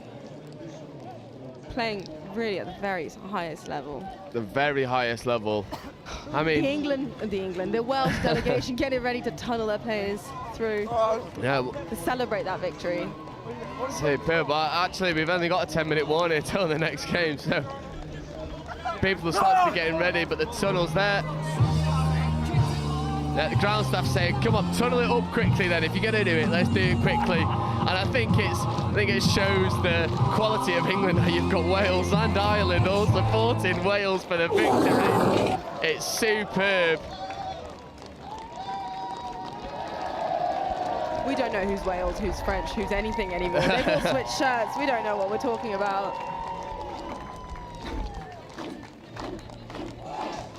Oh, what a result, what a game. Such an incredible experience for those juniors. I mean, as we keep saying, but they're only 17, 18, 16 for some of them. Yeah. It's just superb, and we've been saying if this is your entry point to touch, I mean, how can you not love it? Just look at the camaraderie, the sportsmanship, and then the skill, the pace, the power on display on field. I mean, it's just superb. And England fall at the very last hurdle. But they can be proud. They fought to the very end. So proud. I mean, Sam Dixon, Ellis Pearce, you can hold your heads up high. You had the game of a lifetime. But Wales just did enough to see them through. I mean, with a couple injured legs, as you see the bloke get carried, leg in each arm. Tunnels 100 meters long. Probably 100-person deep as well. Wales enjoying that victory. I think we're going to try and grab Gethin O'Callaghan to come and have a chat, the big lad. And here he comes over. I mean, here he is, boss. I mean, first of all, what a game. You wanted drop-off, you got your drop-off. Yeah, no, we called it, you know. When commentating in the last game before, it was good, you know. I mean, England's always going to be a tough performance, but, I mean, quality group, you know, it's just glad to come away with that win. Absolutely amazing, and, you know, individual bit of brilliance. I said on commentary, I was like, saw you hobble off last 2 minutes of extra time, and was like, it's not someone you want to lose, didn't have to use your pace in the end. I had to pull myself together. I wasn't little flick pass out the back to Sonny. No, I thought, you know, risk it, it's the last final. Got to put on a bit of a show, so. Mate, good value for it. I mean, give us a little bit of insight of what was said in the at half-time from the coaches, because really tight, nothing separating the teams. Were they just telling you to keep chipping away and the result will come? I mean, like, the scores were so close, you know. I mean, England was beating us some points, Wales were coming across, but I think we just had to slow things down, keep it, you know, just stick to our place. You know, I think we got before half-time, we got a bit all over, but we brought back together and we just stayed strong. Yeah, it was a superb performance, and we were saying, I mean, look at the scoreboard, 23 tries in 40 minutes is outrageous, and you and Sonny just seem to work so well together. Yeah. Have you played together before, or is this the first time? Yeah, no, we played together before last year and the year before, but I think that might be, you know, I never know, it might be the final game, but just see how it goes. Mate, it's absolutely superb, and you can see you had all the support at the bottom. You know, it's some character shown by the Welsh side to be able to dig deep against, you know, a very experienced English team. Yeah, definitely. Did you always have the belief you'd get the win in the end? Yeah, no, well, happy to come across that. Happy for the drop-off, yeah, to be you honest. called the drop-off at half-time, you wanted it. It came off, so mate, a wicked game though, yeah. It's superb, and I won't keep you too long. You go and enjoy the win with your team. All good, thank you. Well played, well played. And we are going to take a very brief break. Catch the breath. We've got one last game coming up next, another final. We're going to have 3 drop-offs in a row. But don't go anywhere, we'll find out in just a moment.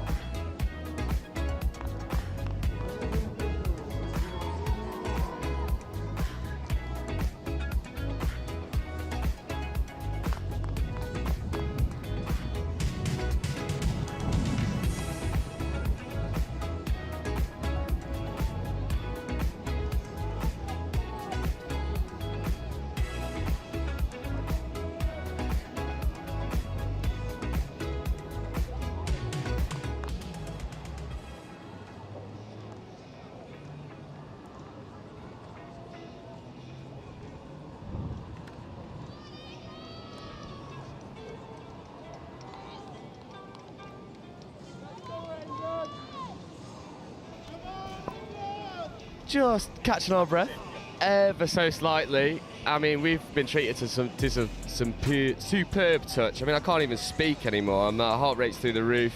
Got a headache, screaming down the mic the entire time, but we're here for the rest of the day. And is it all right for the trips? Is that all right? I mean, Not yet. Not yet. On the way. Dom, come on, fix up, pal.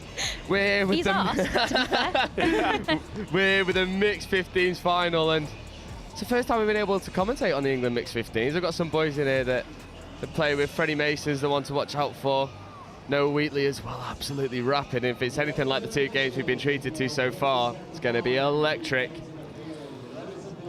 No, it's very exciting. I think it's the most exciting thing is seeing some of these younger players who are going to be taking the reins of the touch world in the future. And like I said, I've seen a couple of their games this tournament. Same from the French, good side. It's going to be a really good game. I'm excited to watch it, see how it unfolds.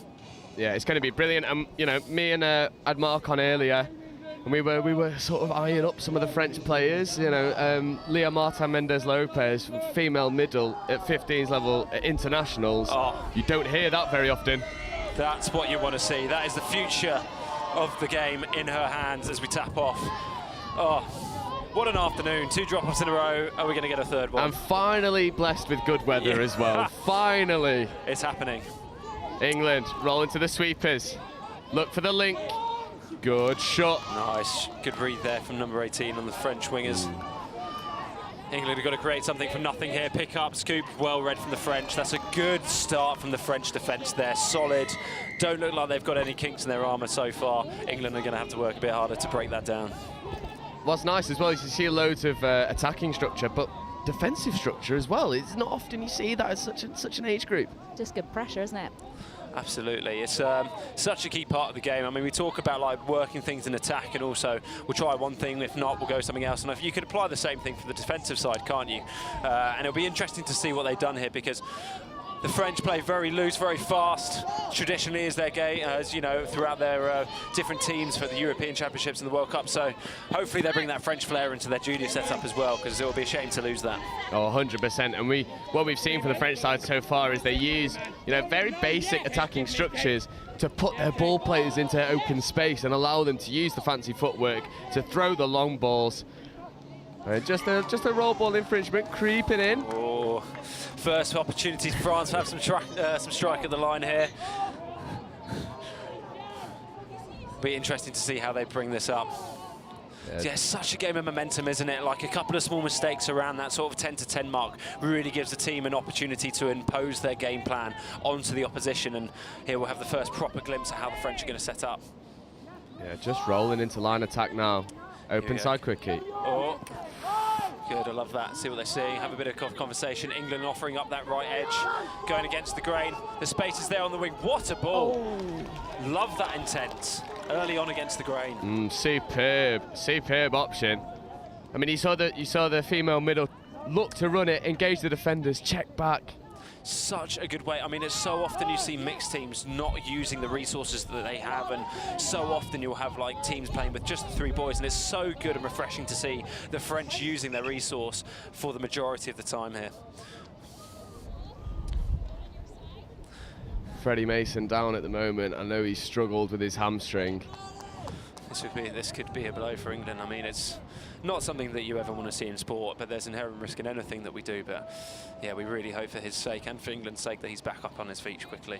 Yeah. But yeah, it'll be interesting to see here. So 2 minutes into the game, still 0-0 on the clock. I mean, a couple of strikes at the line early on. England played a sweeper, France playing much more of like a 2-player sort of setup, exactly like you said, trying to put their ball players in the right options to throw long or to use the fancy footwork. So this could be a really good tactical battle lining up here. Yeah, and we've seen. I was speaking to Mark earlier. He's been helping out with the French side. You might be able to spot him on the camera somewhere. He's wearing a French chicken on his head. He absolutely loves it. And he was saying that they are focusing on getting their ball players in space, not too worried about running too much structure, because they back the natural attributes of the players on the field. And I've got to say, some of the skills are insane. And you've got to remember, these guys are only young, some of them only 12. This is Noah Wheatley going through the gap. Footwork. Touch being claimed. Touch gets called. I mean, how timely when you're talking about letting your players be in space. Look at that, snap, snap. It is amazing to see. And it's also what you want, I guess, from your young athletes, just going, have a go. Like, have a free space to go, give it a go, get on the ball, and see what space you find. Yeah, and I think it's important to say as well, as France roll through their transition, this will feel like the be-all and end-all for the two mixed sides. You know, at any age group when you're competing, you want to win. But this is the end of their touch career. It's important to just get them enjoying the sport, getting hooked, and allowing people just go and run the things they want to run in space. That's exactly how you do it. 100% no. For me, I think that's absolutely spot on for this tournament. There's so much around just teaching them the game, teaching them the tools they have. Go and enjoy it. Go and have a great experience. For a lot of teams travelling overseas, what a brilliant opportunity that they'll get through the sport, which they won't get many other places. No, definitely not. Here we go. Is this a turnover for England to come off their line? So both defences seem like they're pretty robust at the moment, as we still find ourselves 0-0. Again, it's so funny with finals, so often it takes a bit of time for a team to finally get over the whitewash, a bit of nerves, people wanting to put their best foot forward, and I feel like that's exactly what we're seeing here. It's just the teams trying to figure themselves out, figure the opposition out as we come drop for fifth. Scooping, is that short side?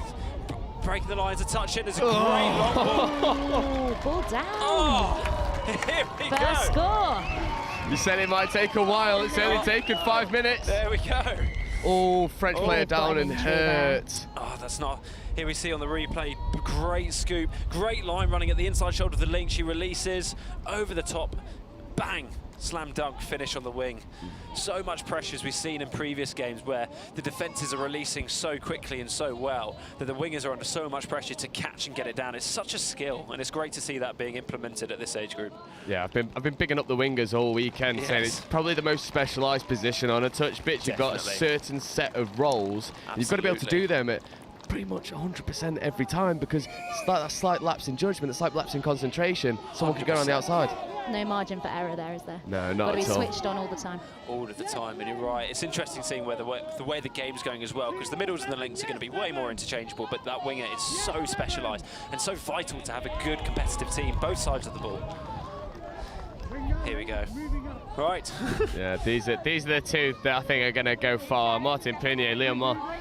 Here we go. Feeds him back. Is that the open side quickie? Big left to right. Not quite. The space is there. Definitely recognising it, but yeah, just needed an extra couple of metres on that pass. Yeah, something we've seen a lot from Martin Pinier as well is the ball skills from both hands, left to right and right to left. I know plenty of blokes who don't have that at opens level. Correct. That is so valuable. You're then, again, if you can only do one way, well, you'll just take it away, go the other way. Go on, let's see what you can do. To have both is so invaluable. Isn't that right, Zan? It's always good. Always good to have off both hands. Here we go. Big right foot step as he snaps back. This might be into man on. Can she create something special? Sliding on the outside. Big snap on the in. Good scramble defence there from the French. Yeah, something we've seen from the French defence a lot is that the last-ditch touches are just they're sticking every single time. The commitment in defence, flying out of line, diving for touches. I mean, it's credit to the coaching staff and it's credit to the personnel on the pitch as well, because they're just willing to work so hard to grind out the result. Good opportunity here. Turnover on the halfway. Here we go. If England can get 2 strikes at the line from this position, that could be pretty important for them to try and extend their lead from 1 to 2. If they can get closer to that 7 and organise a strike, but it looks like they may only have. Here we go, injecting a bit of pace. Good composure, here we go. So it looks like they might have one more to set up. Let's see what they're going to try and achieve here. So move the ball into left middles. Again, great to see the girls in the middle getting on the ball. Long ball. Huge dive at the line, but the French have read that well. Again, it's 2 players collapsing in. Good read from the link, last minute step in. Middles chasing hard. And again, England getting all of their players involved, which is great to see. Oh, great footwork. Get stepped in a phone booth. Yeah. Absolute, that's good. Good momentum for the French as they get the ball down and ball up quickly and then look to ship it wide. Good pressure there from the defender on the wing. Yeah.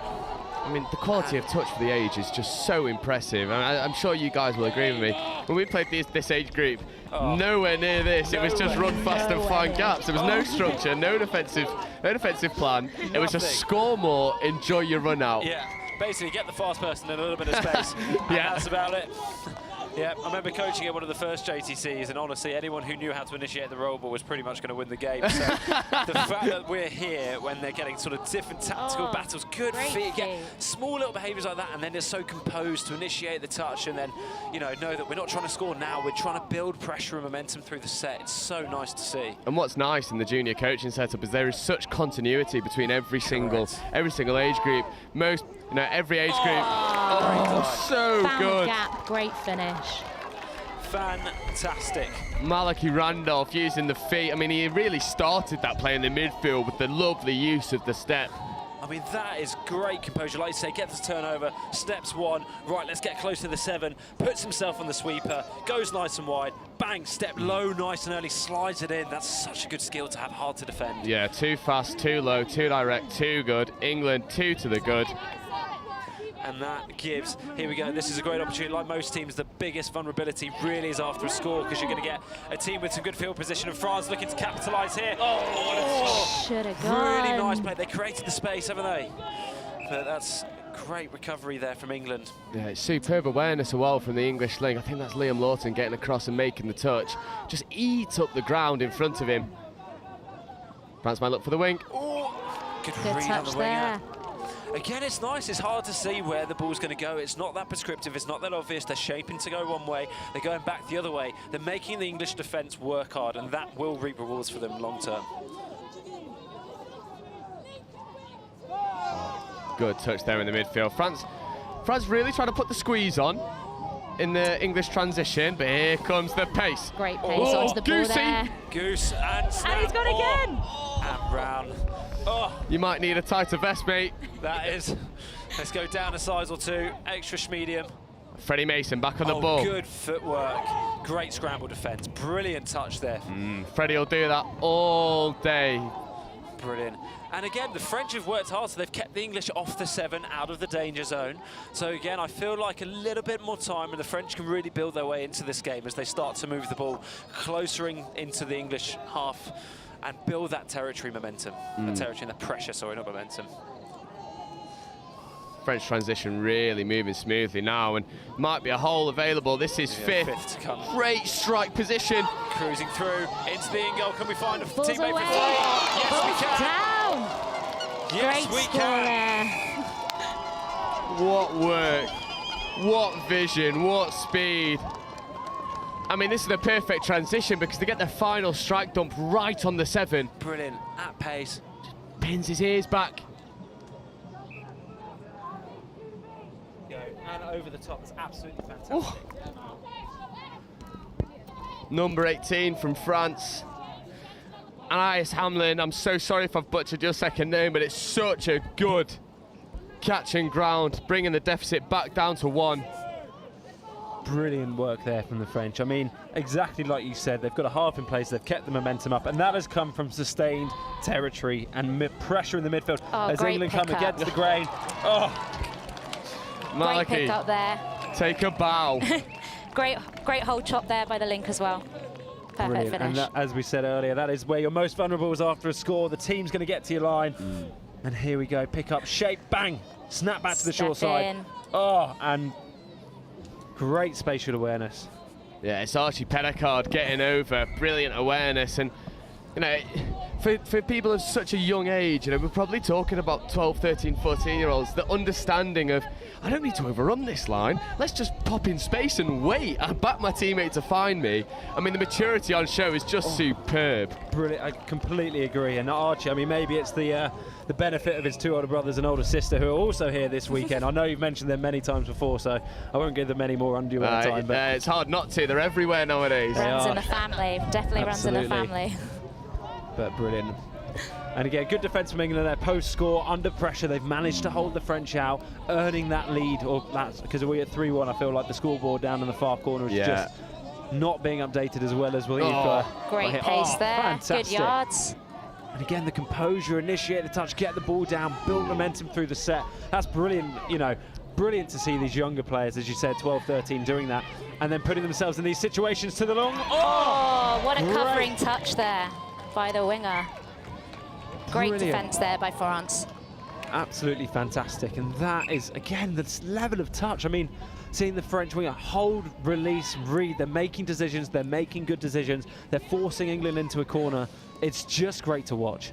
Yeah, I've got to say, it's a testament to the coaching as well, because these are not easy structures. They're not easy things to do. I mean, if any of you guys on the stream now watch the NTS, I mean, you would have watched adults fail to do these things consistently. The fact that these guys are so young. Making it look easy. They're making it look so easy, almost putting a couple of us to shame. Absolutely. The less said about that, the better. But I mean, this is a great place for the future as we move into our coaching careers. Here we go. Good pick up, good great hands. feet, great hands. I think if they got the overlap, here we go, and in. Oh, tap on as well. 6 again. That is breathless. Great hands there from That the is French. the French flair we want to see. That is amazing. I mean, such composure, moving the ball, and now they've got sustained set pressure. of 6, let's use it. Touch coming in there first, I think. Ooh. Absolutely fantastic. I mean, they've earned the right there. I mean, 15 minutes or just about 15 minutes into this game, England up by 2, but France are absolutely knocking on the door time after time. And that is a great example of how the French have just used their skill sets and their footwork and their passing ability to move the ball downfield, try and create that score, not quite getting it, earning 6 again. And now they're really knocking on England's door to try and get over that whitewash. Yeah, this is the France opportunity that they needed. Pinet's on the ball now, about ready to tap the penalty. Here we go, England offering up their right middle there, their right edge. Yeah, these are the 2 danger men on the ball now. Pick up, back against the grain, looks long. Great hands, what a finish. Here we go. Now we're starting to bubble. Fantastic. Again, England offering up that right edge. France looking like they're going to take it. No, we're going to go back for a sweeper. No, we're going to pick up and go against the grain. Wingers come in looking for the hit for the open side. Great pass. Ooh, and what great a finish. hands. What hands. Plucked out thinner. Just fantastic, and that's what we want to see. You know, score for score. It's what the people want as England try to go back down Good the far hands end. there. And again, here's the patient as we move the ball into the Link's hand. What's coming this way? Sweeper. No, we're fading for 32 on this left edge. That's middle for Link. As we come back, open side. And she's going to be given. She's going to give it. We said you're most vulnerable after a score in England, just proving that again.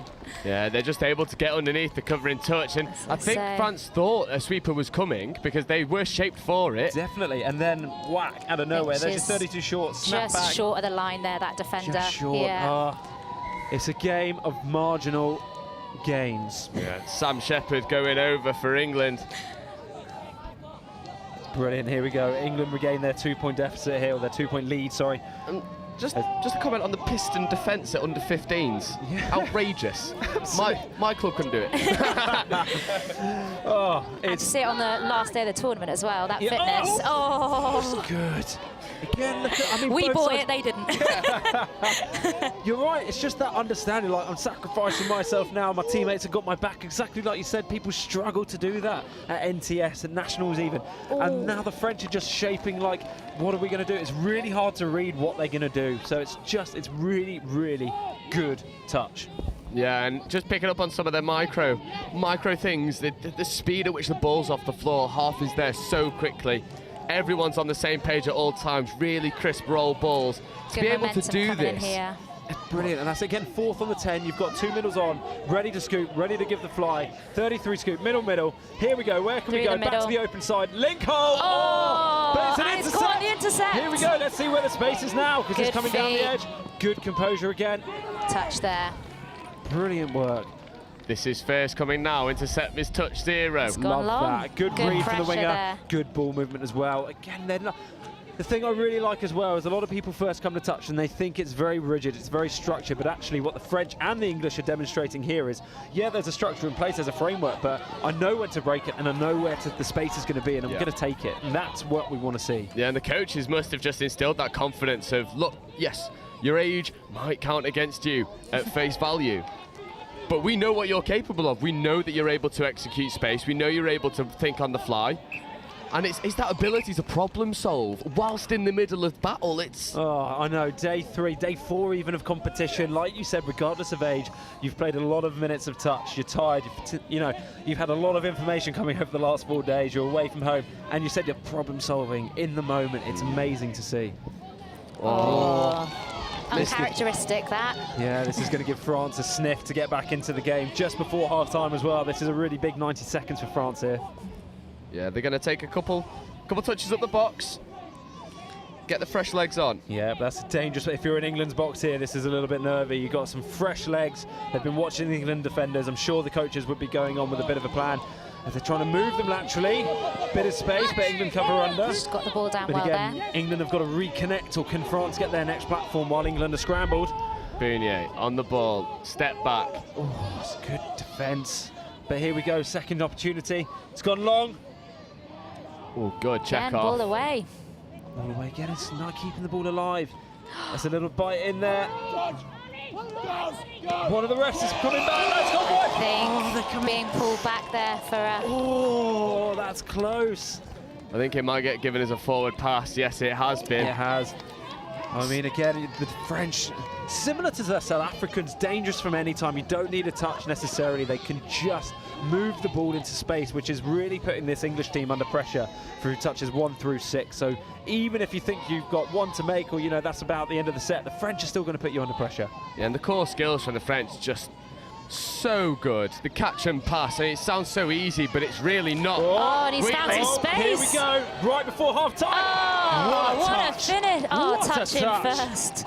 I was just about to say 10 seconds before half-time. A score would have been an amazing outcome for England, but the French have done phenomenally well to make that touch and keep the deficit to 2, which keeps them in this game. I mean, what can you say? What can you say? If you'd have told me that this was 18s, I'd believe you. Oh. This is superb touch. England 4, France 2, and we've got some coaches' heads alongside us, so I'm going to pick them apart. 2 interventions for France, 1 in attack, 1 in defence. What would you go for? Oh, interventions. As I say, the standard has just been absolutely insane. So they need to keep doing what they're doing in terms of that athleticism and trusting their skill set. I guess it's just trying to carry that momentum through off the line as they're coming in, like their transition onto the field. As I say, that kind of heads-up play is great, but it's not getting them over the line at the moment. So as I say, maybe looking for that, getting the ball down, putting the England under pressure as they're kind of trying to get back on side, I guess. Maybe sounds boring, doesn't it? Sounds quite English. A tiny bit more structure in that attack, just to try and manipulate that English defence, because ultimately we're covering it at the moment. Yeah, so. Definitely. And I think if France do start to engage the line a little bit more, then whip the ball into open space, you'll be able to use your ball players just a little bit better. I completely agree. I think that's where England have had the upper hand there, because we've seen a couple of slide dives in, compress the French, they go over the top. I wouldn't say we've seen that from France yet. So yeah, I think if they can do that, they can dive at the feet of the English savers or the touchers, then the opportunities will come, because they've got the skill set in the bank. They've scored a couple long in this far right corner, left to right. So it's it's there for the taking for them. Yeah, and then Dom, just 1 on defence for you, for France. Oh, for France. So I'd say I'll tell you what, I think they've actually got away with it a lot in the midfield, sending up 1. England are working much more in 2s and 3s. The French are getting away with it with 1. So I wouldn't be surprised if the English are saying, let's pass around that 1 defender. So if I was in the French box, I'd be saying, we need to hunt in 2s here. We've kind of got away with it. Maybe try it in the first couple of minutes, but be prepared. And then otherwise, I just feel like their open side could probably just compress a little bit more, particularly the saver. So for those who haven't watched much touch, the person next to the toucher, they need to work really hard to protect their teammate. So I would say that if the French can just tighten up a little bit and really take the diving game away from England, force England to go over the top, then we'll get into a battle, and that's kind of what I want to see. Yeah, 100%. And we've spoken a lot about France. Just on England, anything you've noticed that they can tie up on? Because they get over the line, but that final pass, the touch comes in just before the ball's able to get to ground. Is there anything they can do to create more separation? As I say, I think it's just moving on to the next option. So they've kind of done that conditioning. They've got them nice and tight. France are now compressed and they're making those diving touches. So look for that option, that one pass further out. The space should be there for them.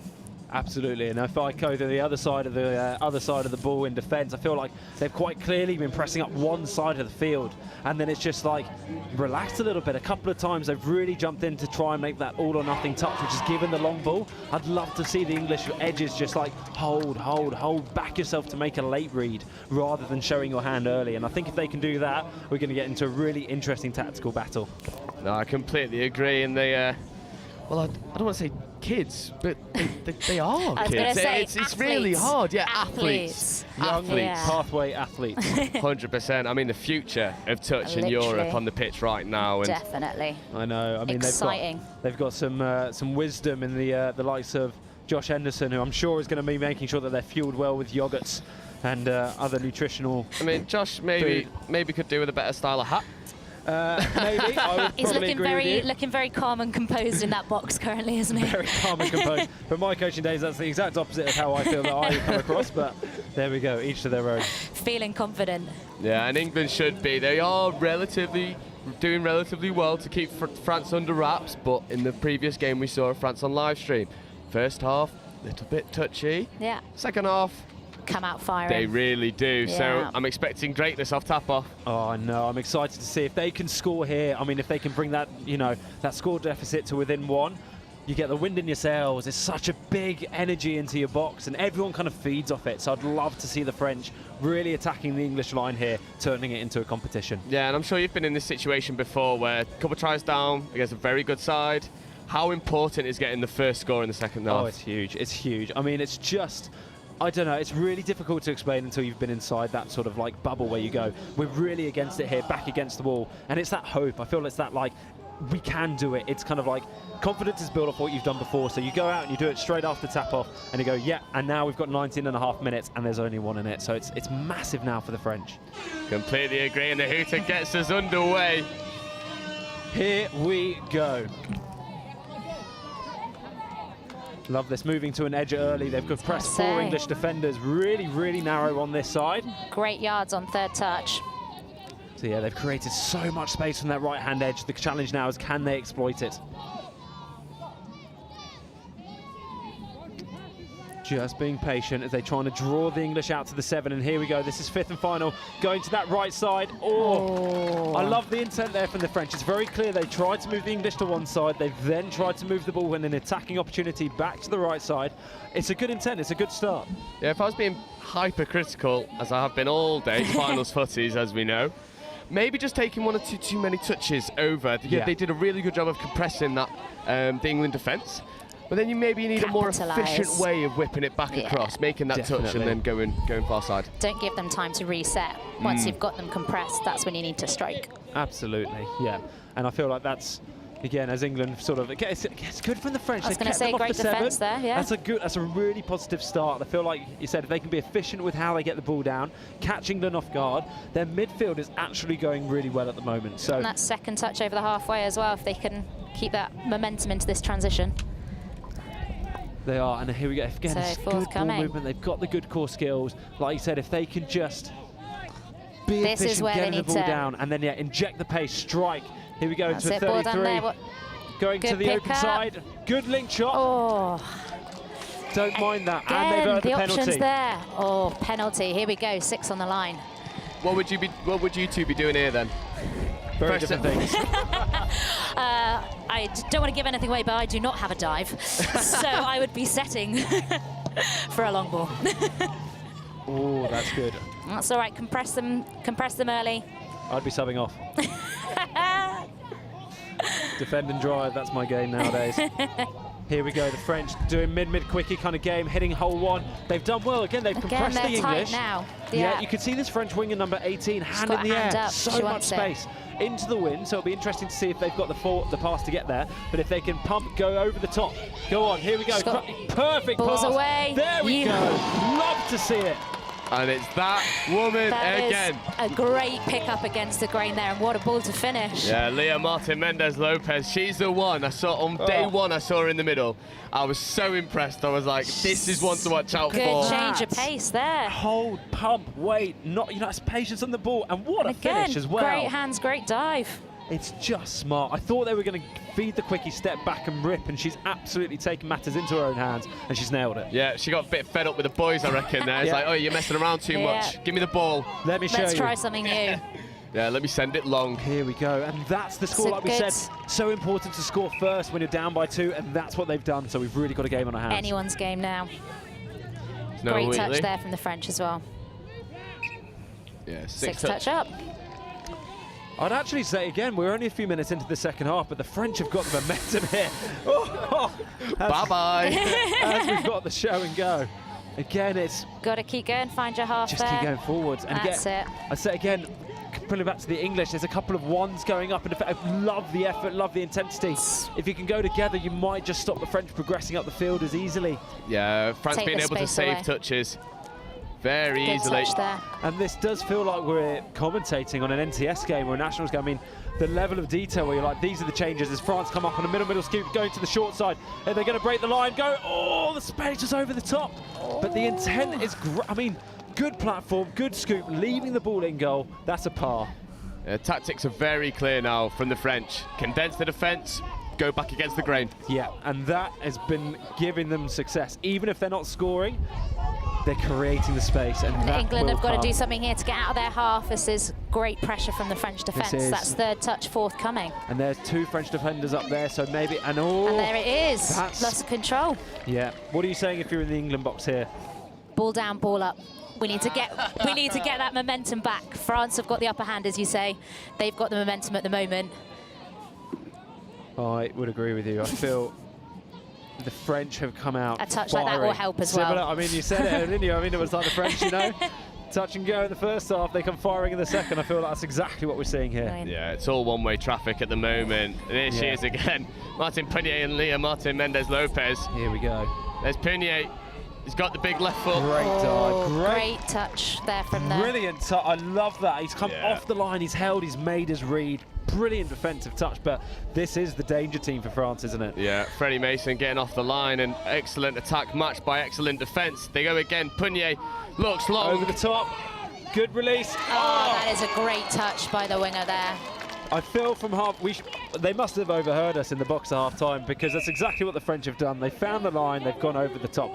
England have held, particularly out on the edge, hold, cover out and chase, which is different from the first half when we were seeing some collapsing. So this is a really good tactical battle we're now going to see from the French danger pod and the edge from the English team as well. Like, that's what we want to see. Yeah, and I've got to say the defence from France in the English transition, so much better from the first half. So much better. Yeah, massively. They're really stopping England from getting to the line, which, again, if you're not getting many strikes, will just suffocate you and force your hand and make you feel like you've got to force a score, force an opportunity, where actually you play so well when you're free-flowing and you've got momentum and you're not thinking too much about it. England in danger at the moment of maybe becoming a bit frustrated. How would you temper that? I would go back to process. We always say, what's the one thing you can control? What's your next job? A lot of the time it's the roll ball. Run forwards. If you're going to pass early. If not, get the ball down. If you do that, you can start to build momentum. But it's very difficult to go from, oh, we're up by 1, we need to score, right the way back down to, right, win the ruck, get the ball down, get a half in place, and that will build through. If you trust the team, trust the coaches, trust your system, right, you've done the training, it will come.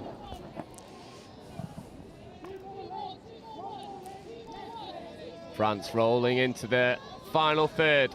Look to check around the promoted player. One up there by England. They need to start working together again. Yeah, just Step surrendering up too here. much position. Yeah. That's better. Push them off the 7. Oh, there's a chance here. There's a sniff.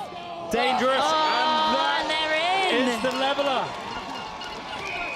What a score. I mean, great heads-up play there. The cut by Mary Dunneman. We were talking earlier, there's 2, they're 12. Here we go. Playing at 15s, executing cuts like that, executing long balls like that. Miss pass as well. What a ball. And it's that Great danger man finish. again. Enzo Cortial getting over. Evens it up, and France 2 tries without reply now. I was going to say, England, what an opportunity. You've got to tap off. You're going to get to the 7. What can you do? You need to start to impose your game plan on the French here, and this is your prime opportunity to do it. Here we go, good platform. Great platform.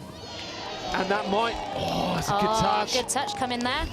LJ nearly gets over. But here, again, if you're in the English box, now's your opportunity. You've got the ball on the French at 7.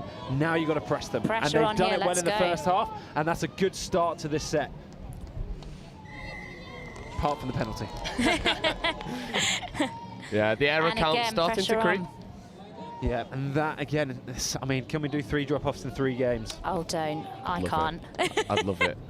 I don't think my vocal cords would. I don't think my head would. I think my GP wouldn't like it either. How old are you? Too old. I've aged a lot in the last 6 months. Don't know why. That body's creeping. And here we go. And again, another set of 6. chance on the line. It's the danger team. Oh, that's down.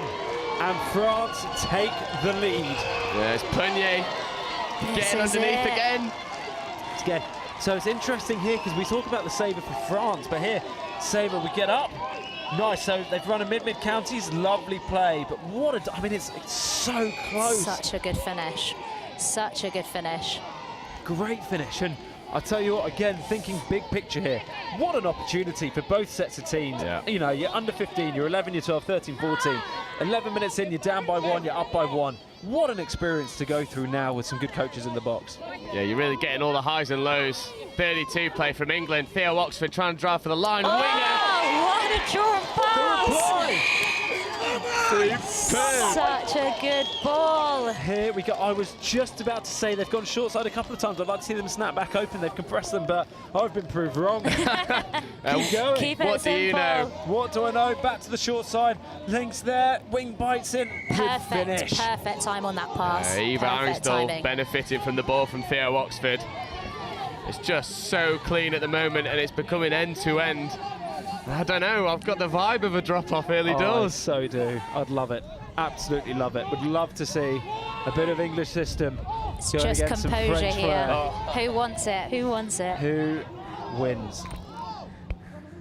Link punish. Link punish. Gone on the outside. Yeah, he's done very well there.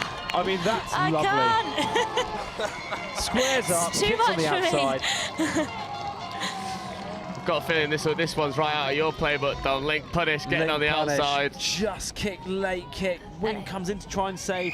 That is clearly down. Yeah. I'd love to see the defender. You see there, coaching point for anyone watching. He takes first, then comes backwards. Love to see the defender go a bit more laterally, forcing him back to the open side. But credit to the French play. Squared up, he kicked short side, created really good space for himself. They're going to try the same again here. Yeah, England. Into that 32. Are we going back? Oh, there we go. A bit of a hint of coming back to the open side. The And ref's what's seen happened? something there. Something's Touch and happened, pass, I'm not I sure. think. Forward Yeah. touch and pass. Oh, that gives the Again. French a buffer. That's a huge stop for the French there. Need a lot of pressure here in defence from England. Got to stop this momentum. Yeah, when we've spoken so Good much about touch. the roll ball, and at the moment, I'd say that the French are definitely doing that well. They're getting the ball down, they're getting the ball up. England are as well. So we're seeing some end-to-end touch. This set maybe a little bit slower, giving England a chance to set. Fifth, they've only got 1 up, forces the French back. That should be onto a 4-3, and that's hole 1. Oh, wow. And that is a great finish. The French have got their tails up for sure. Yeah, Alexander Lick going over for his second try of the game. He's got both of the two now. Here we go. Really nice scoop here, step back, and then just a good pump. Pump and yeah, In hole open side 1. releasing. Amazing. Nice. I'd love to see again a little bit more separation from the English. That open side stepping up to force the pass a little bit earlier. But these are very nuancy kind of things. I mean, general big picture, this is still a fantastic performance, and they're only going to learn so much from this. But they're so close to being so competitive. Compressing that short side again. Oh. Offside call there. Ball is down. The Back English to 1 lead. in it. 8 minutes, this deficit's 1. Theo Oxford again punishing on the short side. Great awareness there that player's offside and just going at the line. Yeah, Going the at ref's the line pointing, the there. ref's pointing, the ref's pointing. Good Ball awareness. down. Again, that's a hard skill. You're in the moment. You've got to listen. You've got to respond. You've got to get the information the referees are giving you and exploit it. And that's exactly what he's done there. This is really end-to-end now, starting to bubble into a very feisty affair. Oh, here we go. Can England get a stop and As you stay say, alive? this is where they need to That's your hold. They one. need to hold. Hold. So That's again, it's it. a really nice shape. I don't feel they need to bite in there, and that No. will come obviously with experience. But they're in a really nice defensive shape after that touch. You know, forcing the French to go away. That's their mid counties. They've had some success here, and they might have some more success again. Oh, no, no, it's a penalty. they're calling it back for a penalty. I said it's a penalty. But one referee's gone back to halfway. No, I think the ref. Or is it a score? I think score's been given. The ref's just stopped players. We've got an injured player down for England. But we'll have a look at this score, and again, it's just that middle quickie. Again, the 3 players so tight. I feel England need to come up with an answer to that quite quickly, you know, whether it's not necessarily going man on in that situation, whether it's getting the links more involved, whether it's trying to stay more compressed, but they just need to come up with some sort of answer for that French attack. I think we said it at half-time. We need to compress and force them to go long. Fire up from England. Fix. Oh, great read there by the French winger. Read. I was half expecting to see a phase there. Oh, God, could you imagine? Again, fire up again. Nice, good. Give Into early, space, give 3 early. on 2. That's the space out there. Great recovery from the French winger. That is a great touch there. Love that play from the English, though. Again, they're looking like they're going to find the line. They're going to that left edge. They're bringing it all the way back to the right side of the pitch, having a go at the line. It's good. It's really good. Trust it through the hands there, though. Yeah, and then absolutely. that makes that decision for that winger even harder. Into that 3 on 2. Can we just have a moment to appreciate 13-year-olds running a fire up, by the way, off the left hand. Left to right, fire up, pump. Here we go. It's verging on disgraceful. I was going to say. Yeah, Love this to see information is it. not confidence for us as we head into Beach in 2 weeks. So I feel enjoy it while it lasts is probably the comment that comes to And they mind. don't realise they're being called back here, so there'll be some celebrations. Yeah, touch and pass given in the midfield. England, Great 5 minutes to opportunity go. here. 5 minutes to go. 2 tries down. Need to reply almost immediately. And I was talking to Mark earlier, and they were saying that this division was so tight between England, Wales, and France. And France were quite often sitting at 3rd string in that trio. And to flip that on its head, be 2 tries to the good with 5 minutes to remain in the mixed 15s final. I mean, It's a good spot to be in, isn't it, so for the French? good. I mean, the competition is the best thing here, really, isn't it? Because again, going back to big picture, you got 13, 14, 15-year-olds, and anyone can beat anyone. Yeah. I And mean, just look at the maturity and the composure Teasing a to penalty pull out there. of the touch and go, by the way, sir, he's dropping early. Did you see it? That looks like a Jordan Medding play if you're watching Jordan. Yeah. Good on you. We'll get a big Can they scream use this of kill. at 6? That's good. Great start. Test the short side. Yeah. Seems like they're just hanging that male link really far out. Maybe looking to again. condition. Here we go, 32 That's on the out long, ball. on the long. outside, that's the end. That's the space. Yeah, what a finish! We're in for a Grand Slam finish. 4 minutes remaining, 1 try in it. Doesn't get more exciting than this. What more can you ask for? How good. 32 looks like they're going to run the short. Bang! Left foot step on the outside shoulder. Causes the indecision from the open side. Absolutely. Over the top. Great line from the long, and that link chopping a hole there to give the space for the winger. Really nice to see. Go. Oh. What is it? 4 minutes to go. England need to defend this out if they want to have a chance to make this go the distance to drop off. And that is down. He's calling We go him. again. He's calling him off. Again, great listening there from the French attack. Smart play.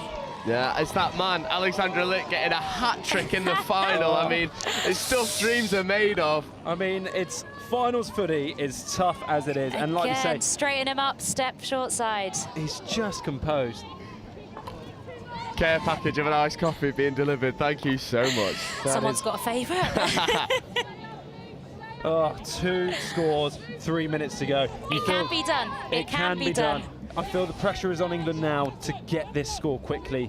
Gotta get a mid defensive stop and then get back up the field. So it's a big ask. It's possible, but can they do it? Left to right again. It's the same play. French have started a little bit wider. It's a slightly different. Oh, Oh, the right idea. It's where they've had some success, but it's just that final right idea, execution. just the execution Absolutely, there, isn't but it? again, they're seeing it. They're seeing the space. Great pressure on that first touch, though. I think Back it up, let's go. I think it's a good time to remind everyone as well that this is not the be-all and end-all, although it will feel like it. Then if you're looking as, you know, your 18s coaches for both France and England, you're sat here licking your lips going, it's well, I exciting. could pick from everyone on this pitch. And Yeah. regardless of the 100%. outcome, every single person can hold their head up high. They've shown that no matter the age, you can run intense Just a and showcase, fast. isn't it? Oh, Great defensive, really. Great defence there. I mean, looking at that, I mean, the attitude there to go. It's, you know, 3 minutes to go. We're 2 down. We'll go for it for our teammates. Great grind, great effort, putting their bodies on the line. I mean, that's the thing you're excited about, because you're like, the starting point from these players is phenomenal. Like you were saying, like, you'd be licking your lips going, yeah, here we go. We'll take all of these players into our squads, and the attitude is bang on. I'd be starting thinking about moving some of those 18s up. Pace. Oh, is that 6 again? Or is that not? No, No. they're saying ball down there. And you just feel like England are probably running out of time unless This is when they can force a turnover France here. can control this game now. You can. If you're in the French box, Yeah. you're calming it down. You want You're taking your time. You're not doing that. doing Come that. on. That is the lifeline that England needed. And if But they as can I say, create they something here, they give themselves a shot, but they've got to be quick. Again, what an experience to go through. You've got to manage this game now. Right, and it is managing the game from both sides, because here, the French, fine, give a penalty away, give another one away. That's going to eat 10, 20, 30 seconds off the clock, makes England's job even harder. If you're England, got to find the line here. got to find the line, dial up the speed, get a live play if you can, going up the line. Okay. Let's say. You've got to find the score, you've got to find it now. They've got to go. Compressing that defence. Absolutely. If I'm in England's box, I'm thinking live player, dive. go, If you're not going to go. dive, you're pinging this. Oh, That might be it. that could That be the might moment. be it. Well, I As mean, I say, France just need to complete this set of 6, Be get it up the composed. other end of the field. I mean, I don't. That is, to be fair, I like that. You got to go for it. You've got to go for it. If he takes that and scores, he's an absolute legend. Yeah. I love that. Keep doing that. Exactly that, and we're just coming up to 20 seconds remaining, and France are very And I would happy. still get out your half though, France. England, I would go. Keep doing that. You might get the ball back if you got 15 seconds. Don't. Oh, Just targeting Just the ball. being told there. Yeah. Oh, and England in the That's all box right. look gutted, but they should hold their head up high. What? Correct. What a game. Oh, there What is a nothing to game. be ashamed of from an England perspective. You left your heart and soul out there, but ultimately France come away with the victory. And this has just been an exhibition of junior touch and what you can achieve with good coaching, good squad, and belief more than anything. Belief in yourself as well, as there's only so much that coaching group can do. When you get into that final game, it's you on that field, and you need to back yourself and you need to back your squad, and it's just great to see that standard of touch. It's insane. I mean, if you're watching this back as an English fan or player, be so proud of what you've done. That is outstanding. If you're watching this back as a French fan, be excited for your future. That's a brilliant team. So everyone is really a winner here, is what we're saying. Although France won. Fair and square. That's what we're saying. Like you said, bigger picture. Yeah. What a place to be from the world of touch. I mean, what a game. Tactically, you know, technically, the attitude, just brilliant. Such a pleasure to be around. 100%, and if you're watching this, you need to get behind youth sport, because these 15-year-olds, and not all of them are 15, you know, you're talking about 11, 12, 13, 14 have shown that they can put on an absolute spectacle of a game when given structure, when given the opportunity. Yeah. And if you're watching this thinking, I'd like to get involved, well, just get down, because, I mean, why wouldn't you want to come? Why not? I mean, you learn so much. It's such good people. What a community. It's just, you'd be silly not to. Completely agree, and I think Richard's going to go over and try and grab someone for an interview. Don Tripp's got to run off, but thank you very much for joining us on comms. We'll catch you back in about 5 or 10 minutes. Just going to fulfill some coaching duties. It's going to say he wanted everywhere, isn't he? Yeah, of course he is. I mean, why not? I mean, right. I don't think Can't most stop people. him from talking, Yeah, I think can most you? people think he's Mr. England touch at this point. It's just Oh, I know. one of the I biggest know. names, and why wouldn't you want to take advantage of that? But what a game! Honestly. Everyone can be so proud of how they played. It was superb. So proud. Absolute pleasure to watch. And as you say, it's exciting that this is the under-15s. It's just, where do you build? How? Yeah, and it's you've gonna be. And I know for a fact that some of the guys on field right now, this is their first touch tournament, and Yep. to be able to go out, make a final, first of all, you've got to make it initially, and then to be able to perform in the way that they did, show everyone that you can play at such a high level. I mean, full credit to everyone on that pitch. England will be bitterly disappointed. And as you say, it's a 40-minute game, and both teams came back from behind. France just had that little extra in the tank at the end, but yeah, the mental strength to just keep fighting and to keep playing, it's just great to watch. And it sort of comes back to what we were saying at half-time. France are slow to get going, but once they do, I mean, you can't really stop them. No. There's a really nice blend in the French sides of a little bit of structure and then the flair Bit of jouet. on show. But we are going to take a very brief break whilst we wait. Oh, I think he's jogging over now. Oh, yeah, we spoke to him earlier. Coming back over, running back the interview for a second time. Oh, I mean, I'm going to take a 30-second break while they make their way over. Thank you very much for joining me on comms. No, thank you. Enjoy the rest of your day. I'll try. I don't think my voice is going to enjoy it that much. Well, if someone's supplying you with iced coffees, I think you're doing okay, aren't you? Yeah, 100%. 100%. Oh, papers going everywhere over here. Losing the team sheets. That's all right. If you pop those headphones on, you'll be able to hear yourself.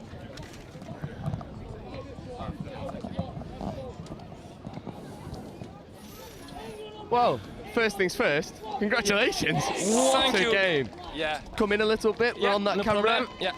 I mean, what a game. Superb. Down at half-time by 2 scores. Yeah. What did you say in the sub-box? Just take pleasure. Yeah. Do what they can. They know what to do. Okay, we fixed 2 or 3 things, but okay, they play with their heart. Yeah. And it made a difference. Yeah. You made such a difference in that game. I mean, well done. The scores were superb. Did you have the belief at half-time that you could overturn the 2-try deficit? I think yes, because during the first game against Wales, it was the same things about the score. Yeah. 4-2, and in the box we say like it is possible, and we know that. So we play like normal, but we try to play with the guys next to us. Yeah, and I think you worked the ball really well. Myself and Dom Tripp were talking at half-time saying, could pass around England more? Yeah. And then you did, and you found the extra space. Yes. So good. Did you identify that? Did you see it? Yes. We saw that the defense of England, the English team was very closed, and the extra space was on the opposite, on the winger. Yeah. So yes. Yeah. It was identified. But what we loved seeing was the use of the women in your team. I mean, Leah Martin Mendez Lopez, the big one. How useful is it to have women who can just unlock a defence with a single pass? Sorry, can you repeat? Yeah, so you've got Leah Martin Mendez Lopez, who threw the long ball in the first half to the wing. Yeah. I don't know many women at under 15s who can do that. How valuable is it to have that person? We know the strengths of all our players, and even the girls have good skills. So we work on it, and we try to put it in place during the game. Yeah, I mean, superb. I won't hold you for too long because my voice is hurting. I've got a headache. The pace was so fast. Congratulations to both of you. Thank you so much. And it's always a pleasure to win against English.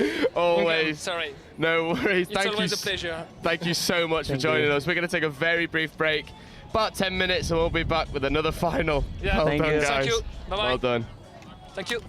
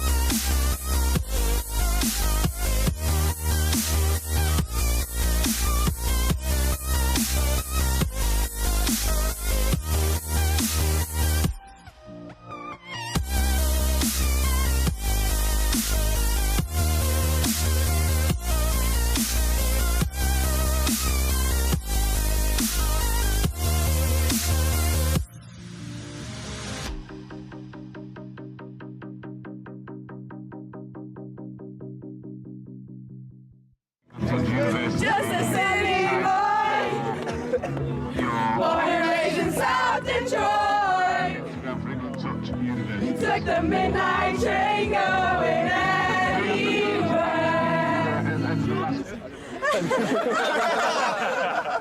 Oh, sport mode. That's how much I care about the threes. Even got to miss sport mode. We need to make sure that we're working on staying tight in D, and then when we're up there, we need to be a bit more organised. So 32 shorts, doing the quickies. I realise the camera's on me, so I'm trying to keep talking. We're keeping them in their half really well, so keep working hard because they're taking 4 touches, 5 touches to get down the line. Those last 2 scores have been exactly the same move. So just as soon as half gets hands on ball, eyes up, we've got to shut them down there. The other impact that it has is that you don't have an impact on the game because you're so far back, they can't hear you. If you're on or behind the line, yes, let's go, guys. Now we're in it. The all starts in the middle, okay? If we work hard, the links don't have to step up, okay? Yeah. You ready? Let's go. Hands in. Come on, Emma. Tight, tight, tight! Eyes up, pressure! Cheers to Bristol! Hip hip! Hip hip! Hip hip! One for the ref! Hip hip! One for us! Woo! I want for the ref! Hooray! So close. Go on, Darren! Act really casual.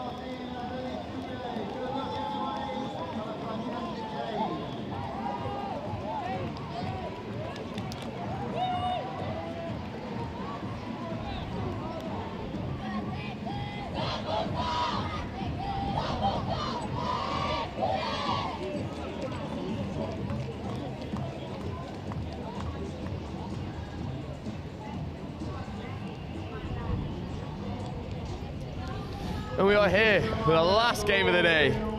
Girls 18s final. France versus England. We go again. Oh, yeah. It's like the old rivalry now. I know. Deja vu. Yeah, completely. And if it's anything like what we saw from the game prior, in the mixed 15s final, we're in for an absolute treat and a little bit more personal investment for me. Yeah, Love this. Number 1, Jessica Wright, younger sister. Jessica. Ever so proud she's got this far, and I know she'll leave her heart and soul out on the pitch. So, fully rooting for you, Jessica. You've done so well. Come on. Try not to sound too biased. I was going to say impartial apart from Jess. Yeah. As long as she gets her scores, she'll be all good. What position is she playing in today? Link. Okay. Number Nice. one to watch. Yeah, bread and butter's the link punish. There we go. Asked me a few months ago, she's like, I need one thing to score from religiously, one thing I can really get down. I was like, the way touch is going nowadays, you run that link punish, you'll be all good. You will like where you're going to be come the end of the Youth Atlantic Cup when you're going on to pitch 1. Yeah, 100%. And you know, VC, first time that she's had that level of responsibility, and I know she's taken it in her stride. It's brilliant. I actually heard her, again, not just because we're talking about her, I was in the box for one of their games yesterday, and she was just gunning around the girls, really getting the most out of them, leading by example, and she was resting. Yeah. You were there, just bringing such good energy, so I'm sure she's got a lot to be proud of this week. 100%. And France, you've got one over on England in the mixed 15s. We had an interview at the end, and the French coach was saying it's always good to get a win over England. So it is. But then what a privilege to be the ones to beat, eh? Yeah, exactly that. Exactly that. It's a reminder of the old Six Nations commercial where it was like, everyone said England, and it's like the question, who do you want to beat? Yeah, that's where we are. It's always England, especially now with a home nation in this cup, and France will want to take 2 gold medals away. England really up against it if they want to come against the victory, because it's a very well-drilled France side. It is. I think they've had the blessing of Pete Walters in their box as well, who knows a thing or two about touch. So the Mr. Touch. Yeah, Mr. Touch. Yeah. Yeah, Mr. Pete. I'm ashamed to say I didn't know his name for a long time other than Mr. Touch. So That's all you need to know. That's all you need to know. Everyone will know who you mean. But yeah, so like you said, well-drilled French side, but a well-drilled English side as well. So it'll be nice to see the balance again of that natural French flair and the ability to play versus probably the systems that England have put in place. And both building through the competition. Absolutely. So here we go. Stand by. Last game of the day. 40 minutes to go. I mean, Don't go anywhere. If it's anything like the first 3 games we've seen in finals, we're in for another treat. Yeah. My heart rate's high. Let's go. Yeah, Apple Watch telling you to take a seat. Take a breath, take a moment. Never. Good pressure for second touch there. Oh, that's a strong start. Strong start for England. I was going to say nervy start for France, but gives England that first sniff if they can get down to the line, with Iris getting onto the ball early, taking the team forwards. Good drive, good yards made. Good roll ball, Find your that's half. great. Small things, like we said, like you wouldn't imagine that this was youth touch, because some of the nuances in how they're playing is so strong. And Good composure and defence there from France. Here we go. And again, thinking of the long game, that's 6 touches. It's the furthest point of the pitch away from the French sub box. Good place They've to got to leave go it. the distance here. Yeah, and I know, speaking of Jess, they backed themselves to force turnovers. They back the physical conditioning of this team. They want to be able to kill the ball in the French half and then really put the squeeze on, trying to force the surrender of possession. That's a big touch on the wing. Hit, heavy hit, and that's, yeah. Too big? Too big. Too big. Nah, not for me. Not for me. Should do it again. Yeah, for me, that's perfect. The right side of the grey line. Exactly. France now trying to get some momentum going forward.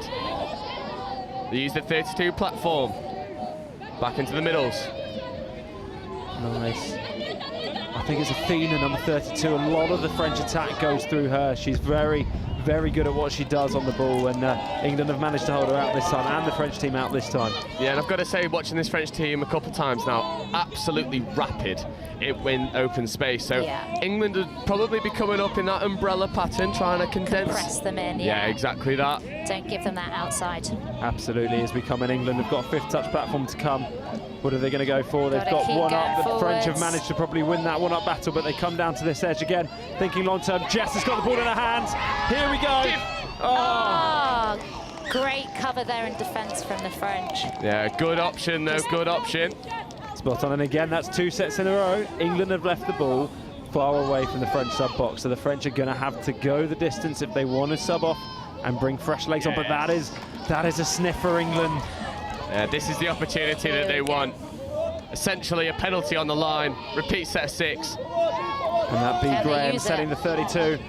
Here we come, and that's, but they've been given a second option, a lifeline. Oh, I've got to say that's one of my big bugbears in touch, overworking on first. I think that's fair. That is a coach killer. Take the ball down. Here we go, the Here we link are, punish. link That is punish. so, and that is You've jinxed it there, I feel. the curse of the commentator. I'll put my mic down, eh? Just finished the ice latte and come back in 2.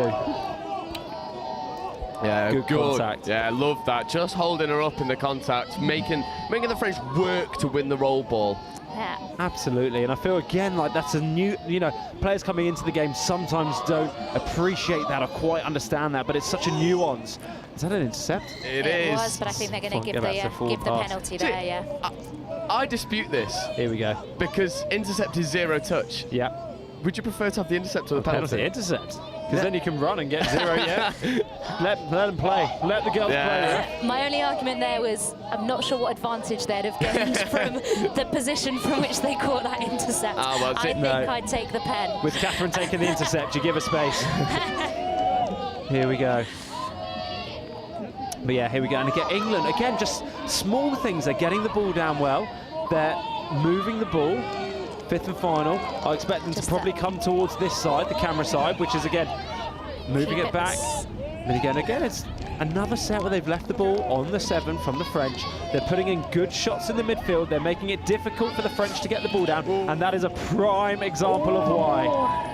England feel like they're settling into this game now. Yeah, they are. Clara on the ball has been key through the campaign, I think. Yeah, get her on the ball, get her going at the line. That's a great long ball out to Catherine, and that's probably the first time we've seen England get a platform and move the ball wide. It's in the locker.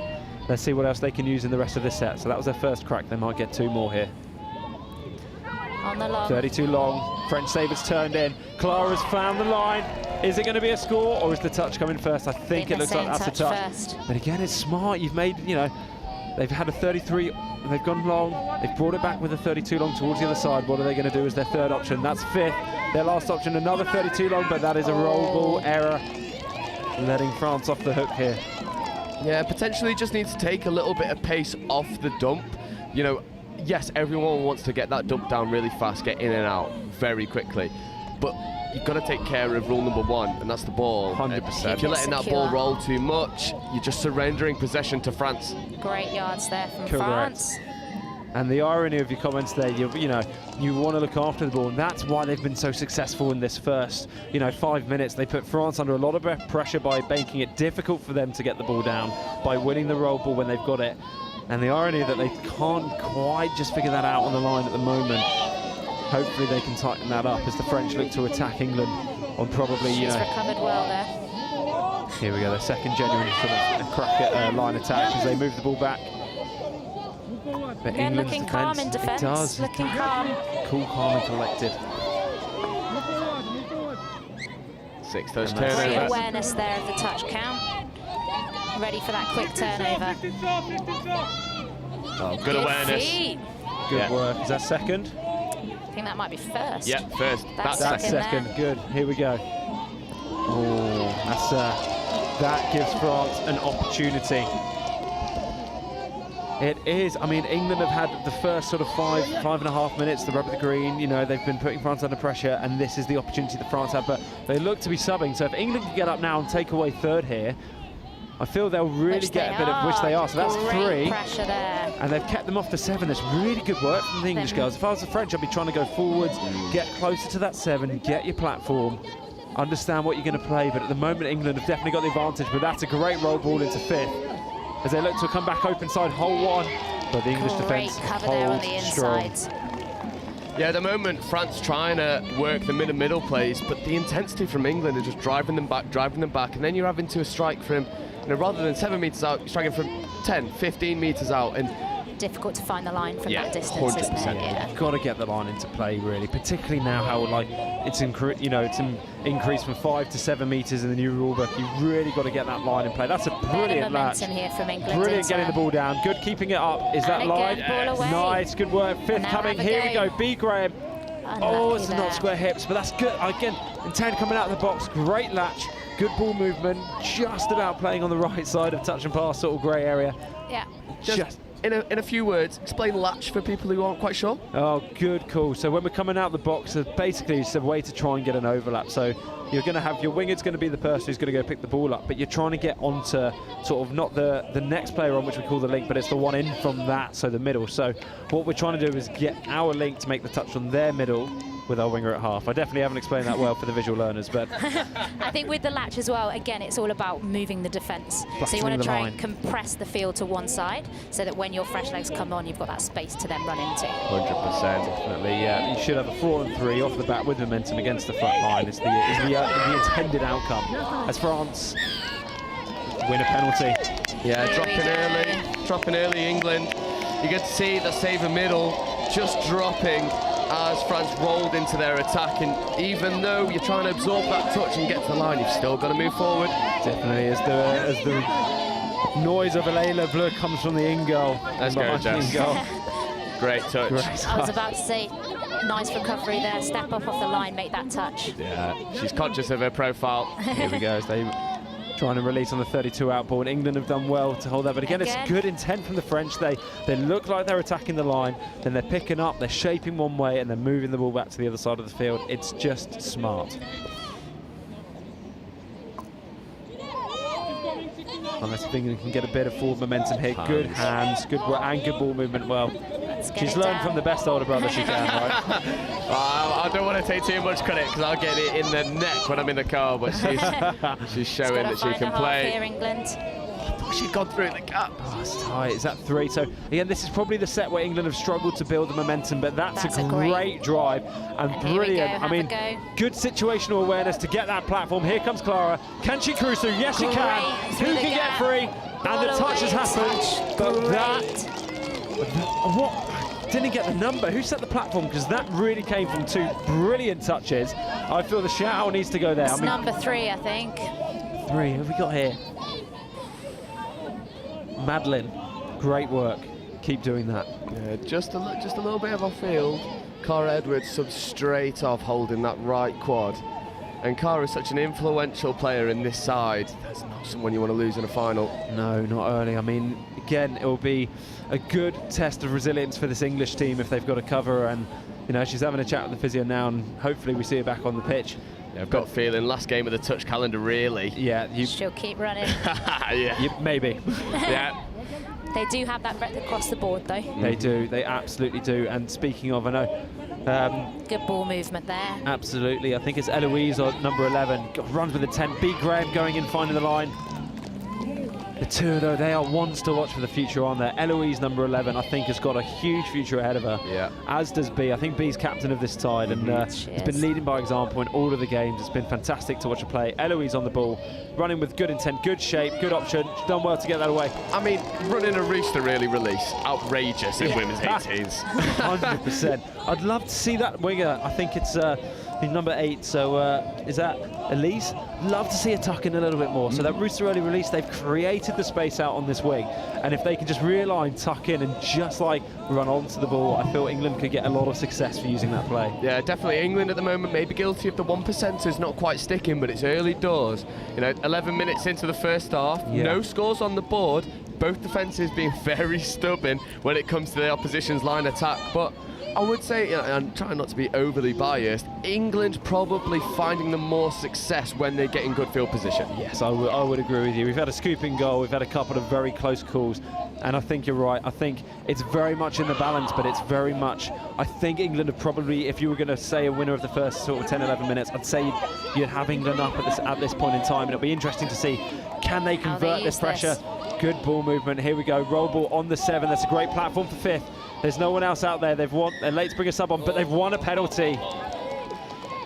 Very, very good play, an educated play. The composure just to go, aren't you dropping early, pal? Yeah, on 5th, I think we'll have 6 more. Let's see them use this set now. Here we go. So here's just sweeper play. A little bit lateral, but that's all right. Again, you've got your read on the French. They're tight. Here we go. Danger play. Jess on the punish. We spoke about it before the game, and what's about to be the call here? Third touch. But again, they've compressed this field, so let's see if they can use the space they've created out to the Correct. right. It's so compressed on the left. If they can get the ball down quickly, if Iris gets the ball back here, she's in a lot of space. Give it back. Oh, that's a tricky one. If she can just square her hips up a little bit, that's definitely where the space is. Yeah. It was on. It looked like the try line was begging, but the hips just aren't square at the base of the rock. Oh, and again, that's good. Again, it's good play from England, and because of the sustained pressure, it's earned another 6. You'd love to see this pressure turn into some sort of change on the scoreboard, but again, you don't want to force it. You want to play free. You want to stick to your process. Get the ball on the 7. Let your players have a go. Again, you want to see them get themselves up to the 7 here, have a crack at the line. Here we go, and that's just sweeper play. France haven't really got pre-touch here. They've gone wing early, and the touch is in.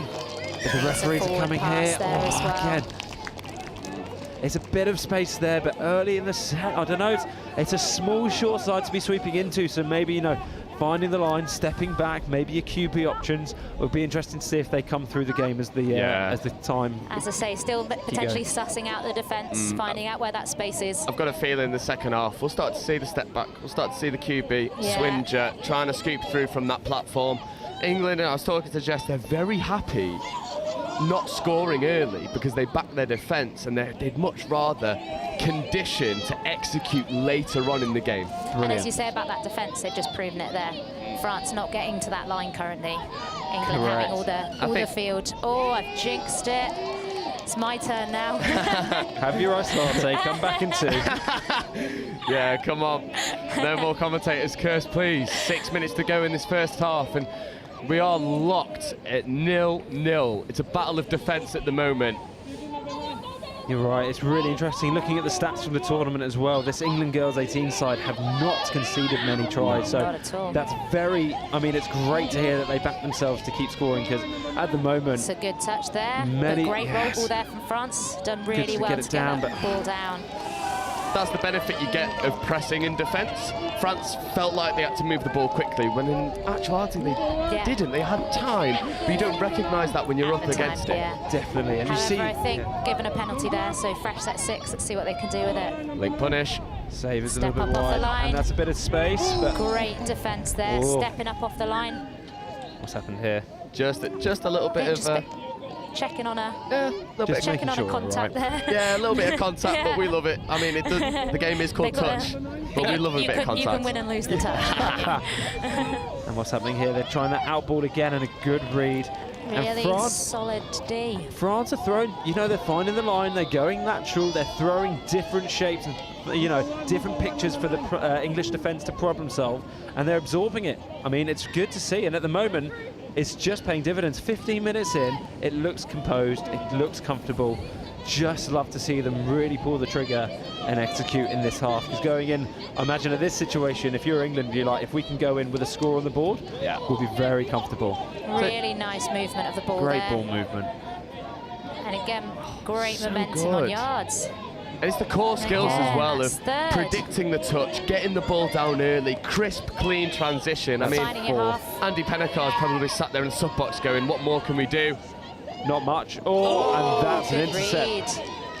Good feed. Great feed. Touch 0, so this will be first coming. But again, good pressure there. Again, Up just in twos from England. Yeah, staying connected. It's what you want. You want 6 players in defence, understanding their roles, moving in unison. Even if you're shooting in 2s or 3s, it's together, it's connected. It's hard for teams to break down. We spoke in the last game about teams getting frustrated if they're not getting over the line, and I feel like that's exactly where we're living at the moment between France and England. Yeah, completely agree. Just imagine for a moment that we do go into half-time 0-0. Obviously, there's still plenty of time for scores to get on the board. Who's going to be happy with that? Good question. I think you'd have to say France would be happier with that as an outcome from the first half. But I think Dom said it already, like, you know what you can do based on the experience that you've got through the tournament. And so far, England know that they can build throughout the game, and they know that they can get scores on the board. So yeah, I was going to say, well, do England go happy? Because I was going to say the same thing and say, actually, France be happy because they're there or thereabouts. But as you said, if England back their second half performances, maybe they go into half-time and your message from the coaches, we're exactly where we want to be. Yeah. We've done what we said we were going to do. We've defended hard. We've left the ball down on the 7 more often than not. We've had a couple of mistakes creep in the last sort of 6 or 7 minutes, but actually... Oh, good pace there. Great recovery from the French defender. I think there's something to be said as well from the English coaching staff. You probably are happy with what you've seen, because you sort of have France. Oh, lovely! Can she cruise through? Can she? I think the touch has happened. Good covering touch there. Brilliant response. They need to. When you get in goal there, you've got more time than you realise. I think England need to start looking for that option 1 out, because France are just recovering so well to cover those first spaces. For me, when you scoop through, it's very easy to buy the first option, and I think the scooping player, I understand it's a final, emotions are high, but just that extra second of composure, just to pick good options, allows the supporting players to find space, which is the most important thing, because at the moment the supporting players are being crowded out by the French defence. Absolutely, it's like bees to a hive. It's like we're going straight in, whereas actually you want to give that half space to run and get yourself free. Particularly if it's a Dow House honey hive. Honestly, I can't escape the Dow House honey. Actually, can't. It's everywhere. It's including my cupboard. I think that's a slightly harsh call. Stay composed here. English player was called offside. She retreats to go back, and then it seems like the hand signal was dropping early. This is big here. Can English defence hold out. Great touch. There's a minute to go.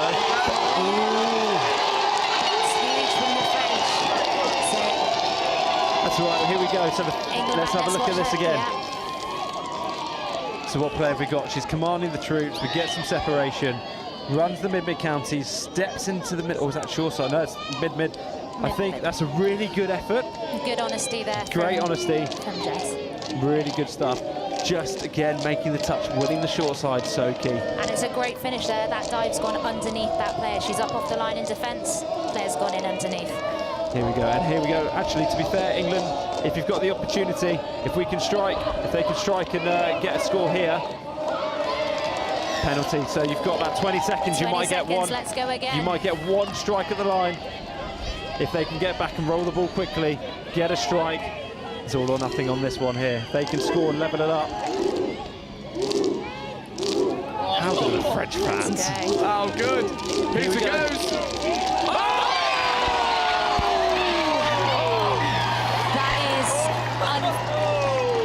Unfortunate there for that French defender, but what a way to finish that first half. Oh, the dummy pump says bye to the defence. Sit down. Oh my. I was thinking England were going to go in a try down, but no, right on the hooter. I was preparing the answer to your questions about the coaches' comments, and now it's changed.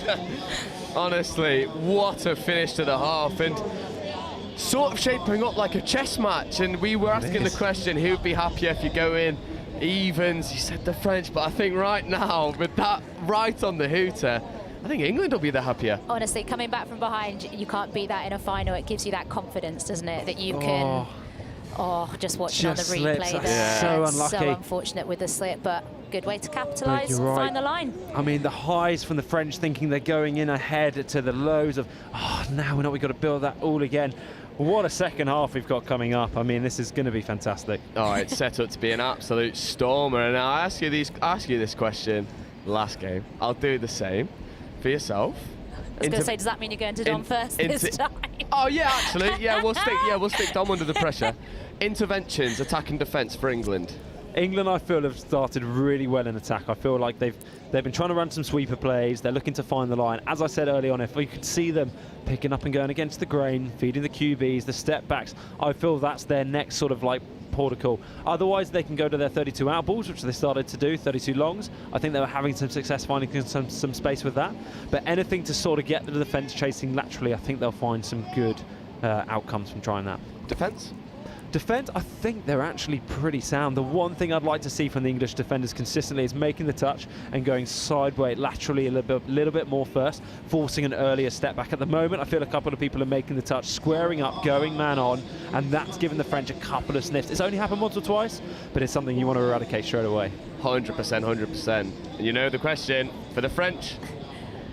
I was going to say, and not just because I'm English, I think the fix for the French in attack is slightly more challenging because of that pressure on their driving from England. They need to find a way to get that ball away around that shooting English defence. However, we know that they've got that flair. We know that they can do it. So if they can kind of get that momentum going forward, then it's anybody's game, I think. Yeah, and for the vast majority of that half, the French defence was superb. I mean, a lot of last-ditch touches, but touches nonetheless. They're getting them in there. You know, Dom's suggesting that England move back against the grain and use their variations from things like the sweeper platforms. If that starts to happen, how would you fix that from a French perspective? From a French perspective, I mean, we haven't seen them try and defend it yet. They might have it. They might have it in the back. As I say, they just need good pre-touch and stepping up early and trying to make those reads, put pressure on the England players as they pick up against the grain. Yeah, completely agree. And I've got a feeling this second half is going to start to open up. Because both defences have been, so positive, really getting up, putting the pressure on. But England forcing more turnovers and then subsequently having more possession, I've got a feeling you're going to see England start to build that pressure and then start to capitalise on it. Definitely, and as the game goes on, I mean, defending for the majority of the time, or the majority of the half on your line, it's hard work. I mean, an attack, particularly at the moment with the way the game's going, it's a lot more stand pass, defence, you're moving around a lot more. So that will naturally have its kind of wear and tear on the French bodies in the first 20 minutes, and you should see a couple of mistakes, a couple of people maybe just being a little bit more fatigued, creeping in from the French side, and actually England might get some success. I mean, we've seen them scoop through in goal twice. You know, it'll be interesting to see if England can get that out of their box coming on in the second half. And I was going to say, I think we keep forgetting because of the standard, it is under 18s, and actually mentally, it's who can be strong when the pressure's on, which is going to be in the second half. So it's exciting. Yeah, I think there's a big thing to be said about the mental toughness of these two sides, because the two have such a dominant defensive showing for both sides. If scores start to creep in, that could then increase the doubt, and it's about backing your ability, backing the defensive system more than anything. And what you've done to get to the final in the first place. Exactly, exactly. You know you got it. This one's put right on a knife edge. England will have the tap off in the second half. I think kept something in the bank for the tap off in the final. What are we going to see here? I hope so. What are we saying? Brave call from either of you. Do they go and score off the tap off? Yeah. Yeah. Dom's backing it. Yeah, strike pod on. Yeah, we're backing it. Cara Edwards on the ball. Yeah, cries of come on England, come on now. Last half of the day, last half of the tournament, let's finish on a high. England 1, France 1. Great yards there off of 2. Whip it to the wing early doors. Here we go. Ooh, here we go. Here we On go. the sweep, on the Going line. back short side, Close. Oh, it looked like hole one might have been open there. That's kind of like putting my money where my mouth is. I feel like that might have been it. Got another crack at the line though. Yeah, that's a really good, fast and 10 on the ball. Yes! Ice latte for Dom. Yeah, commentator's curse coming full circle. Ice vanilla latte, no? Is it really? That's my order too. Go on. I've just been dumped in it. Here we go. Good. Is that ML snapback? Whack. What a finish, reaching for the line. Stretch, and what a start for England. I mean, having taken 19 minutes and 55 seconds for your first score, scoring in the first 40 seconds of the second half is a great confidence booster. Well, 2 tries in a minute, really. Yeah. Superb play. Defence here is key. Can they hold them out? But look at England getting up, putting the press on. Is that fifth? Got to go short side here. Yeah, they force them. That's nice. That's good connection. Good pressure. Yeah, that's what we want to see, and that's what the English girls are so good at, is moving as a 6 and forcing the French to go back. Almost like you're on a string. Oh, exactly that. And again, I think still a little bit of space for the touches to start to win the short side before Really getting nice on yards side. there. But it's getting there. Needs a teammate. Oh, that's just coming unstuck in the transition. Players trying to get off the pitch, tired legs, forgetting about the ball. That's rule 1. Can't forget about the ball. France will take 2 touches up the box, get the fresh legs on. 100%. If England can kind of just hold them here, that's 3rd touch. So France looking like they're only going to get 1 strike of the line. That's 4th. Good Can they stay touch connected for 5th? And what are France going to do to try and break this English line? Great Looks like a separation 32 there in the rooster. middles. And that's 6. That is great awareness to shut that there. Looking for the phase, looking for the phase. Interesting. It's not something you see in adult club rugby, let alone junior. That could be a sign of things to come. High touch, not necessarily a lot of force in it, but on the base of the chin. Yeah. Hard touch always given, and England will have a relatively easy out. Yeah, from what looked like a potential sticky situation, that's first. Coming into second, I mean, they're going to break their turn on 3, so you'd feel like they're going to have a good platform coming out of the box here if they can leave it. And I think we're going to be called back through for the mark there. Yeah, just an extra step through the contact. Yeah, that's 2 errors in a row, England trying to get out of their own half, so they've given France a sniff here. In defence. That's an amazing dump. See, that's the touch that you will overstep. To be able to predict it, get the ball down. So impressive for people of such a young age. Oh, and the pressure from the wing, you've got to get out. Get back. Go back out. Here we go. Onto the short side, forced to step back. Good defence, brilliant defence. Nice defence. So important there that the link gets off the line to make the touch, because if her feet are on the line as the ball gets grounded, refs are more than happy to award the score. Absolutely, and I think that's 6. Oh no. Yeah. Oh, what's happening here? Oh, it was 6, but there's an offside penalty. Oh, subbing is interesting. Back on. Take it for the team. Great decision, Anna. Here we go, and that's back to the short side, and France have given England a lifeline. Composure, really important to get out of our half nice and clean. I think here we've had a couple of players come early. which means that She's England might have wings to run offside there, backwards I to go on. Surely wings offside there. Not called. England have to react. Ooh, good hands. Kept him alive. Oh, so good. Here we go. Good scoop from B, and that's half court, I think. No, playing on.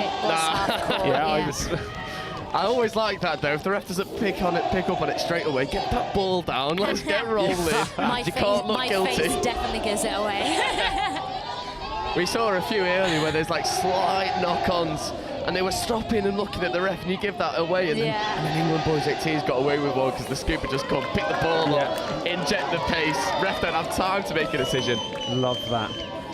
Let it play. Play to the whistle. That's like rule number 1 of learning sport. Just keep playing till the whistle blows. So here we go. Good ball move. Oh, if they can get a little bit of full momentum here, get the ball down, attack the toucher. Good. Ooh. Good hands. Oh, I thought she caught that, but the ref has said otherwise. Or is that a full pass? It's a full pass. Referees becoming stricter and stricter the longer this game goes on. I mean, again, I think England have probably gone, well, since their score in the first tap-off, they haven't really had a sniff at France's line here, have they? No. It's all been France, it's all been in this half. England are riding the pressure, but you can only ride it for so long, I feel. I feel like England really need to focus on their exits. Oh, good defence. Good defence there. Really Very good cover. defence. Right, if you're in the box but here. again, it's getting out of their half now, isn't it? You've got to go the distance. To get out of their half. You've got to leave it down on their scoreline. You've got to make France go the distance. Make them run. Really nice yards there. Good. And again, I feel like England, again, maybe a little thing. You've got a couple of players subbing early, which doesn't give too many inside options, and then we're having to run backwards to sub on, and that leads to mistakes like we've just seen. So if I was in England's box, I'd be saying, just hold, you know. Either come, you know, maybe one early, but we've got to stay and make sure, like you said, the first important thing is the ball. We've got to move the ball up and look after the ball. And at the moment, France on the transition defence is sending single shooters up England's box side. I wonder if someone can stay with a check off to create some separation. Correct. And that is a great touch there. Really as nice cover, the because that was speed. great pace from the French coming off the pass speed. there. Here we go, mid counties. No, it's a sweeper, and haven't threatened the line. So again, England again off the hook. I'd love to see them exit here. Love to see them leave the ball down on France's scoreline. Is there something to be said, and I know obviously it would demand a lot, is there something to be said of a pod that is just subbed on, driving up the field as they are? Here we go! And she keep going.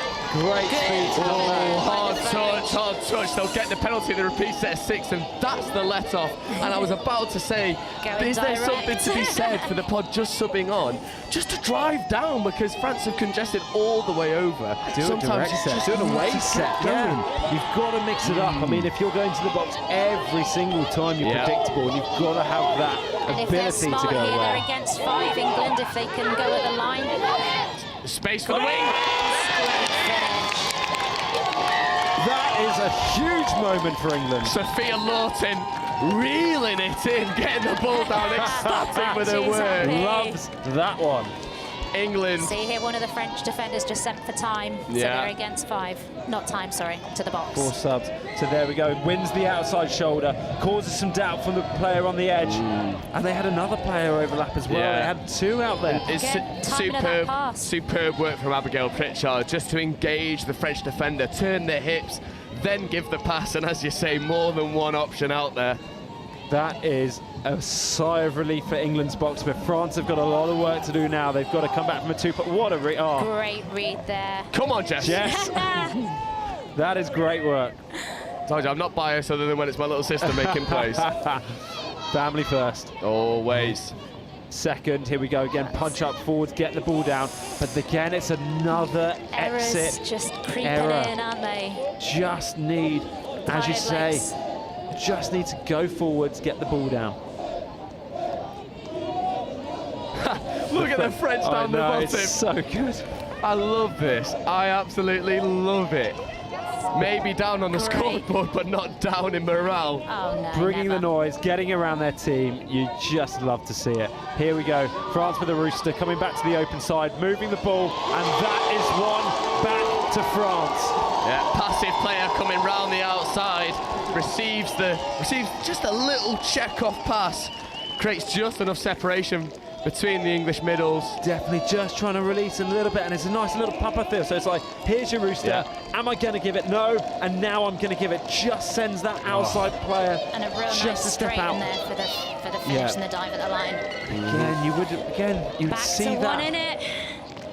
You wouldn't expect to be seeing this from recent years of like the Youth Atlantic Cup or, you know, JTC. It's just so good to see players with this skill. Oh, lovely good cut. Speed into that. Here we go. Good momentum.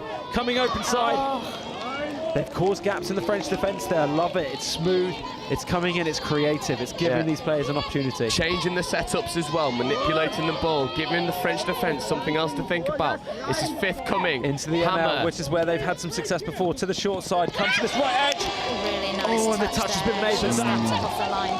Don't mind that at all. What a left to right as well. Hits the ML, the hammer, some people call it. Middle. That's a link coming in. There's a live player. Getting around, they're moving it to an edge. They're asking good questions of the French defence. 100%. And now England trying to put the squeeze on, and France have been able to do to them. Good touch. Nothing hard in that. Great just winning touch. the ruck. Look at this pressure. And that's great touch pressure. there. So that's, if England can press up here. Oh, lovely pressure. Superb result. So many teams talk about winning the midfield. If you win the midfield, you put yourself in a position to win the game. And that is, I feel like, England in the last 3 to 4 minutes in particular have just started to dial up, whether consciously or subconsciously. That's where they're getting some success. Again, here we want to see them get to that 7 to have a good attacking chance at the line, though. Link punish for Jess. Good recycle. Back. Don't mind that. Again, you've compressed them. There's 5 French players in quite a tight space here. So there is space on an edge. Here we go, 32. Is it an out ball? It is. 32 long. Space there. Is it down? I think it is. It's down. Good control there from Clara as well. You see her call it. No, back down for a 32 on the left for me, please. Clara, take a bow. Yeah, it's just the composure from England. Over there. You see her pointing. Sabre's turned in. Outside. Wins the outside shoulder. Link tries to make an effort. What a dive. Full outstretch. Ball on the line. That is just brilliant to see. It's absolutely fantastic. Yeah, and starting to show the variation as well. In the first half, running the short, early release. Instead, send the long. Definitely, and like we exactly that. It's just nice to see them expand out the playbook, but France have managed to get one back in. Really good honesty there. Right. I mean, the sport is built on honesty, and that is, I mean, you've got to commend that. Love that. From again, she's in the right position, isn't she? She obviously just misses it. Yeah, ball's always down. Good on her, and that brings the score difference back to 1. Keeping it exciting. Here we go. What can England do here?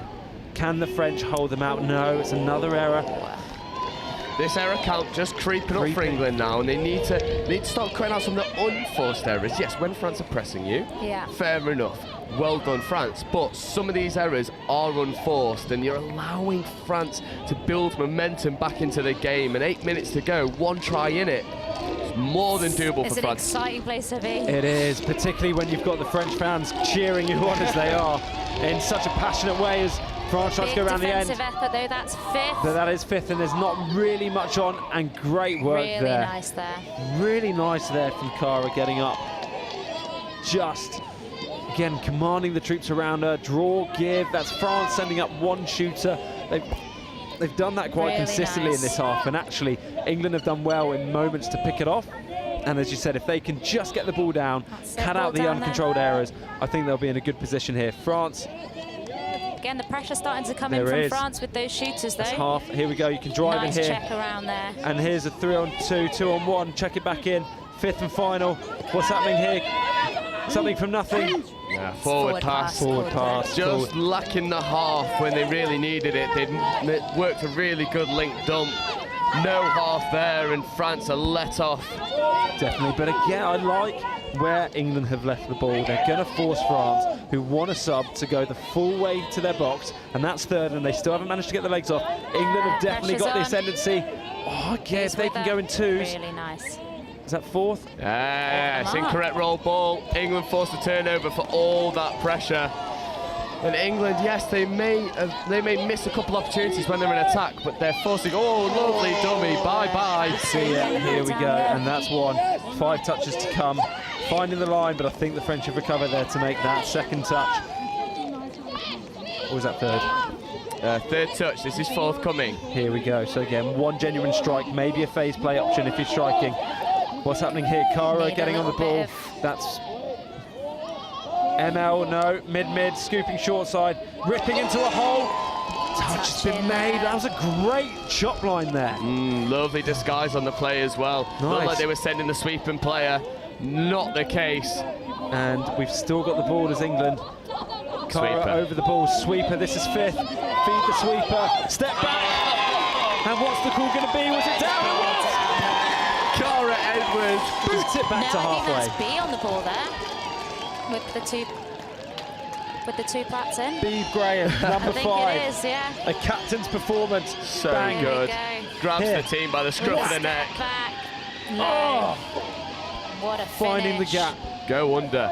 And I'll tell you what, with just over 5 minutes to play, that gives a little bit of breathing space to the English team.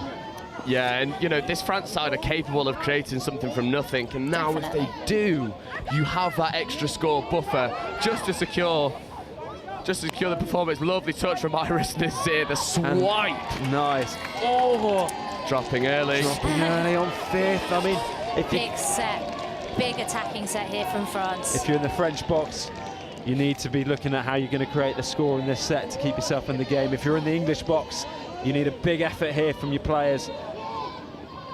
Really good recovery there. Nice. I'd just like to see Iris just making the touch with her right hand there, trying to protect the short side, forcing the French back to the open side, but she's done well to recover and make that. And England are pushing them off the 7, although France have done well. Link punish.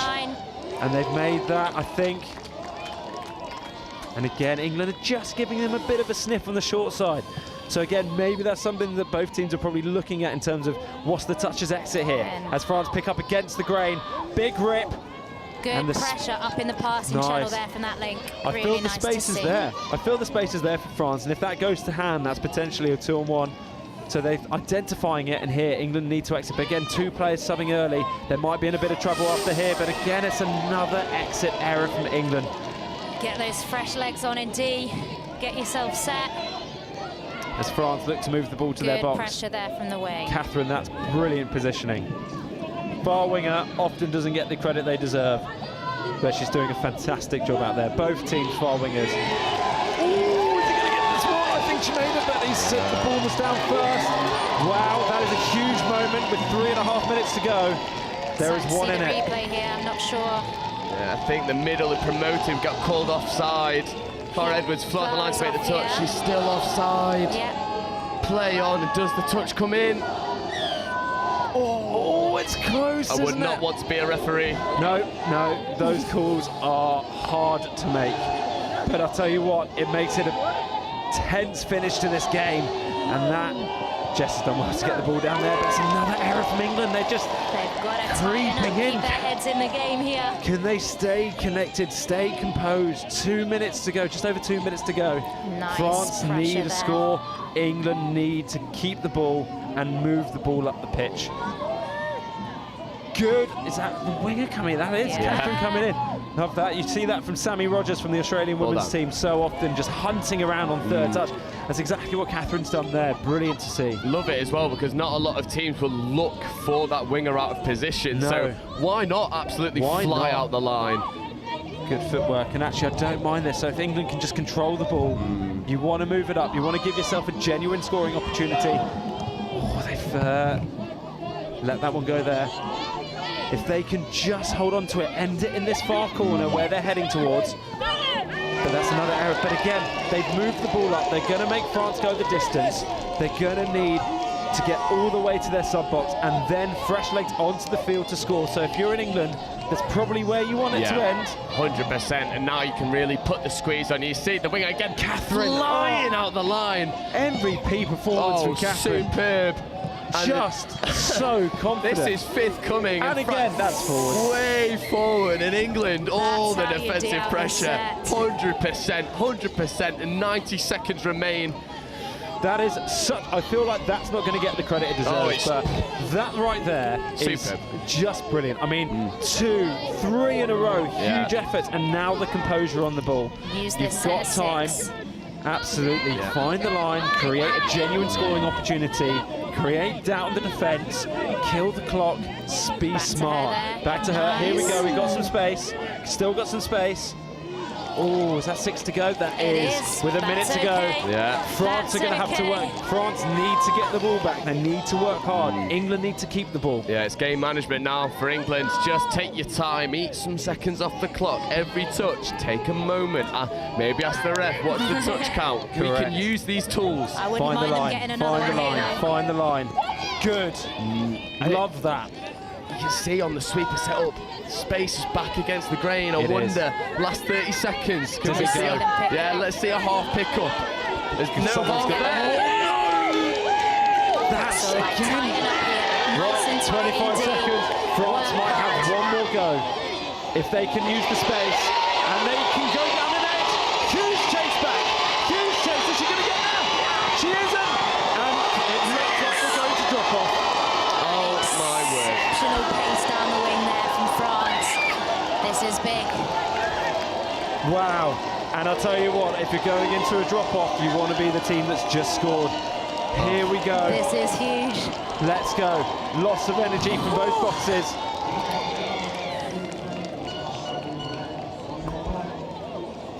We're just watching this replay. We're watching that pace down the wing. What a way to come back into a drop-off. You said you wanted another one. Not with your sister in I'm not sure how much I want it now. It's here now. Here One we for the spectators. Yeah, and just to remind everyone, our drop-off works 2 minutes a time, 4 aside. If we're even at the end of those 2 minutes, we go to 3 aside. Golden score. So it is a real nail biter. It's exciting stuff. It is exciting. I'm trying to mean that. I'm trying. Yeah, I'm trying to sound too nervous at the same time. Come on, here we go. What do we got? You've got the tap off. You've got the advantage. Can they stay composed? Can they create the score? This is anyone's game. This is anyone's game.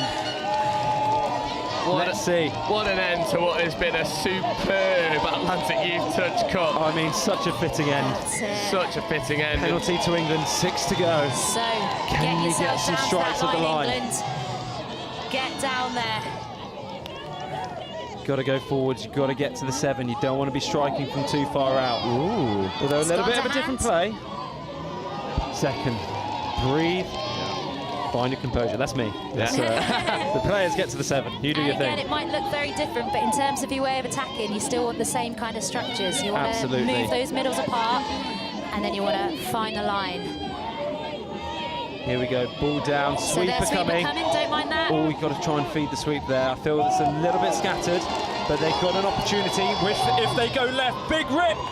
Oh, good recovery there from France. French defence. They've pretty much used a minute. The French have got a minute to take the ball down. I feel like if they can. That pressure from England that we've seen in defence the whole time, they need to find that now. England without their key winger, Catherine, out there, who's done such hard work around third, which means that England are going to have to step up against fresh legs coming onto the field, and we know how quick the French can be. Good touch there from number 10. Step up again, pressure on. 5th from 4. Here we go. There's some space, and that's a touch and pass. Really nice defence there. Ball good solid touches with England. there. 30 seconds to go until we're down to 3, so I feel like England might end up attacking with 3 players on the field, although they only have 3 players on at the moment, and they are quite fatigued. Legs are heavy. We need some fresh to go legs. Forwards. We need to move the ball forwards. Great work. Here we go. There's some space right there. Can she go? Go the distance. Eloise, number 11. Oh my goodness. Oh, round the outside of the French defence. That's it. What a finish there from England. You cannot write this. France didn't ask to take it to drop off and then save again. That pace. I can't cope. Eloise! Oh my word, the pace around the outside. What a way to end it in England. Jubilant scenes. Oh my goodness. The 3rd drop-off of the finals day. Oh my gosh. I don't think my nerves can take anymore. I mean, you look, again, we're thinking big picture, we're thinking these are young athletes coming up, you've got a range of ages. What an experience to go through from both sides, you know. The French girls have fought so hard, they've turned around a huge, I think England nilled them yesterday. It must have been like, you know, it was a huge score result, so to take it from that to a drop-off, absolutely commendable. And the way that they've handled themselves, they scored in the last minute of the game to take it to drop-off. I mean, and you can see them celebrating now at the back. They're so happy, and what a way. Just fantastic, and they should be so proud. And Link, as should the English girls. I mean, it looks like it's all been ended in great spirit. What an experience to be a part of. They should look forward to watching this back and both teams being so proud of what they've done. I mean, what an exhibition of women's sport. Come on, like, what more can you ask for? You had a last-minute try in a normal time, last-minute try in drop-off as well. I mean, if you literally could not write it. You couldn't. And it looks so good. I mean, you would not think that this is youth touch. I mean, some of the tactics and the bits going on are just absolutely fantastic. As Jess is joining everyone. I think he might have. What? Oh my gosh. So good. Well, so good. Well done. Oh, the scenes on the field as well. Oh, do you want this one? You good there? Take a deep breath. Take a deep breath. There we go. Oh, amazing. I've got to say, I'm a little bit choked up. I'm a little bit choked up. It's been such a pleasure. I mean, what was said at half-time, because you got the score right at the end. We're going to have to do something a little bit professional now. What was said at half-time, you got the equalising score. I mean, were you happy with the first half performance? Deep breaths, you got it. Yeah, we were happy with the first half. We did really well. I think we were a little bit panicky just because of the amount of people watching and lots of French supporters as well. It does kind of get in your head sometimes, but we did really well. We just said, be patient, do our stuff. We beat these, I think 7-0 yesterday, and we just said, just do exactly what we did yesterday and keep working through it. Yeah, and you could see in this, I mean, you got the try early doors in the second half that really sort of set the tone for the rest of the game. Did you always have the confidence you were going to go and win that? Yeah, we did. Yeah, we did. We just decided to back ourselves. We knew we could do it. It's just the amount of pressure and energy. No Link punish for yourself? No. I tried. Missed the line a little bit, so we decided probably wasn't on. Squeeze a little bit over. We're joined by coach as well, Andy Pennicoll. We're in that camera right there, Andy. Oh, hello. What was said at half-time, because that performance was electric in the second half? What was said at half-time? I mean, we just had to try and calm it down a bit in the box and just try and get everyone to be a bit more level-headed and just watch what we were doing on the ball. There was a lot of checking off or trying to check off in the first half, and we just had to get them to initiate the touches and sort of start getting back into the game. Yeah, 100%. And then when it went to drop off, what was being said? Was it just, look, we need to stick to our structures, we need to keep doing what we're doing, or was it, by any means, go out there and win it? It was go out there and win it. They knew what they had to do. We'd lost one of our players who was part of our key setup for the drop-off. So it was go out and win it, and we did. Well, how are you feeling? So relieved. Oh my God. So relieved. Yeah, it's superb. I mean, you really couldn't ask for anything else, and what an exhibition of women's sport, first and foremost, showing that everyone can play. That's the lip. That's the one. That's the one. You're like old school golf commentators. Right to the lip. That's the one. But what a way to finish the day. I mean, we were talking to Jess. Jess said, did beat France 7-0 yesterday, so there's the confidence there. Were you surprised at how they came back? Very surprised, yeah. I think for me with that, it's you can never tell. So as we know very well from last year, we went down to drop off with the Welsh team, and this year again with the French team. I just hope it doesn't become a habit.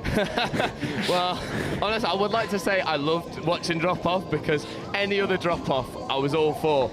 Not that one. I wanted the result wrapped up as quickly as possible. We got there in the end, and very well done to the both of you. I'll let you celebrate with your team. But thanks very much. Superb stuff. What a way to end. It's been an amazing tournament.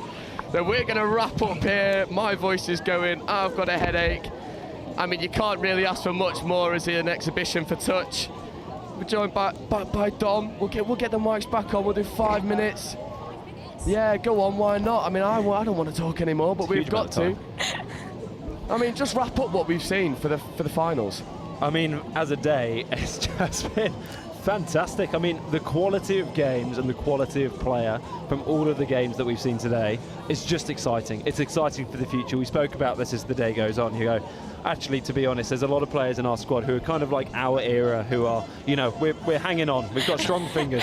We're not going to be in there much longer, that's for sure. Our fingers are definitely not strong enough, having watched the games today. I mean, the future's bright from all countries, not just England, but you look at that and you're like, there's tactical changes, there's real good technical skills, there's great attitudes, great people, great coaches around. It's just an exciting place to be. And also, I think difficult when you're invested, but that's what finals footy is, isn't it? As if we've had that many drop-offs in the last day. I can't believe it's it. Insane. Could not write it. And I think touches as a whole is levelling up.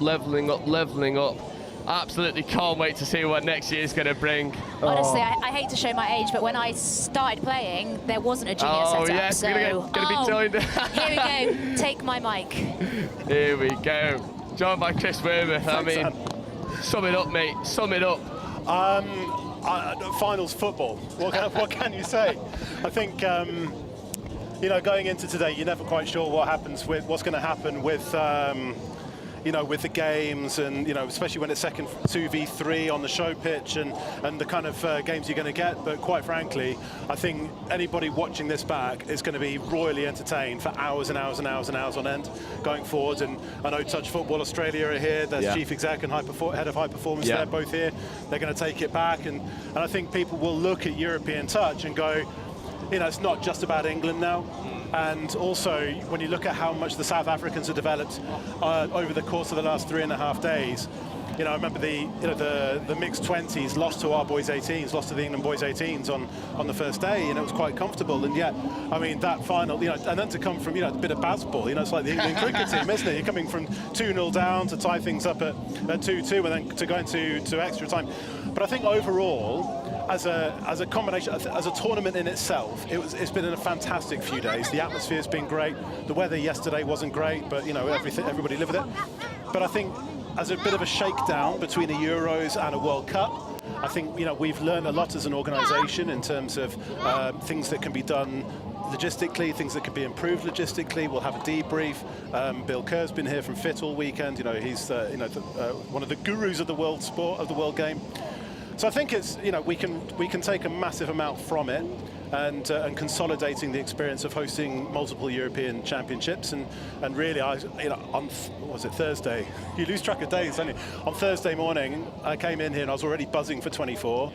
In terms of seeing all the world flags and so on. And at the end of the weekend, I'm even more buzzing because I think we've got the potential to have a fantastic World Cup here at Highfield Sports Complex next year. Yeah, definitely. And I think there's something to be said about the talent pool at the moment for England. It's so deep, so wide, able to flesh out a squad for every single age group available right now. I would not want to be a coach.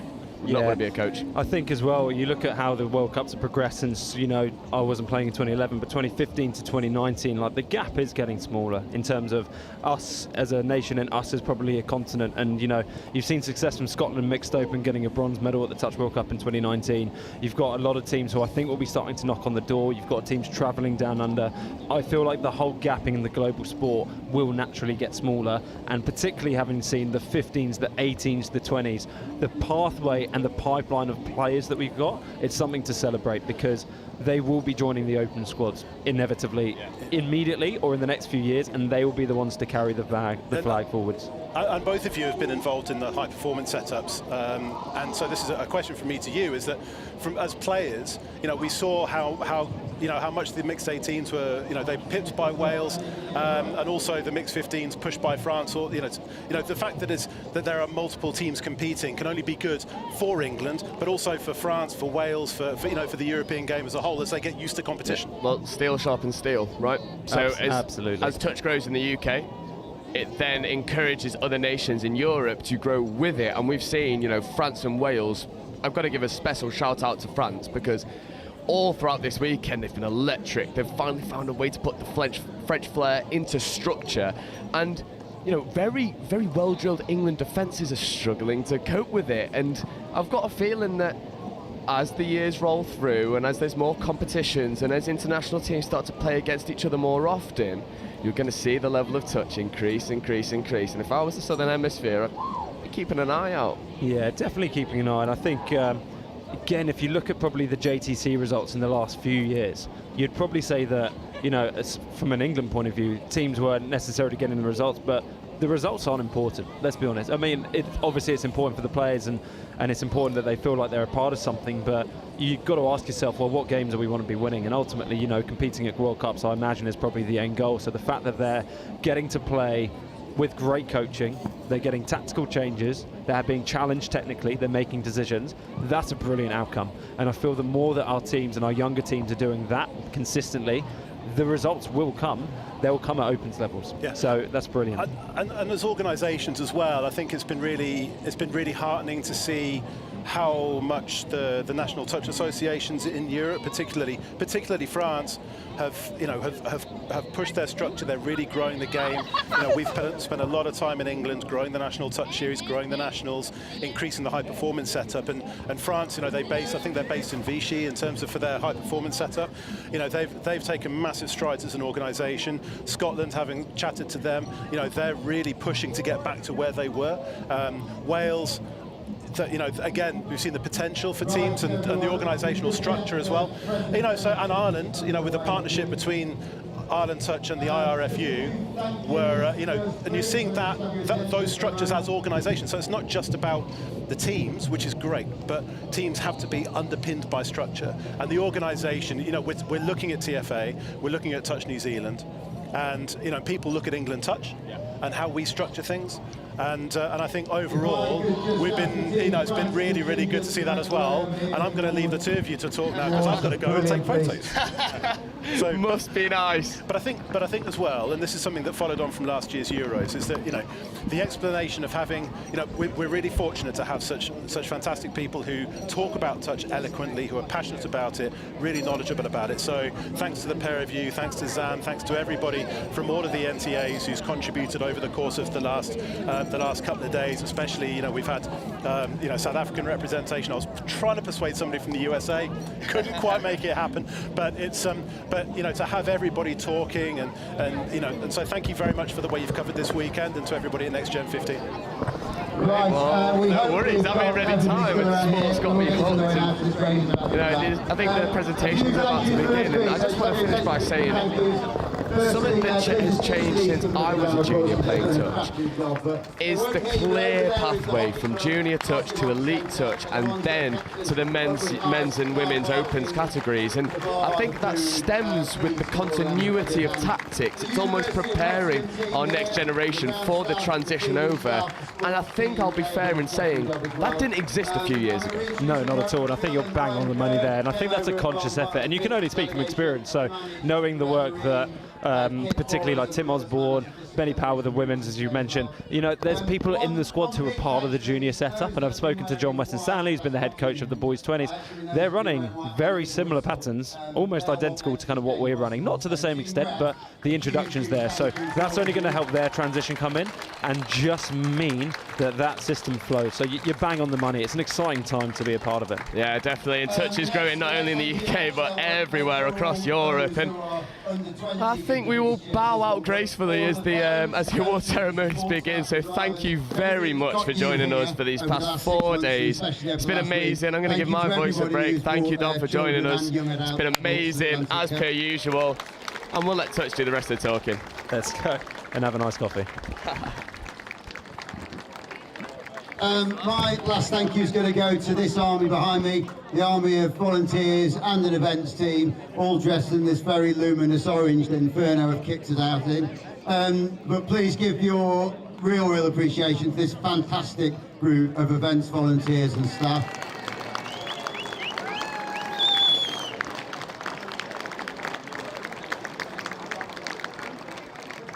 And we did this last year for the Euros, we did it again this time. We've had a little bit of a vote internally on who our volunteers of the week are going to be, so don't wander off, get back over there, you lots. So we came to a tie, so we're going to give it to two of them together. There's a bit of disappointment in their household, so hopefully this will cheer them up a little bit when they get home. I apologise to Theo and Isaac, but the volunteers of the week are Sam and Laura. So a big shout out to the volunteers. These are the people that make it all happen for us at every event. And Theo and Isaac, that is Theo and their Laura Atlantic get the football, plaudits. not yours.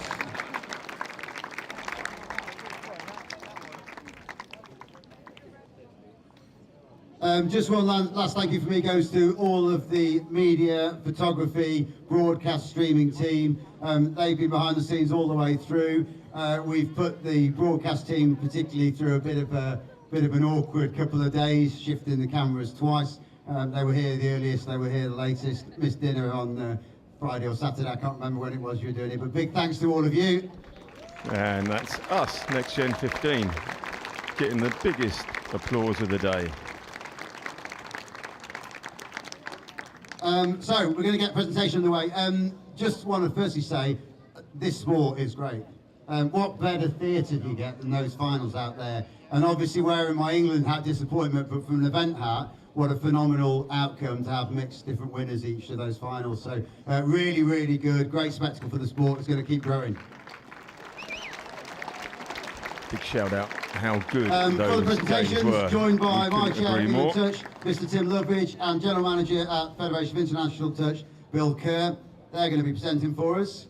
We have got referee medals for all of the categories. We've also got gold, silver for all of the categories, and bronze for all of those that we've got 3 teams or more in, which you can work that one out yourselves, but it's pretty much everybody. Right, mixed 20s first. We do it in the order that we had the final, so mixed 20s up first. I'm hoping our referees are still here, but our mixed 20s referees, Hannah Shepherd, Matthew Sharkey, Duncan Mascarenas, come and get your final medals, please. And this You is better for be here, better the not be in that referees market who about. referee in the mixed 20s games. Remember, the guys anyone in tell white Robin we're getting might these not have the referees same opinion as us, but theirs are the most important one. That's what it's all about. They've done an absolutely cracking job, and there's been some heated debate about some of the decisions, but they've kept it on the level the whole time. So good call out to them. And they are obviously in the bar. Or they're making it, oh no, they're coming forward, making their way through the crowd. Yes, Duncan, I did call you. Are the refs in amongst it somewhere? Sharky's gone, Hannah. Right, that means you get all 3, don't you? Come. So, Go on, give Duncan a congratulations. Over there, mate. on behalf of the referees, one of the referees will go and collect the medals for the under-20s.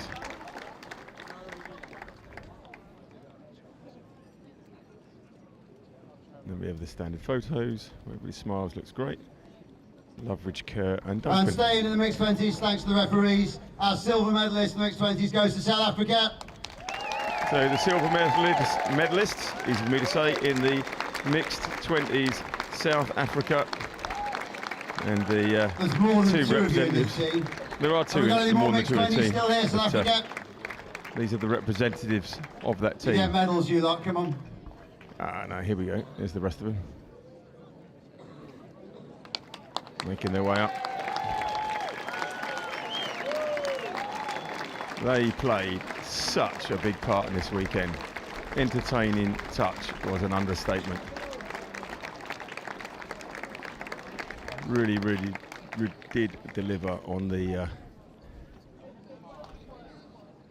showcase. And every game they were in right to the last minute.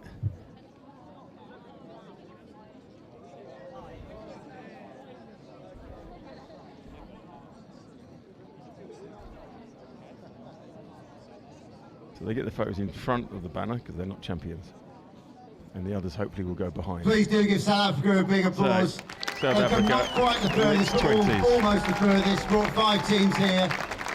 Massive thanks to the Beeb, Tabo and the team at Touch South Africa.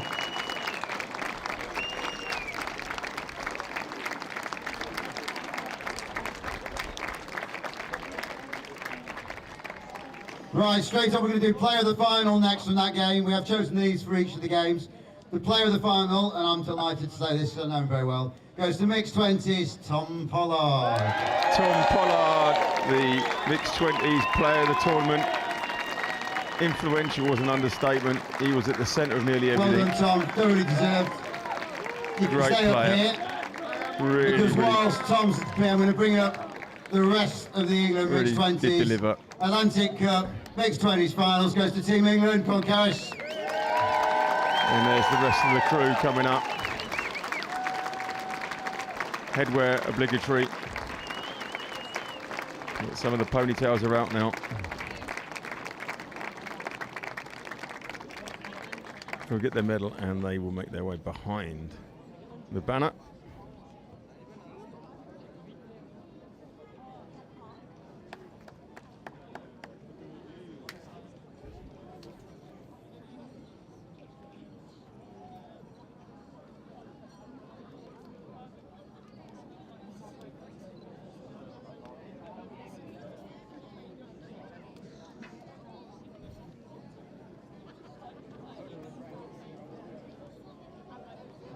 They have been brilliant all 4 days, from Thursday night all the way through today. They delivered every time they've been asked. Really, really impressive. Great little unit. And these will find themselves Well done to down in England, makes 20 gold medalists, Atlantic Youth Cup champions. later in the year. What a group. Absolutely brilliant. Player of the tournament as well. Very happy bunnies. And that was the first of four Kitty the finals tram that went goes down past. to the wire here on field one. The second one, mixed 18s, and I bring the referees up first for that game. Referees for the mixed 18s were Fergal Evans, John Beaton, and David Cathala. The mixed Ready to go, guys, 18s please? referees will Well now done. get their medals.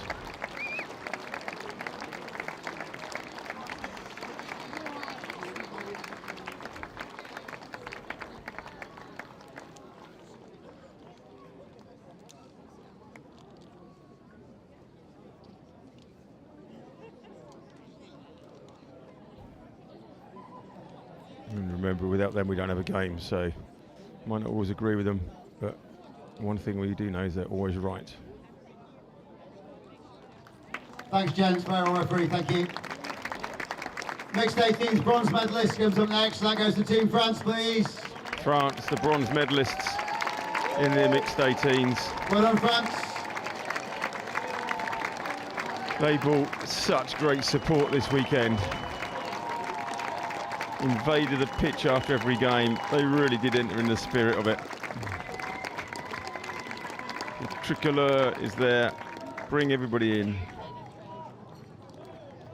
They get their bronze medals.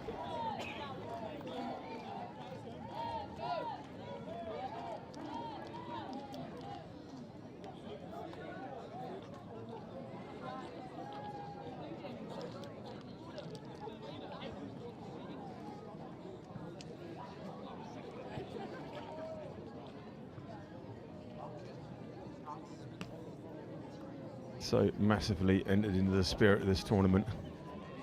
You could hear them and their fans all day.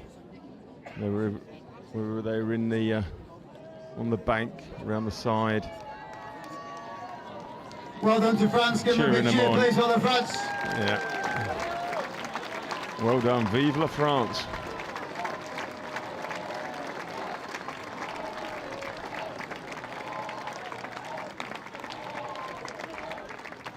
Hello. Our silver medalists, I know they'll be bitterly disappointed, but they played their part in the final as last year. Our silver medalist goes to Team England. Silver medalists in the game, and what a game it was. Team England, they really, really did perform well. Just picked at the post. But such a great display by them. And that's been, once again, like all teams, all weekend. But they really were unlucky in that game.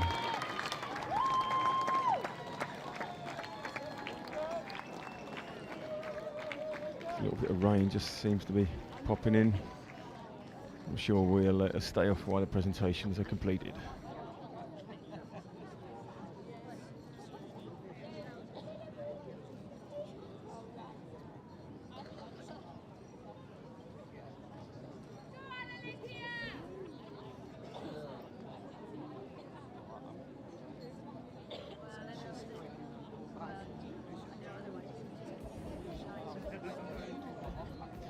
Field Care and Mr. Loveridge with the medals. Team taking it, and they'll get their team photo. That's one to remember for a good few years, and a lot of these will be going on to bigger and better things in the touch world. There's so much talent on display.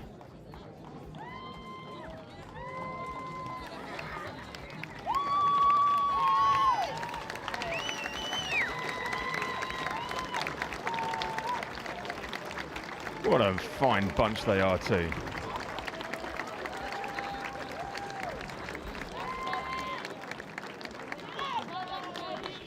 Before I bring our gold medalists up, we'll just do the player of the final. Goes to Wales, Gethin O'Callaghan.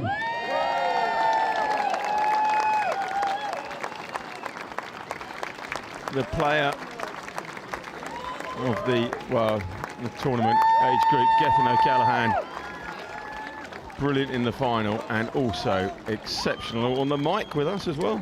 He did some commentary with us over 2 days. Gethin's got his photo. Can I get the mixed 18s Welsh team up?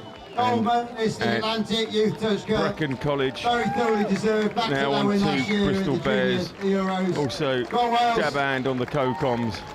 Interview was pretty good as well. And the Wales 18s come up. What a final that was. O'Callaghan just created that final try at the end to pip England. Crutches and all.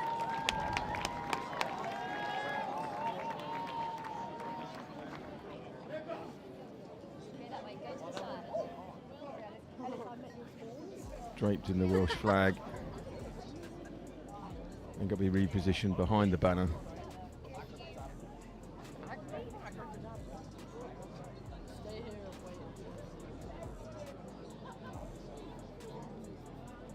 Yeah, they've now been told, get behind.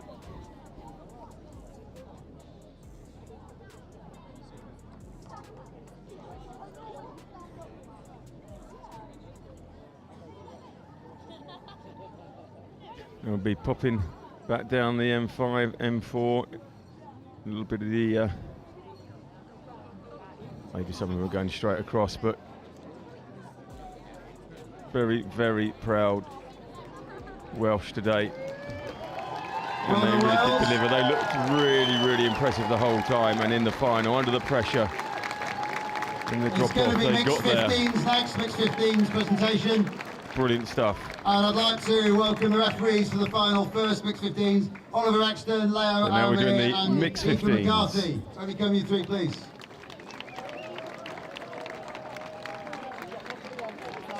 And the referees from the mixed 15s.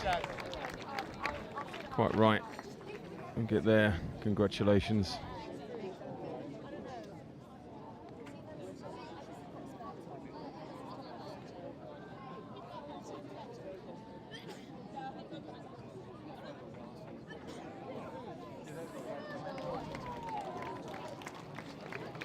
Yeah, don't they look lovely? They do it all in height order as well. It's all symmetrical. It's very nice.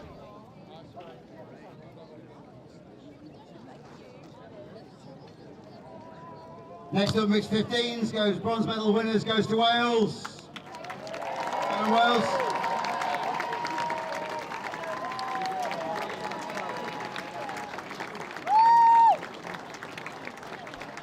Bronze medal in the under 15s, Wales.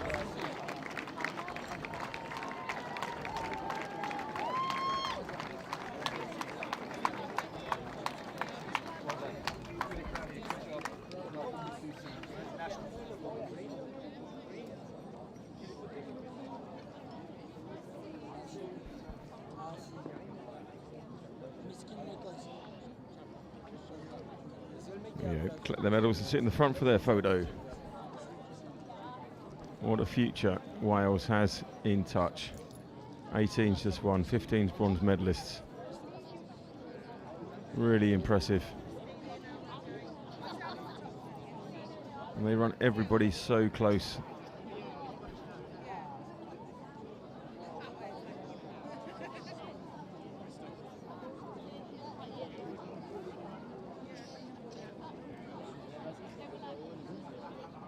They're going to put the coaches in the middle. Well done, Wales. Bronze medal winners in the mixed 15s. Doing a big cheer. Proper up with their photos. Some very happy parents. And if I can now get on stage the silver medal winners, again, will be bitterly disappointed, but played fantastically in their part in the final. That goes to Team England. Silver medalist, Team England. Once again, took it right to the wire, as in every final. They were so close. And they didn't disappoint here as well.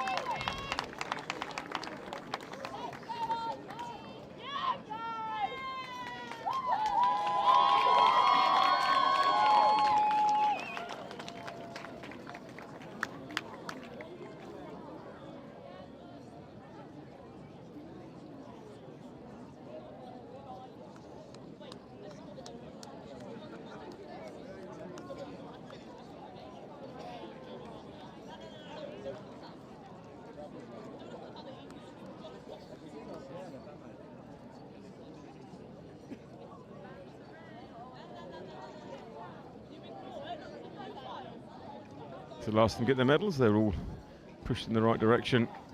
Silver medalists in the 15s.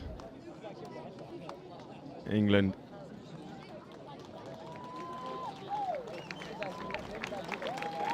Nearly symmetrical, but pretty good effort.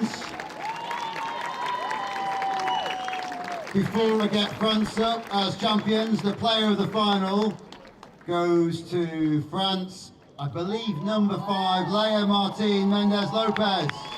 Maya Latina Lopez, player of the tournament. Leah first.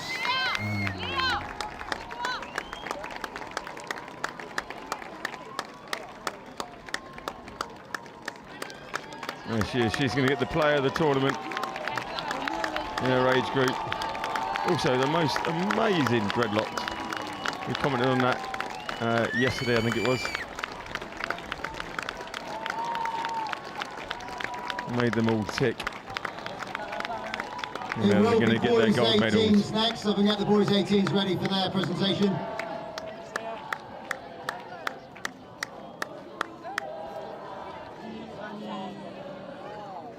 And the French crowd starting singing as well.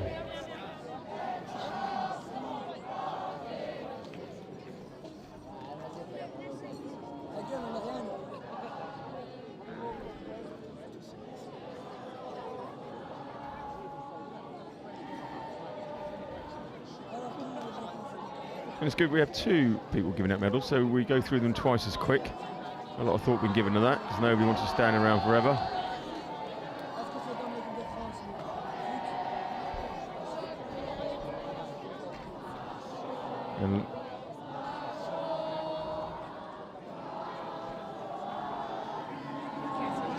And what fine singers, what fine voices they've got as well. Congratulations, France, the under-15s winners. Once again, great future. Yes, they look happy. They certainly are.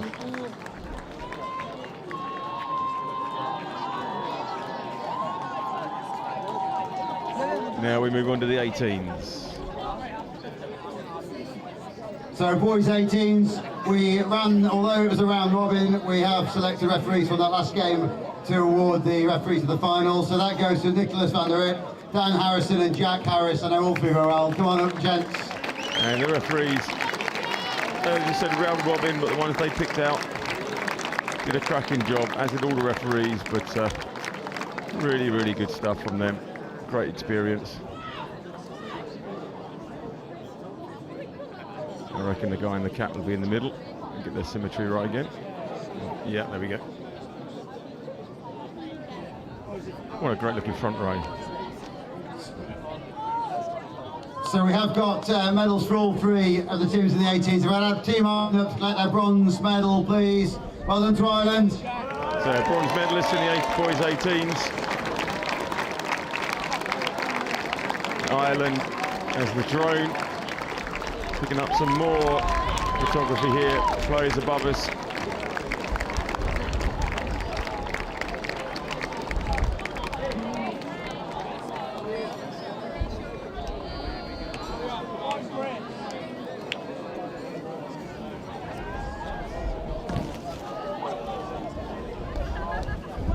Get your umbrellas up.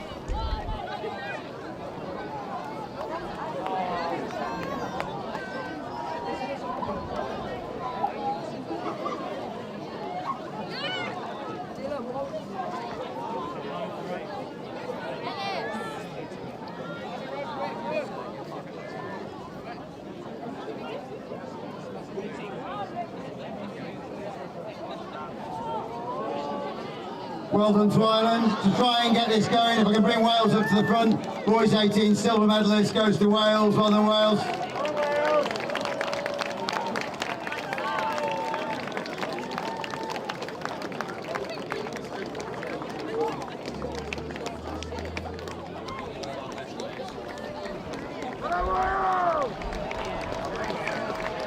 And Wales get their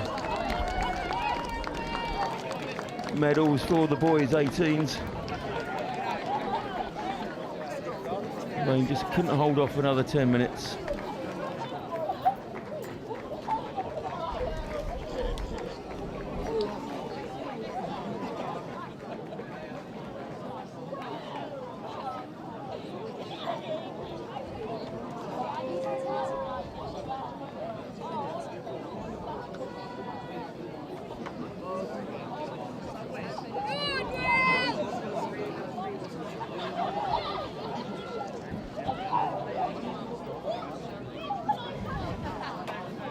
And well done to Wales. Excellent there with the Welsh Dragon flag in front of them.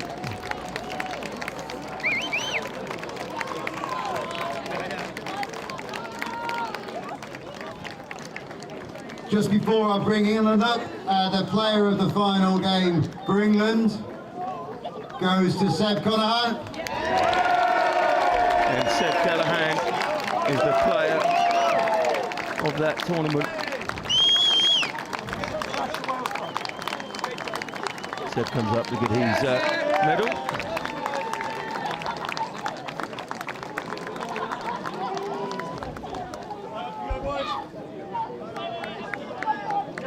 The rain is coming down quite heavy now.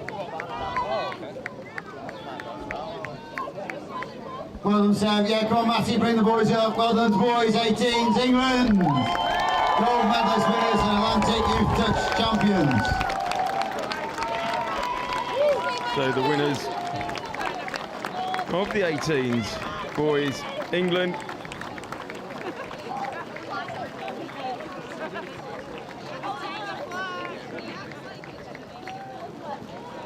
And correctly, they will go behind the banner.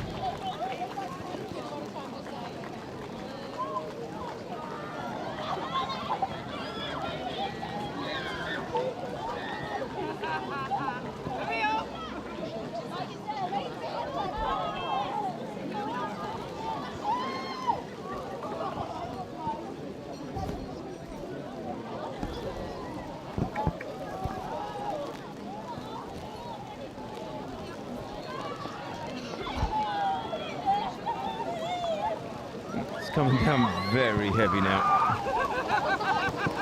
This is probably the worst weather of the 2 days. Saved it right at the end.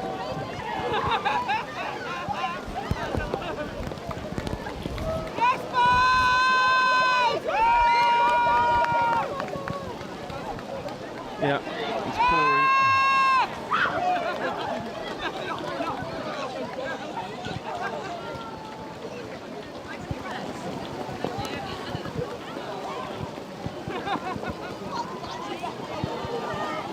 On to women's 20s, and if I can have the three referees, Jen Lee, Robin Bird, Kathy van der Rit, please. And the women's 20s trying to get through them as quickly as possible.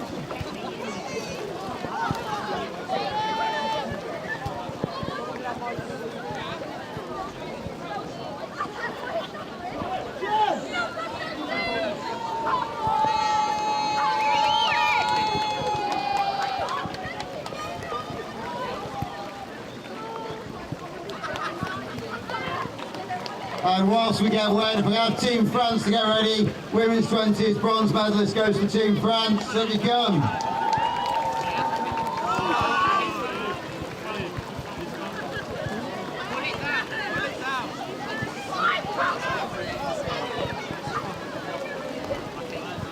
Team France, women's 20s.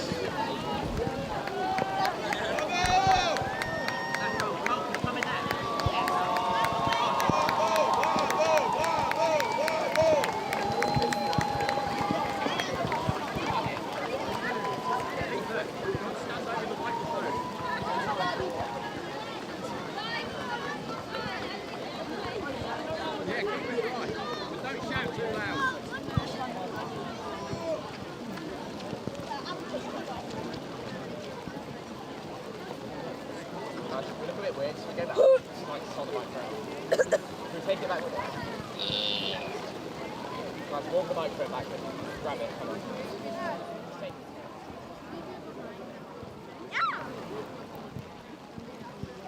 We're keeping it dry. Whilst France are getting medals, if I can ask the silver medalist just to come to the side here. That's South Africa, silver medalist in the women's 20s. Trying to get through to the end of the presentations, the women's 20s in France.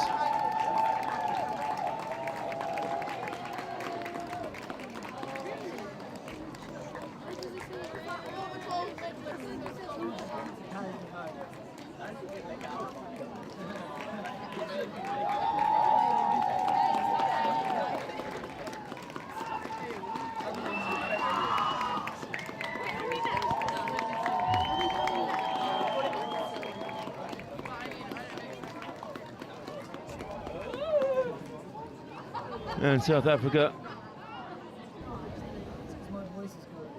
up next.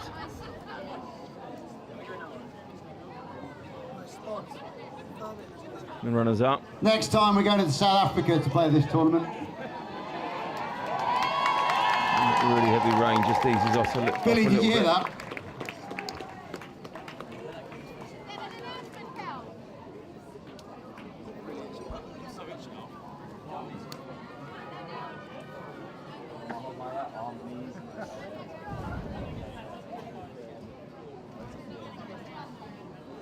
Just while we're doing these medals, I just want to take a thank you out for the teams that won't feature in this presentations. Scotland, who went home earlier, their mixed 18s, thank you very much. Belgium, 15s and 18s, thank you very much.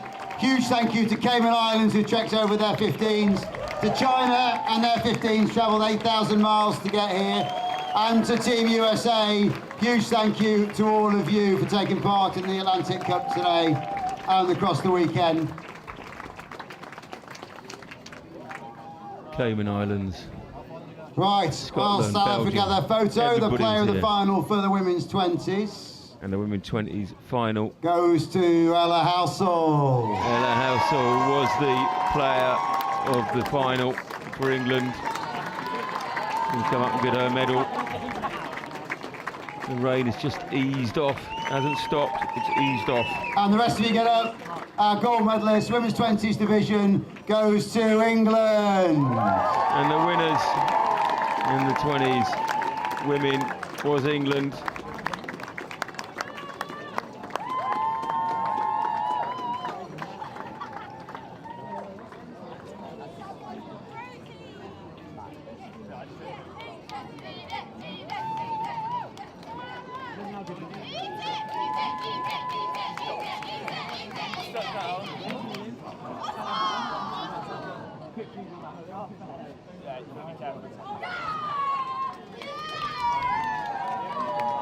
Next up's going to be our men's 20s. If I get the referees from that game ready. The 20s are next, the 18s, sorry. I know we're getting wet. It's 2 more to go. The bar is open. Bar is open. We need hot air dryers at the moment.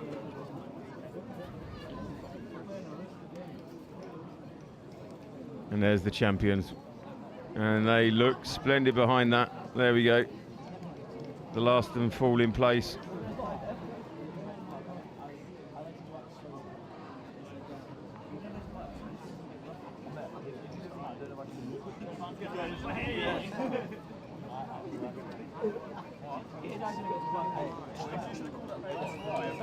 And what a splendid bunch they look as well. Well done, Atlantic Cup champions, Team England for the women's 20s division.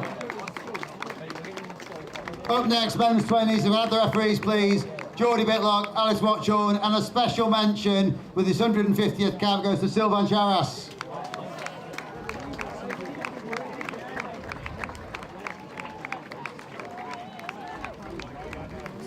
So the referees for the 20s.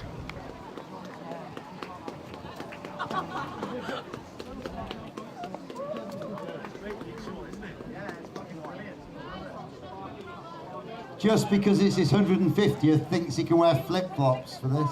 Apologies. Any language that picked up from the mic over there? Well, some of the photo, if I could bring up the bronze medalists game in our men's 20s. That's Team France. Bronze medalists, please. France.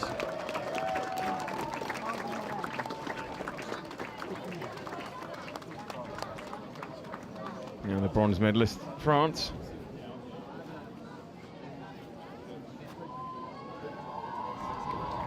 Do we have France still, the 20s?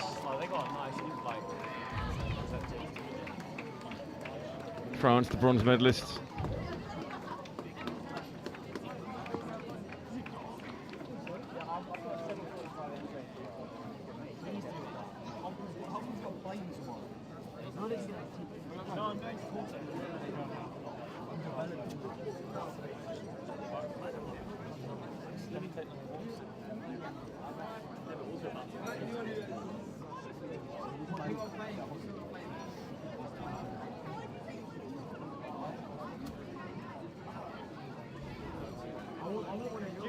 The obligatory bucket hat and a couple of caps. Well done to France. Labib, if I get your men's 20s just to come round the back. Well done. Silver medalist, South Africa.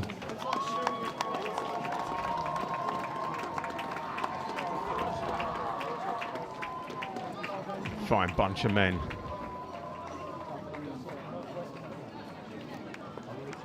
He's got his arm in a sling as well. And now the silver medalist, South Africa.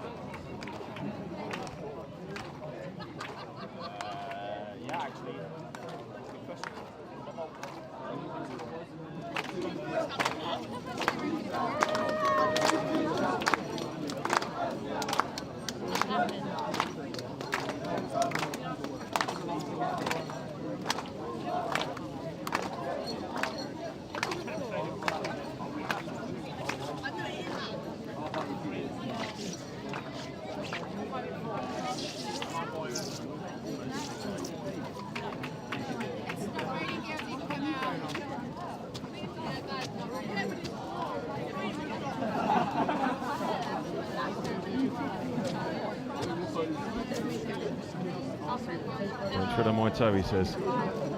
And he did.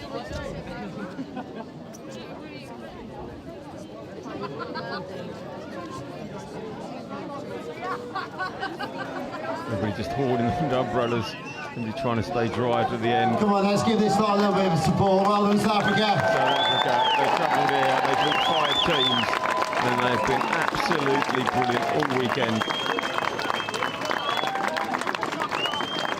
As mentioned as well, shout out University of Nottingham, amazing hosts. Food was excellent, accommodation great. The grounds here have been brilliant. They've been great. Thanks. Before we bring the team up for England for the men's 20s, a player of the final goes to Max Pennisi. The 20s goes to Max. Is he here? Max Pennicard. The man that wears the bucket hat when he plays as well. And if I can bring the rest of the England men's 20s up, gold medal winners, Atlantic Youth Touch Cup goes to England. Well done, boys. Team England at the 20s will come up and get their medals.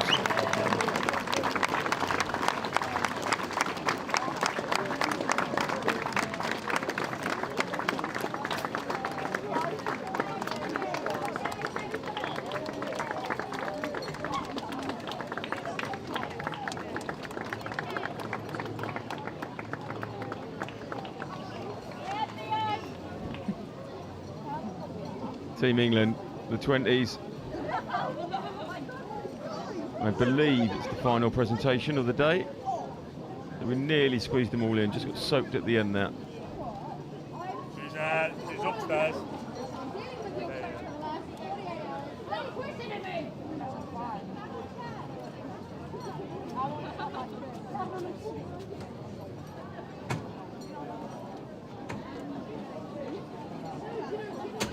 Organise yourself. Last but not least, Girls 18s. If I got team ref, please. Kenya McCracken, Julia Martin, Denise Soubier. Organise themselves. Thank you very much, team ref.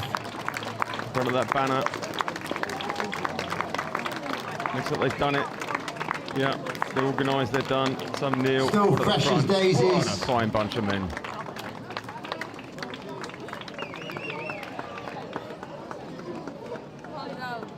Brilliant stuff. Now the referees from the women's picking up their medals. And Girls 18's bronze medalists, again a big cheer for them, they've come all this way. South Africa! And this Atlantic Youth Touch Cup 2023 has really delivered. It's been brilliant. There's the rest from the final. And now South Africa picking up the bronze.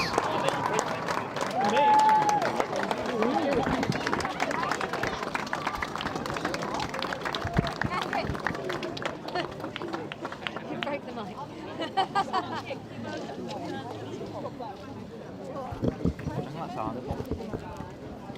Don't know what happened to my co-coms that we could talk about these games as it went on, but it's gone off somewhere.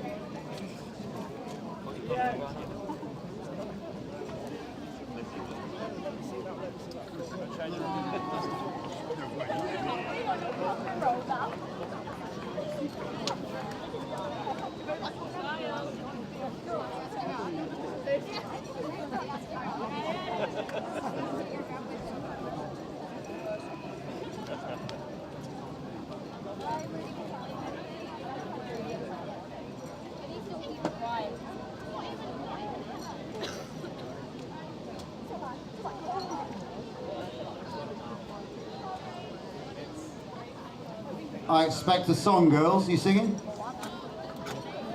We'll get a song Boys from South sang. Africa. If we get our silver medalists up whilst we celebrate South Africa, our silver medalist France, if you can come up behind the photos, please come on this side for the silver medal. One of the 5 teams that came out here. Really have been part of this. Really made their presence felt all the time. Their fans and the players. And now France, who's probably picked everybody with the crowd they brought. And just thinking back to this game, finished with a drop-off right there in the corner. France nearly sneaked it beforehand, but those 4 games on this field were all phenomenal games. Both teams in every final made a huge impact on how good that finish was. So thank you to everybody.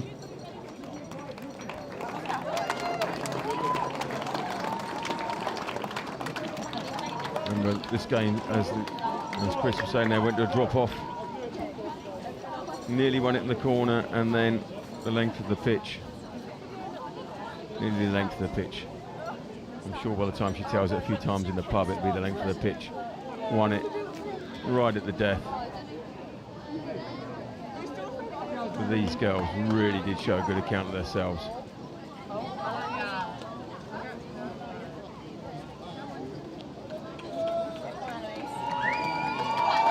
Well done, France.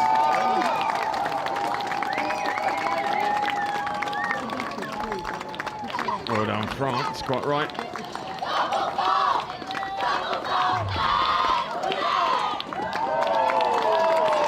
Well done. And now, last but not least, even. Right, before we bring the team up, but our player of the final for the last category, Girls 18s, goes to Eloise.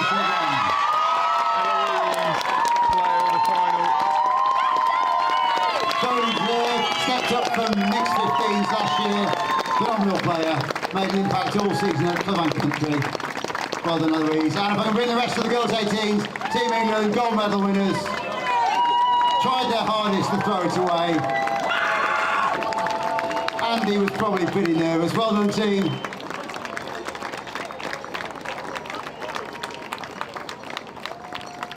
Eloise Hildebrand, player of the tournament, but they all played their part. Absolutely brilliant stuff.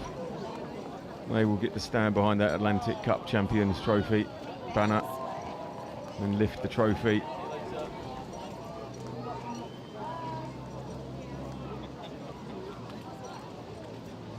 in the middle there, Jessica Wright.